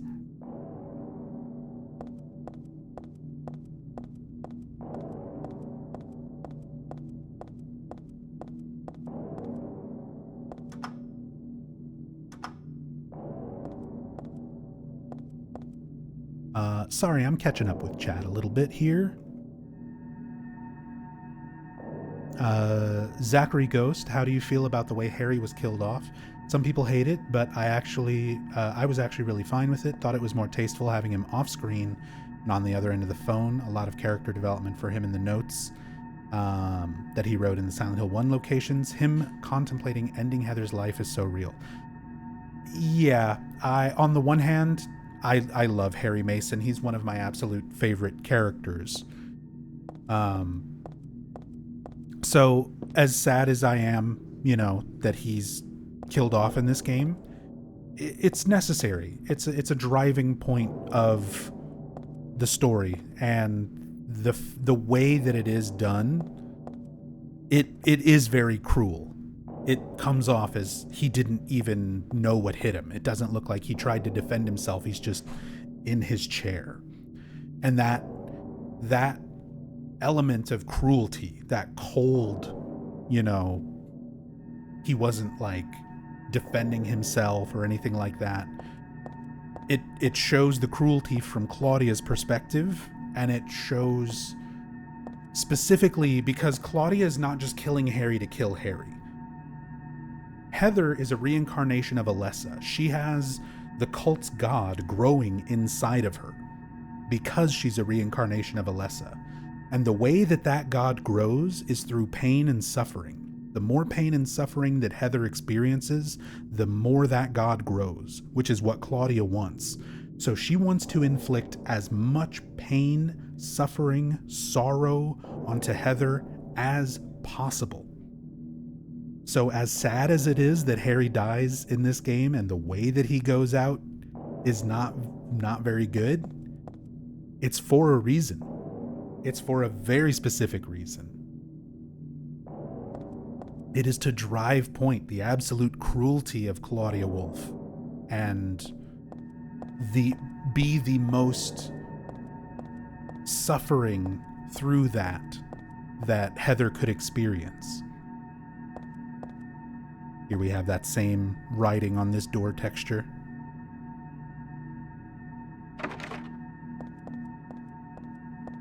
Is it weird I like Travis Grady more than Harry? Yes, that's very weird. I'm not a fan of Origins, though. If Origins had... never mind. We're not going to get into that. We're not going to get into that. We're not going to derail Silent Hill 3. We'll save that for the next Origins playthrough.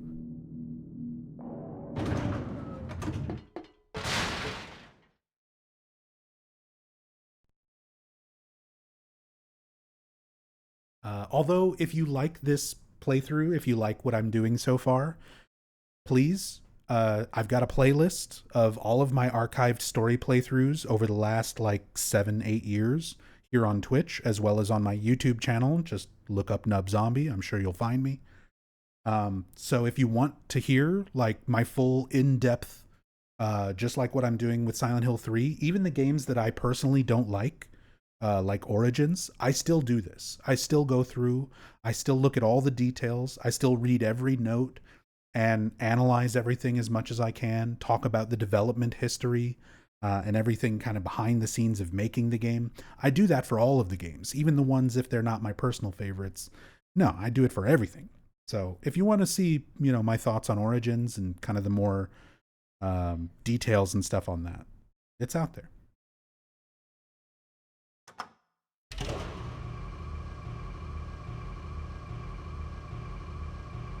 Yeah, thank you, Rachel. There's a link to the YouTube channel if you want to check it out.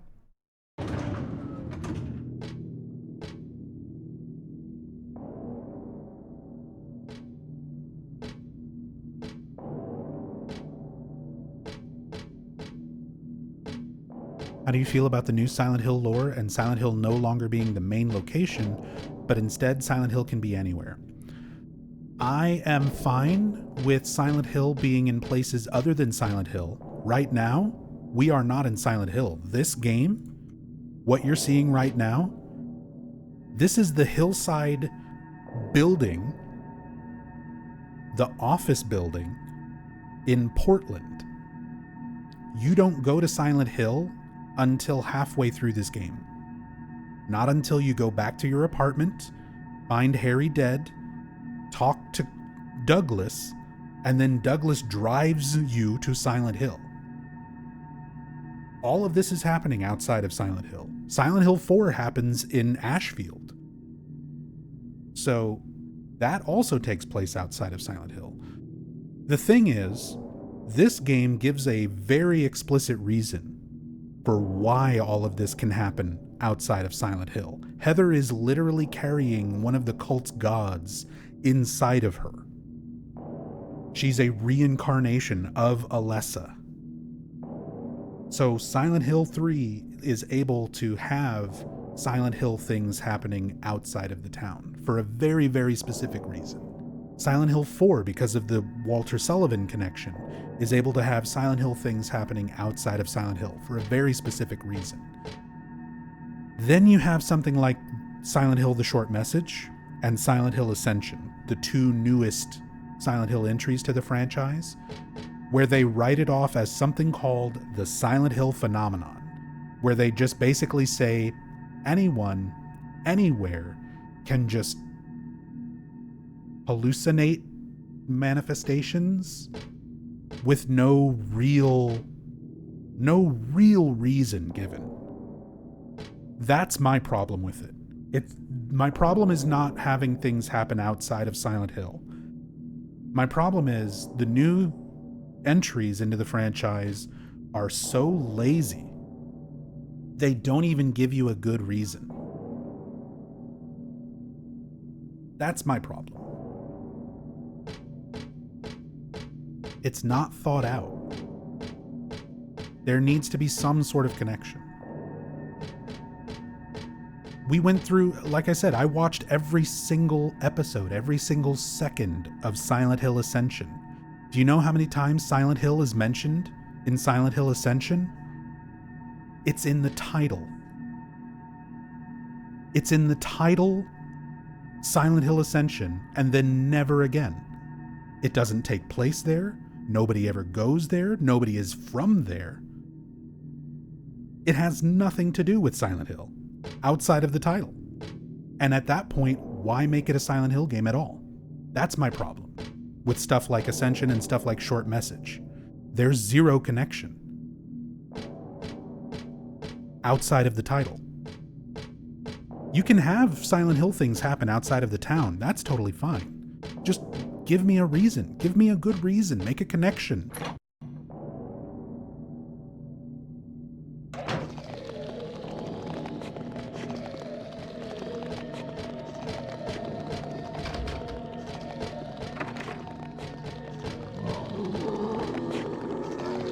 God, I love the sound effects in these hallways.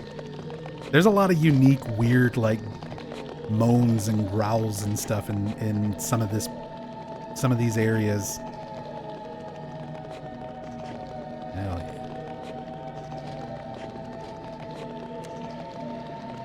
Very unique. Uh-oh. Back demon.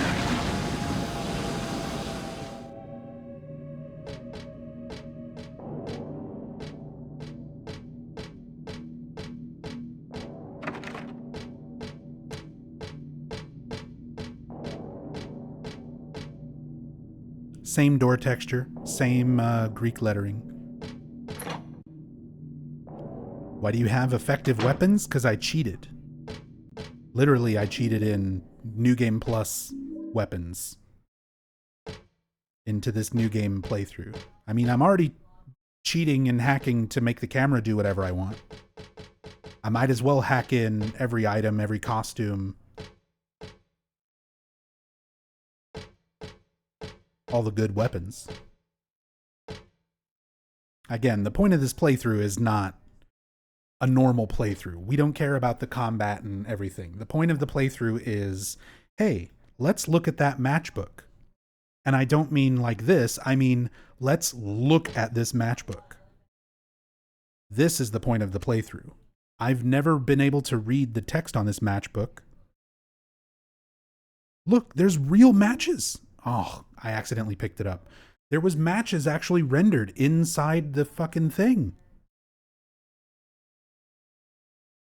I'm going to reload actually, because I want to look at that a little closer.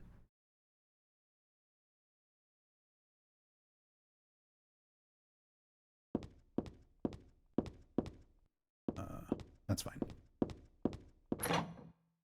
Run ruined, restart from scratch? That's okay. I'm a speedrunner. I'm a former world record holder for this game. I can start from the beginning and get back to this point in like, I don't know, 10 minutes?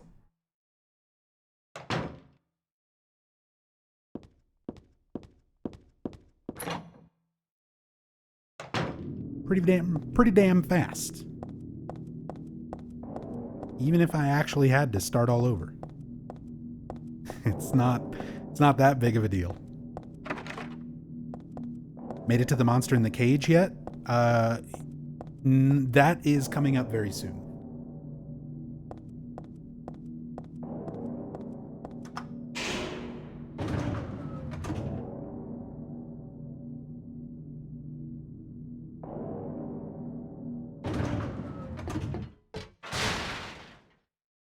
Why does Leonard turn into a monster? Is that other people's manifestation of him from being a killer, or is he physically transformed into a weird water demon?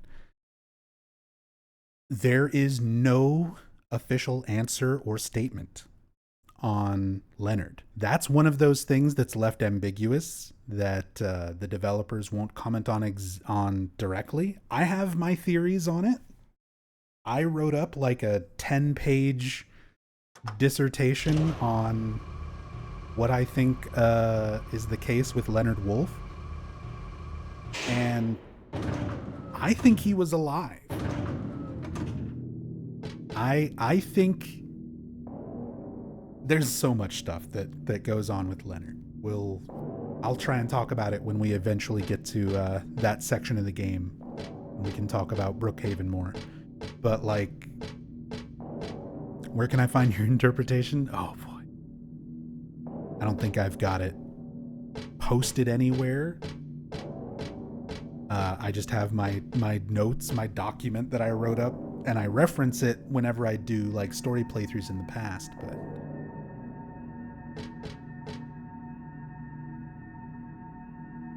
Here, let me see if I can grab it. I have it.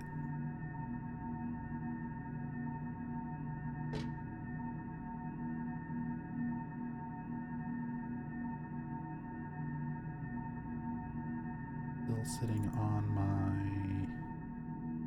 hard drive. Silent Hill notes. Leonard Wolf notes. Oh god, it's in symbol font. I gotta change my font back to something normal.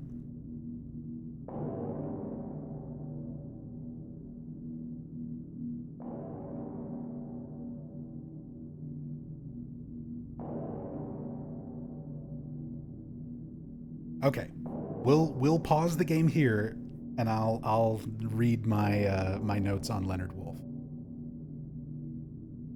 Leonard Wolf was known to have been a patient of Brookhaven Hospital, admitted sometime after stabbing a person over a religious dispute, and is known to try to push his fervent beliefs of the order's religion onto the patients and staff of the mental hospital.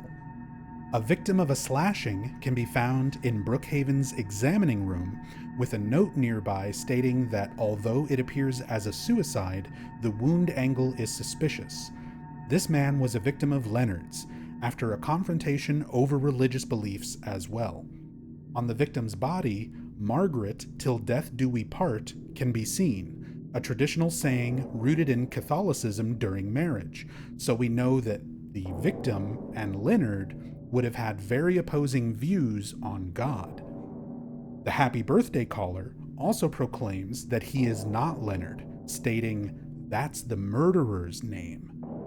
Later, in the Otherworld Brookhaven, in the same room, we find a body hanging from the ceiling that has been stabbed in the chest with a copper stake and bled out into a bucket below, which must be collected in order to later perform a ritual.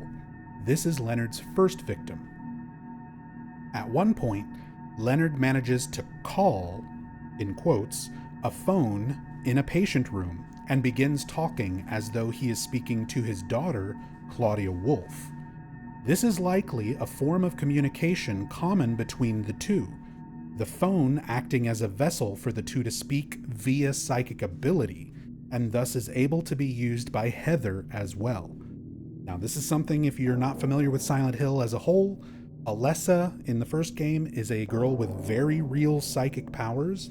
Heather also has psychic abilities. Claudia has psychic abilities. This is latent, ability that they actually have.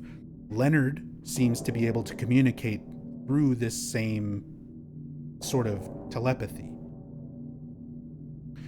Leonard begins by responding to Heather harshly, thinking that it's Claudia lying about her identity to avoid responsibility for something, and implies Claudia has behaved this way before to his disapproval.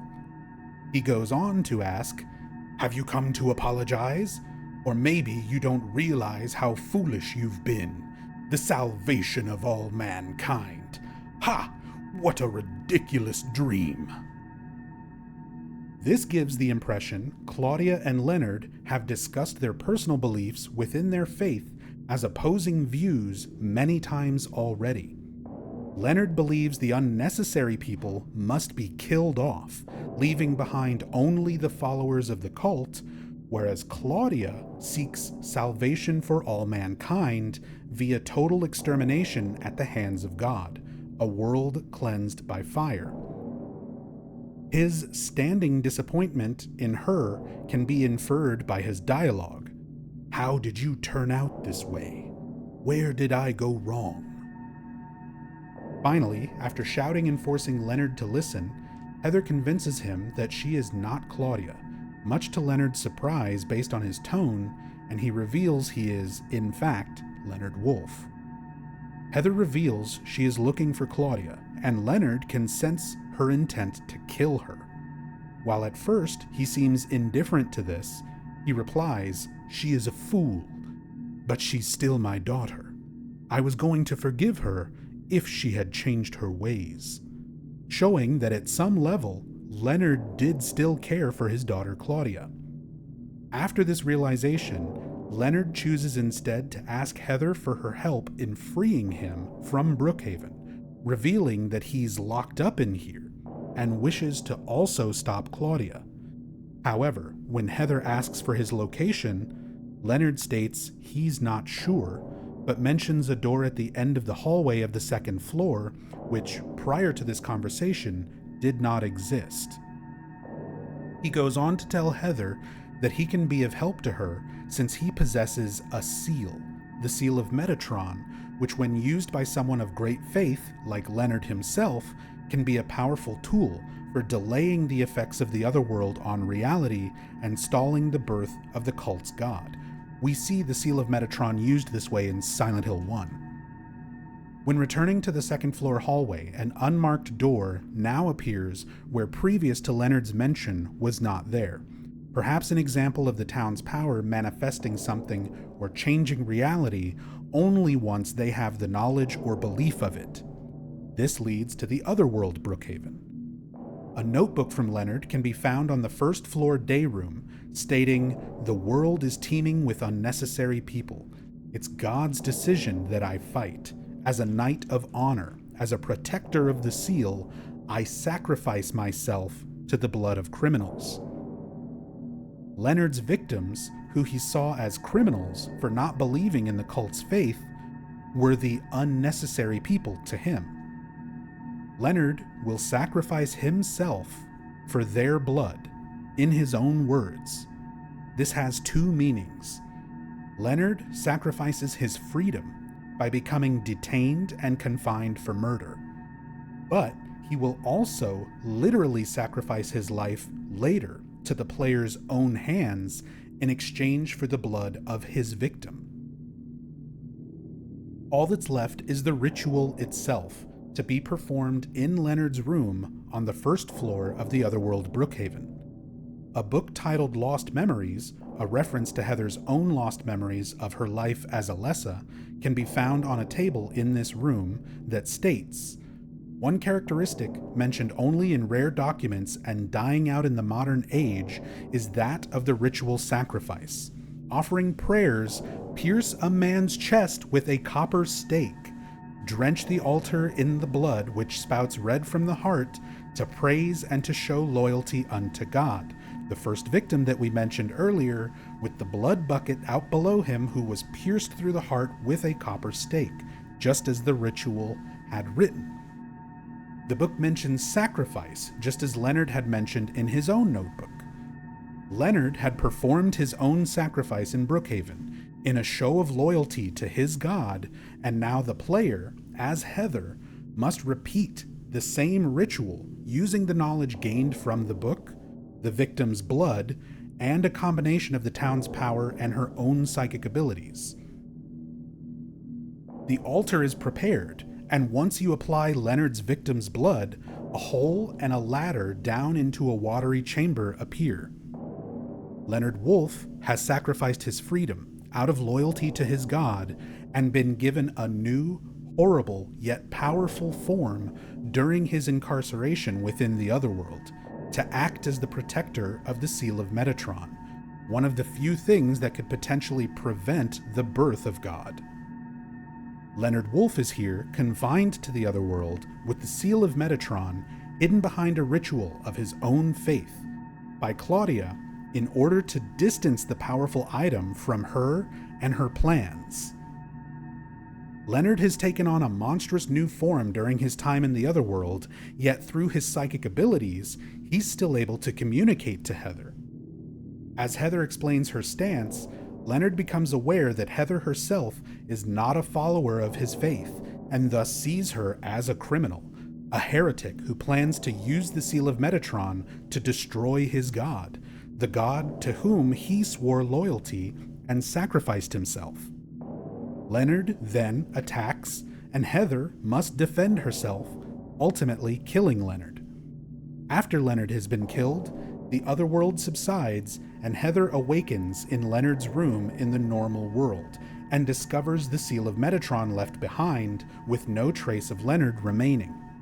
Upon leaving Brookhaven, we see a scene of Claudia and Vincent talking to each other, Claudia expressing that she's upset that Vincent revealed the location of Leonard, sending Heather to him, knowing and even counting on the outcome of Leonard's death.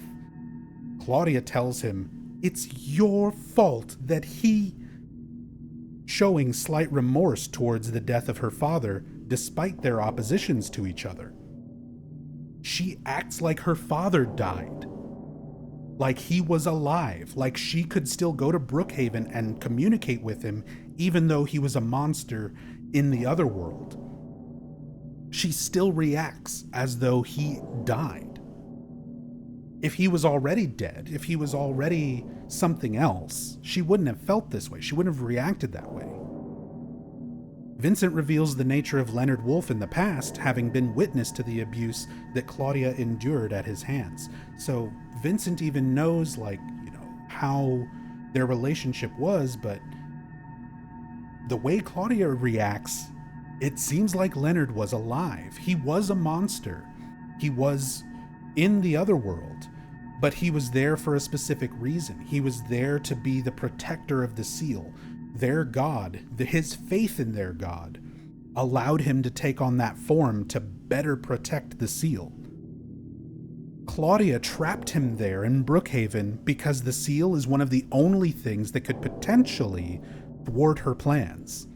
But she didn't kill him. She would still go there. She would still talk to him. That's why when you first go to Brookhaven, he talks to Heather as though he's talking to Claudia. He was expecting it to be Claudia. Anyway, that's my notes. That's my entire fucking thing on Leonard Wolf that I have written. Like I said, it gets a little bit complicated. It gets a little bit into the weeds, but looking at the way the context is, Claudia acts as though Leonard was alive. He wasn't human anymore, but he was alive. And she was upset that Heather killed him. She was upset that Vincent gave Heather his location. And for those who don't know, just after the Harry's death scene, before Douglas drives Heather to Silent Hill, Douglas tells Heather, "I just saw a guy named Vincent. He gave me this map. He told me to look for a guy named Leonard."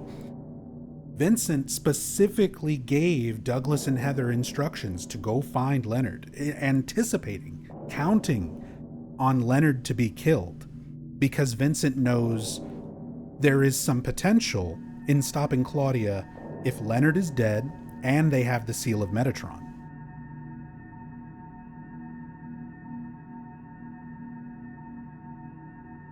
So, yeah, there's a lot of weird layers and stuff to it, but that's my interpretation with all the information that they give you.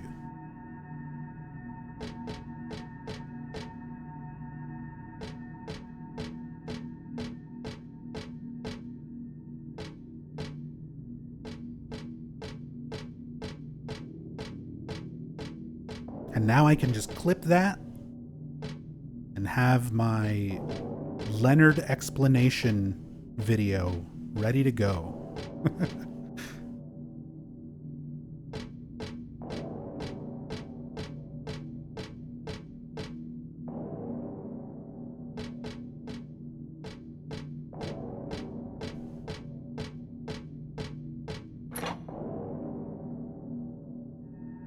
There's something else weird down there because the workers talk about the tentacle monster. I mean, that's the underpass, the sewers.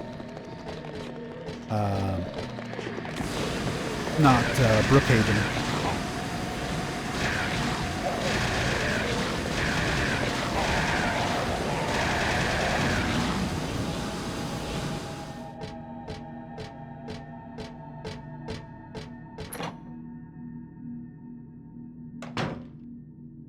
Okay, let me try to not pick up the matches this time. So we can examine this a bit closer.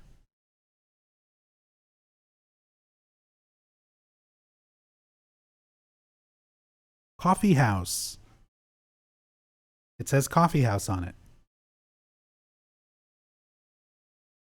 And there are actual matches rendered inside of it.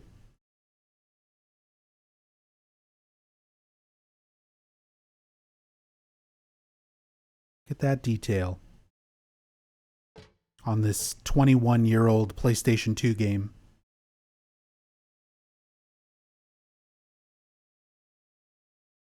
We've also got the still burning cigarette over here in the ashtray.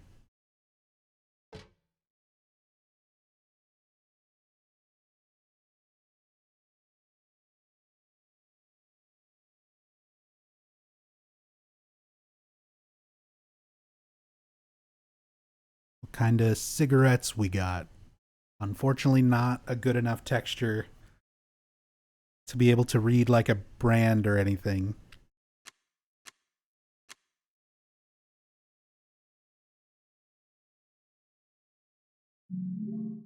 But there we go.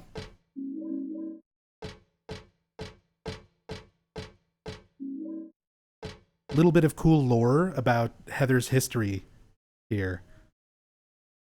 No more cigarettes for me. I quit for good.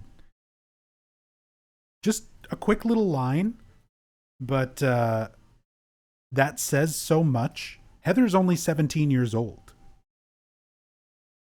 You get some insight into her as a character, that she has been a smoker and since quit, all by the age of 17. Good for her. Quitting smoking's no joke.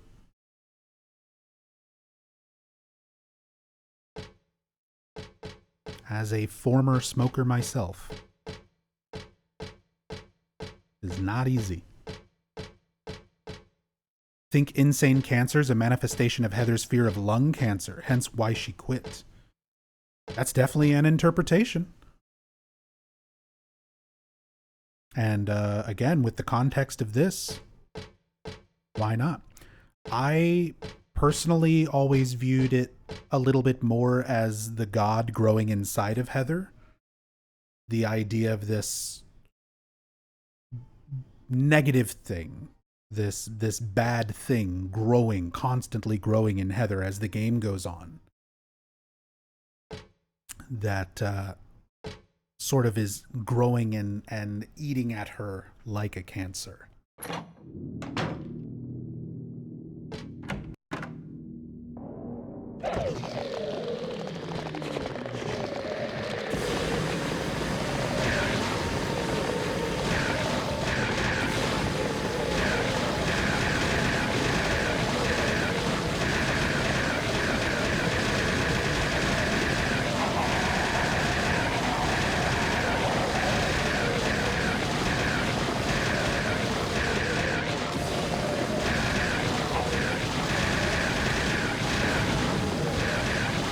Use the laser beam.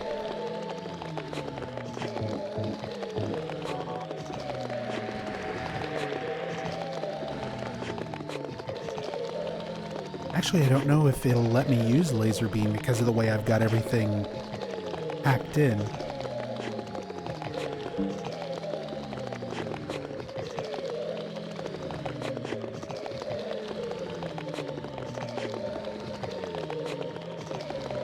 Because remember, this is a new game playthrough. The only reason I have New Game Plus items is because I cheated them in. So a lot of them don't work the way they should.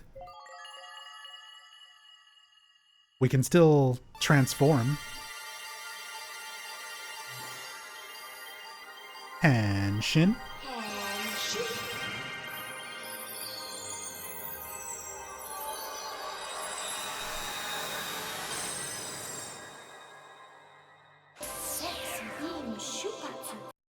Sexy beam, Shupats. Yeah, it doesn't It doesn't let me use my lasers.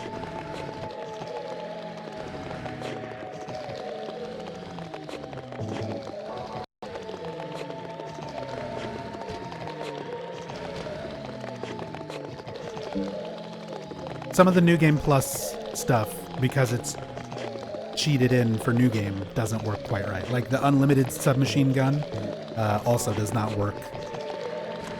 It just doesn't fire anything. Flamethrower works for some reason.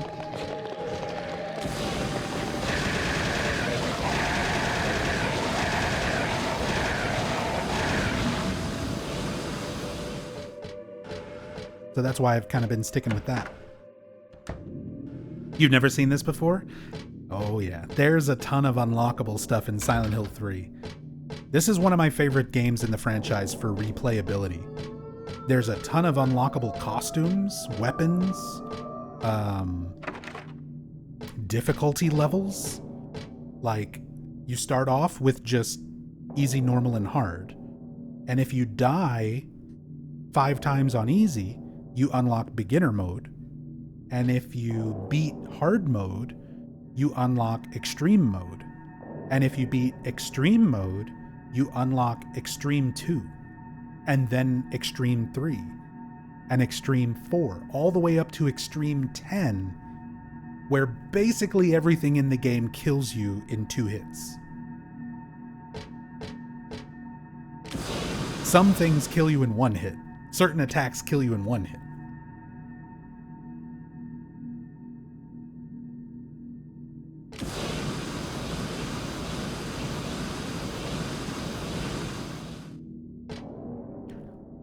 This is from a movie. No, it's not Skull's Night, and it's time to address some things like that.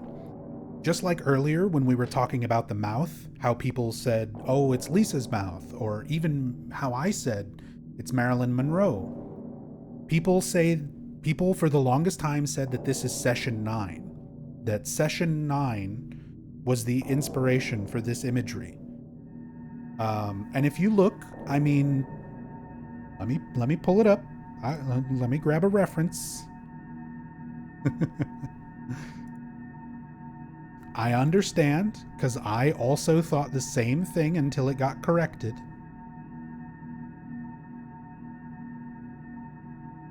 So here's a screen cap. So you're looking at Silent Hill 3 right now. This is Session 9. I get it. Look at that imagery.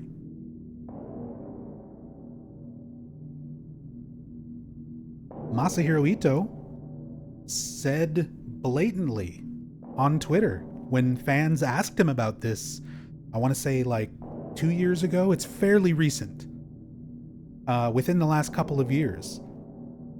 He said they didn't know about Session 9 until way later. Team Silent was not aware of the film until way after Silent Hill 3. So it's coincidence. It's just coincidental imagery. It's not a reference to Session 9. It's not like a nod or anything like that. It's just coincidental imagery. That's from the developers.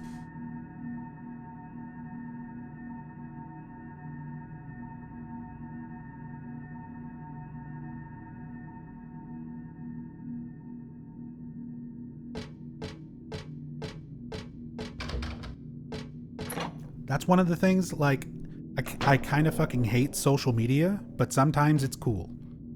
Because it lets me communicate with people who make some of my favorite things, writers, directors, artists, and you get to interact and ask them direct questions about their work and get answers. What's behind the window? Oh my god, you guys, what am I thinking? I'm just like talking and playing the game now because that's what I'm used to doing. The whole point of this is let's cam hack through the fucking glass. What am I doing? Heather can't walk through there. That don't mean we can't just do this.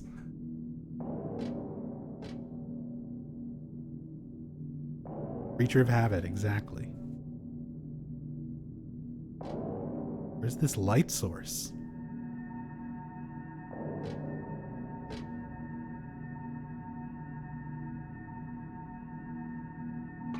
There we go. How's this for a good screenshot?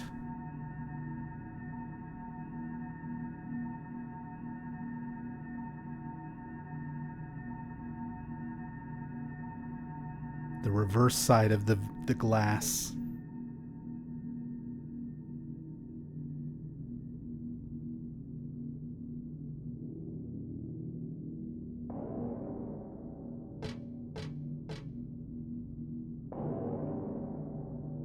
Dude, look at this little, like, light box. The window coming in through the bars?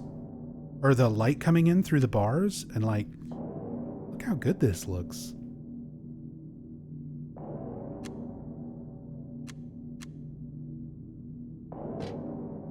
This hallway is, like, way far back here, too. They didn't need to render all this, but they did. YouTube thumbnail. Here we go. Here's the money shot video clip.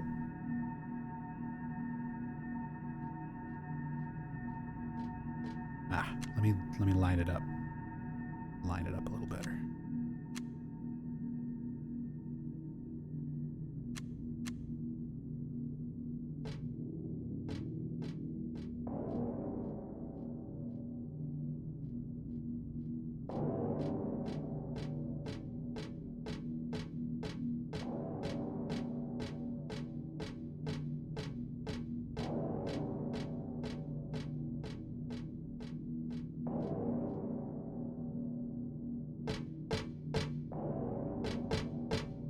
Let me get one from this side.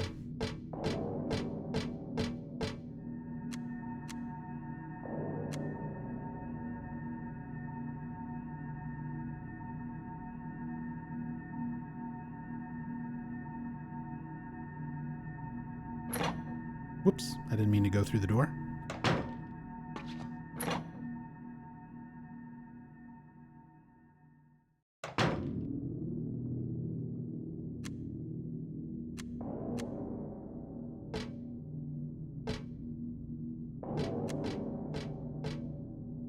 I'm just trying to get it lined up.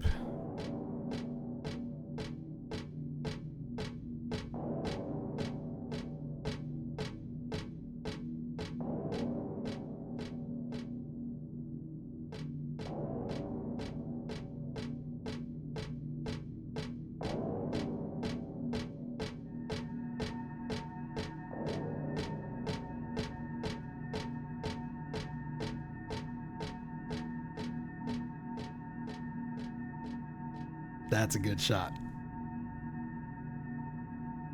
That's a good shot. Cool environment.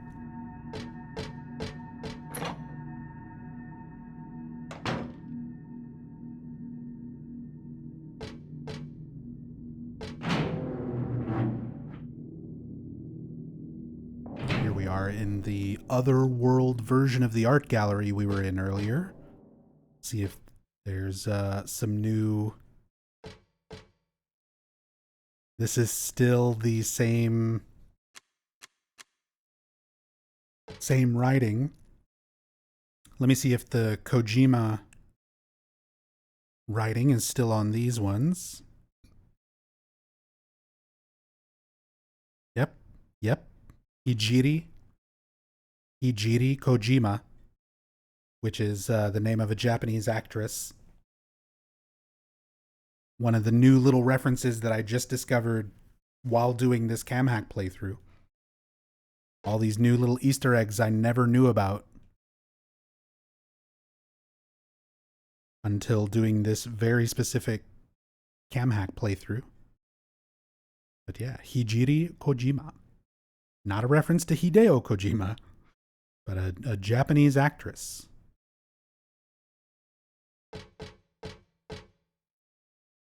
There's like a painting leaning on the thing over here.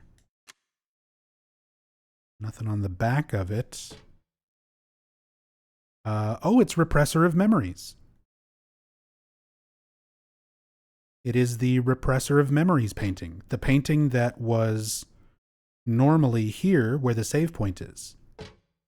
That's what's leaning against the desk right there. Could never really tell before.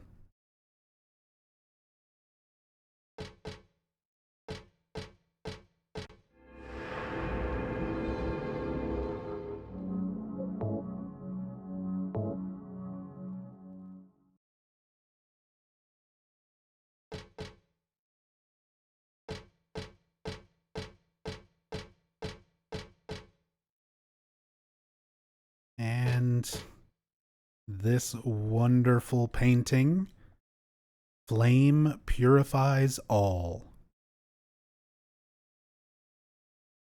which is an artistic rendition of Alessa, Saint Alessa, being burned.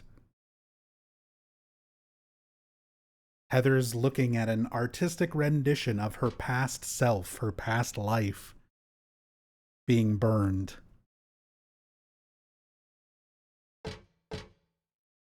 There's a caption under the picture. Flame purifies all. By these remains may a person find the road to paradise. I've seen this picture before. No. Wait. I've never seen it. But I do know it.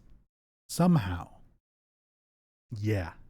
'Cause you lived it.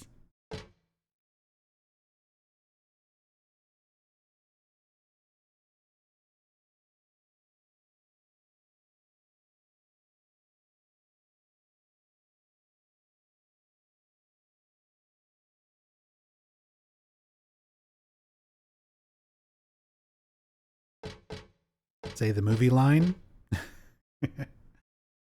Flame doesn't shit. Flame doesn't shit. That's how it goes. Flame doesn't purify, it blackens. Sorry, cleanse. Fire doesn't cleanse. Thank you. Burning. That's another movie. Good one. Look at... I'm burning.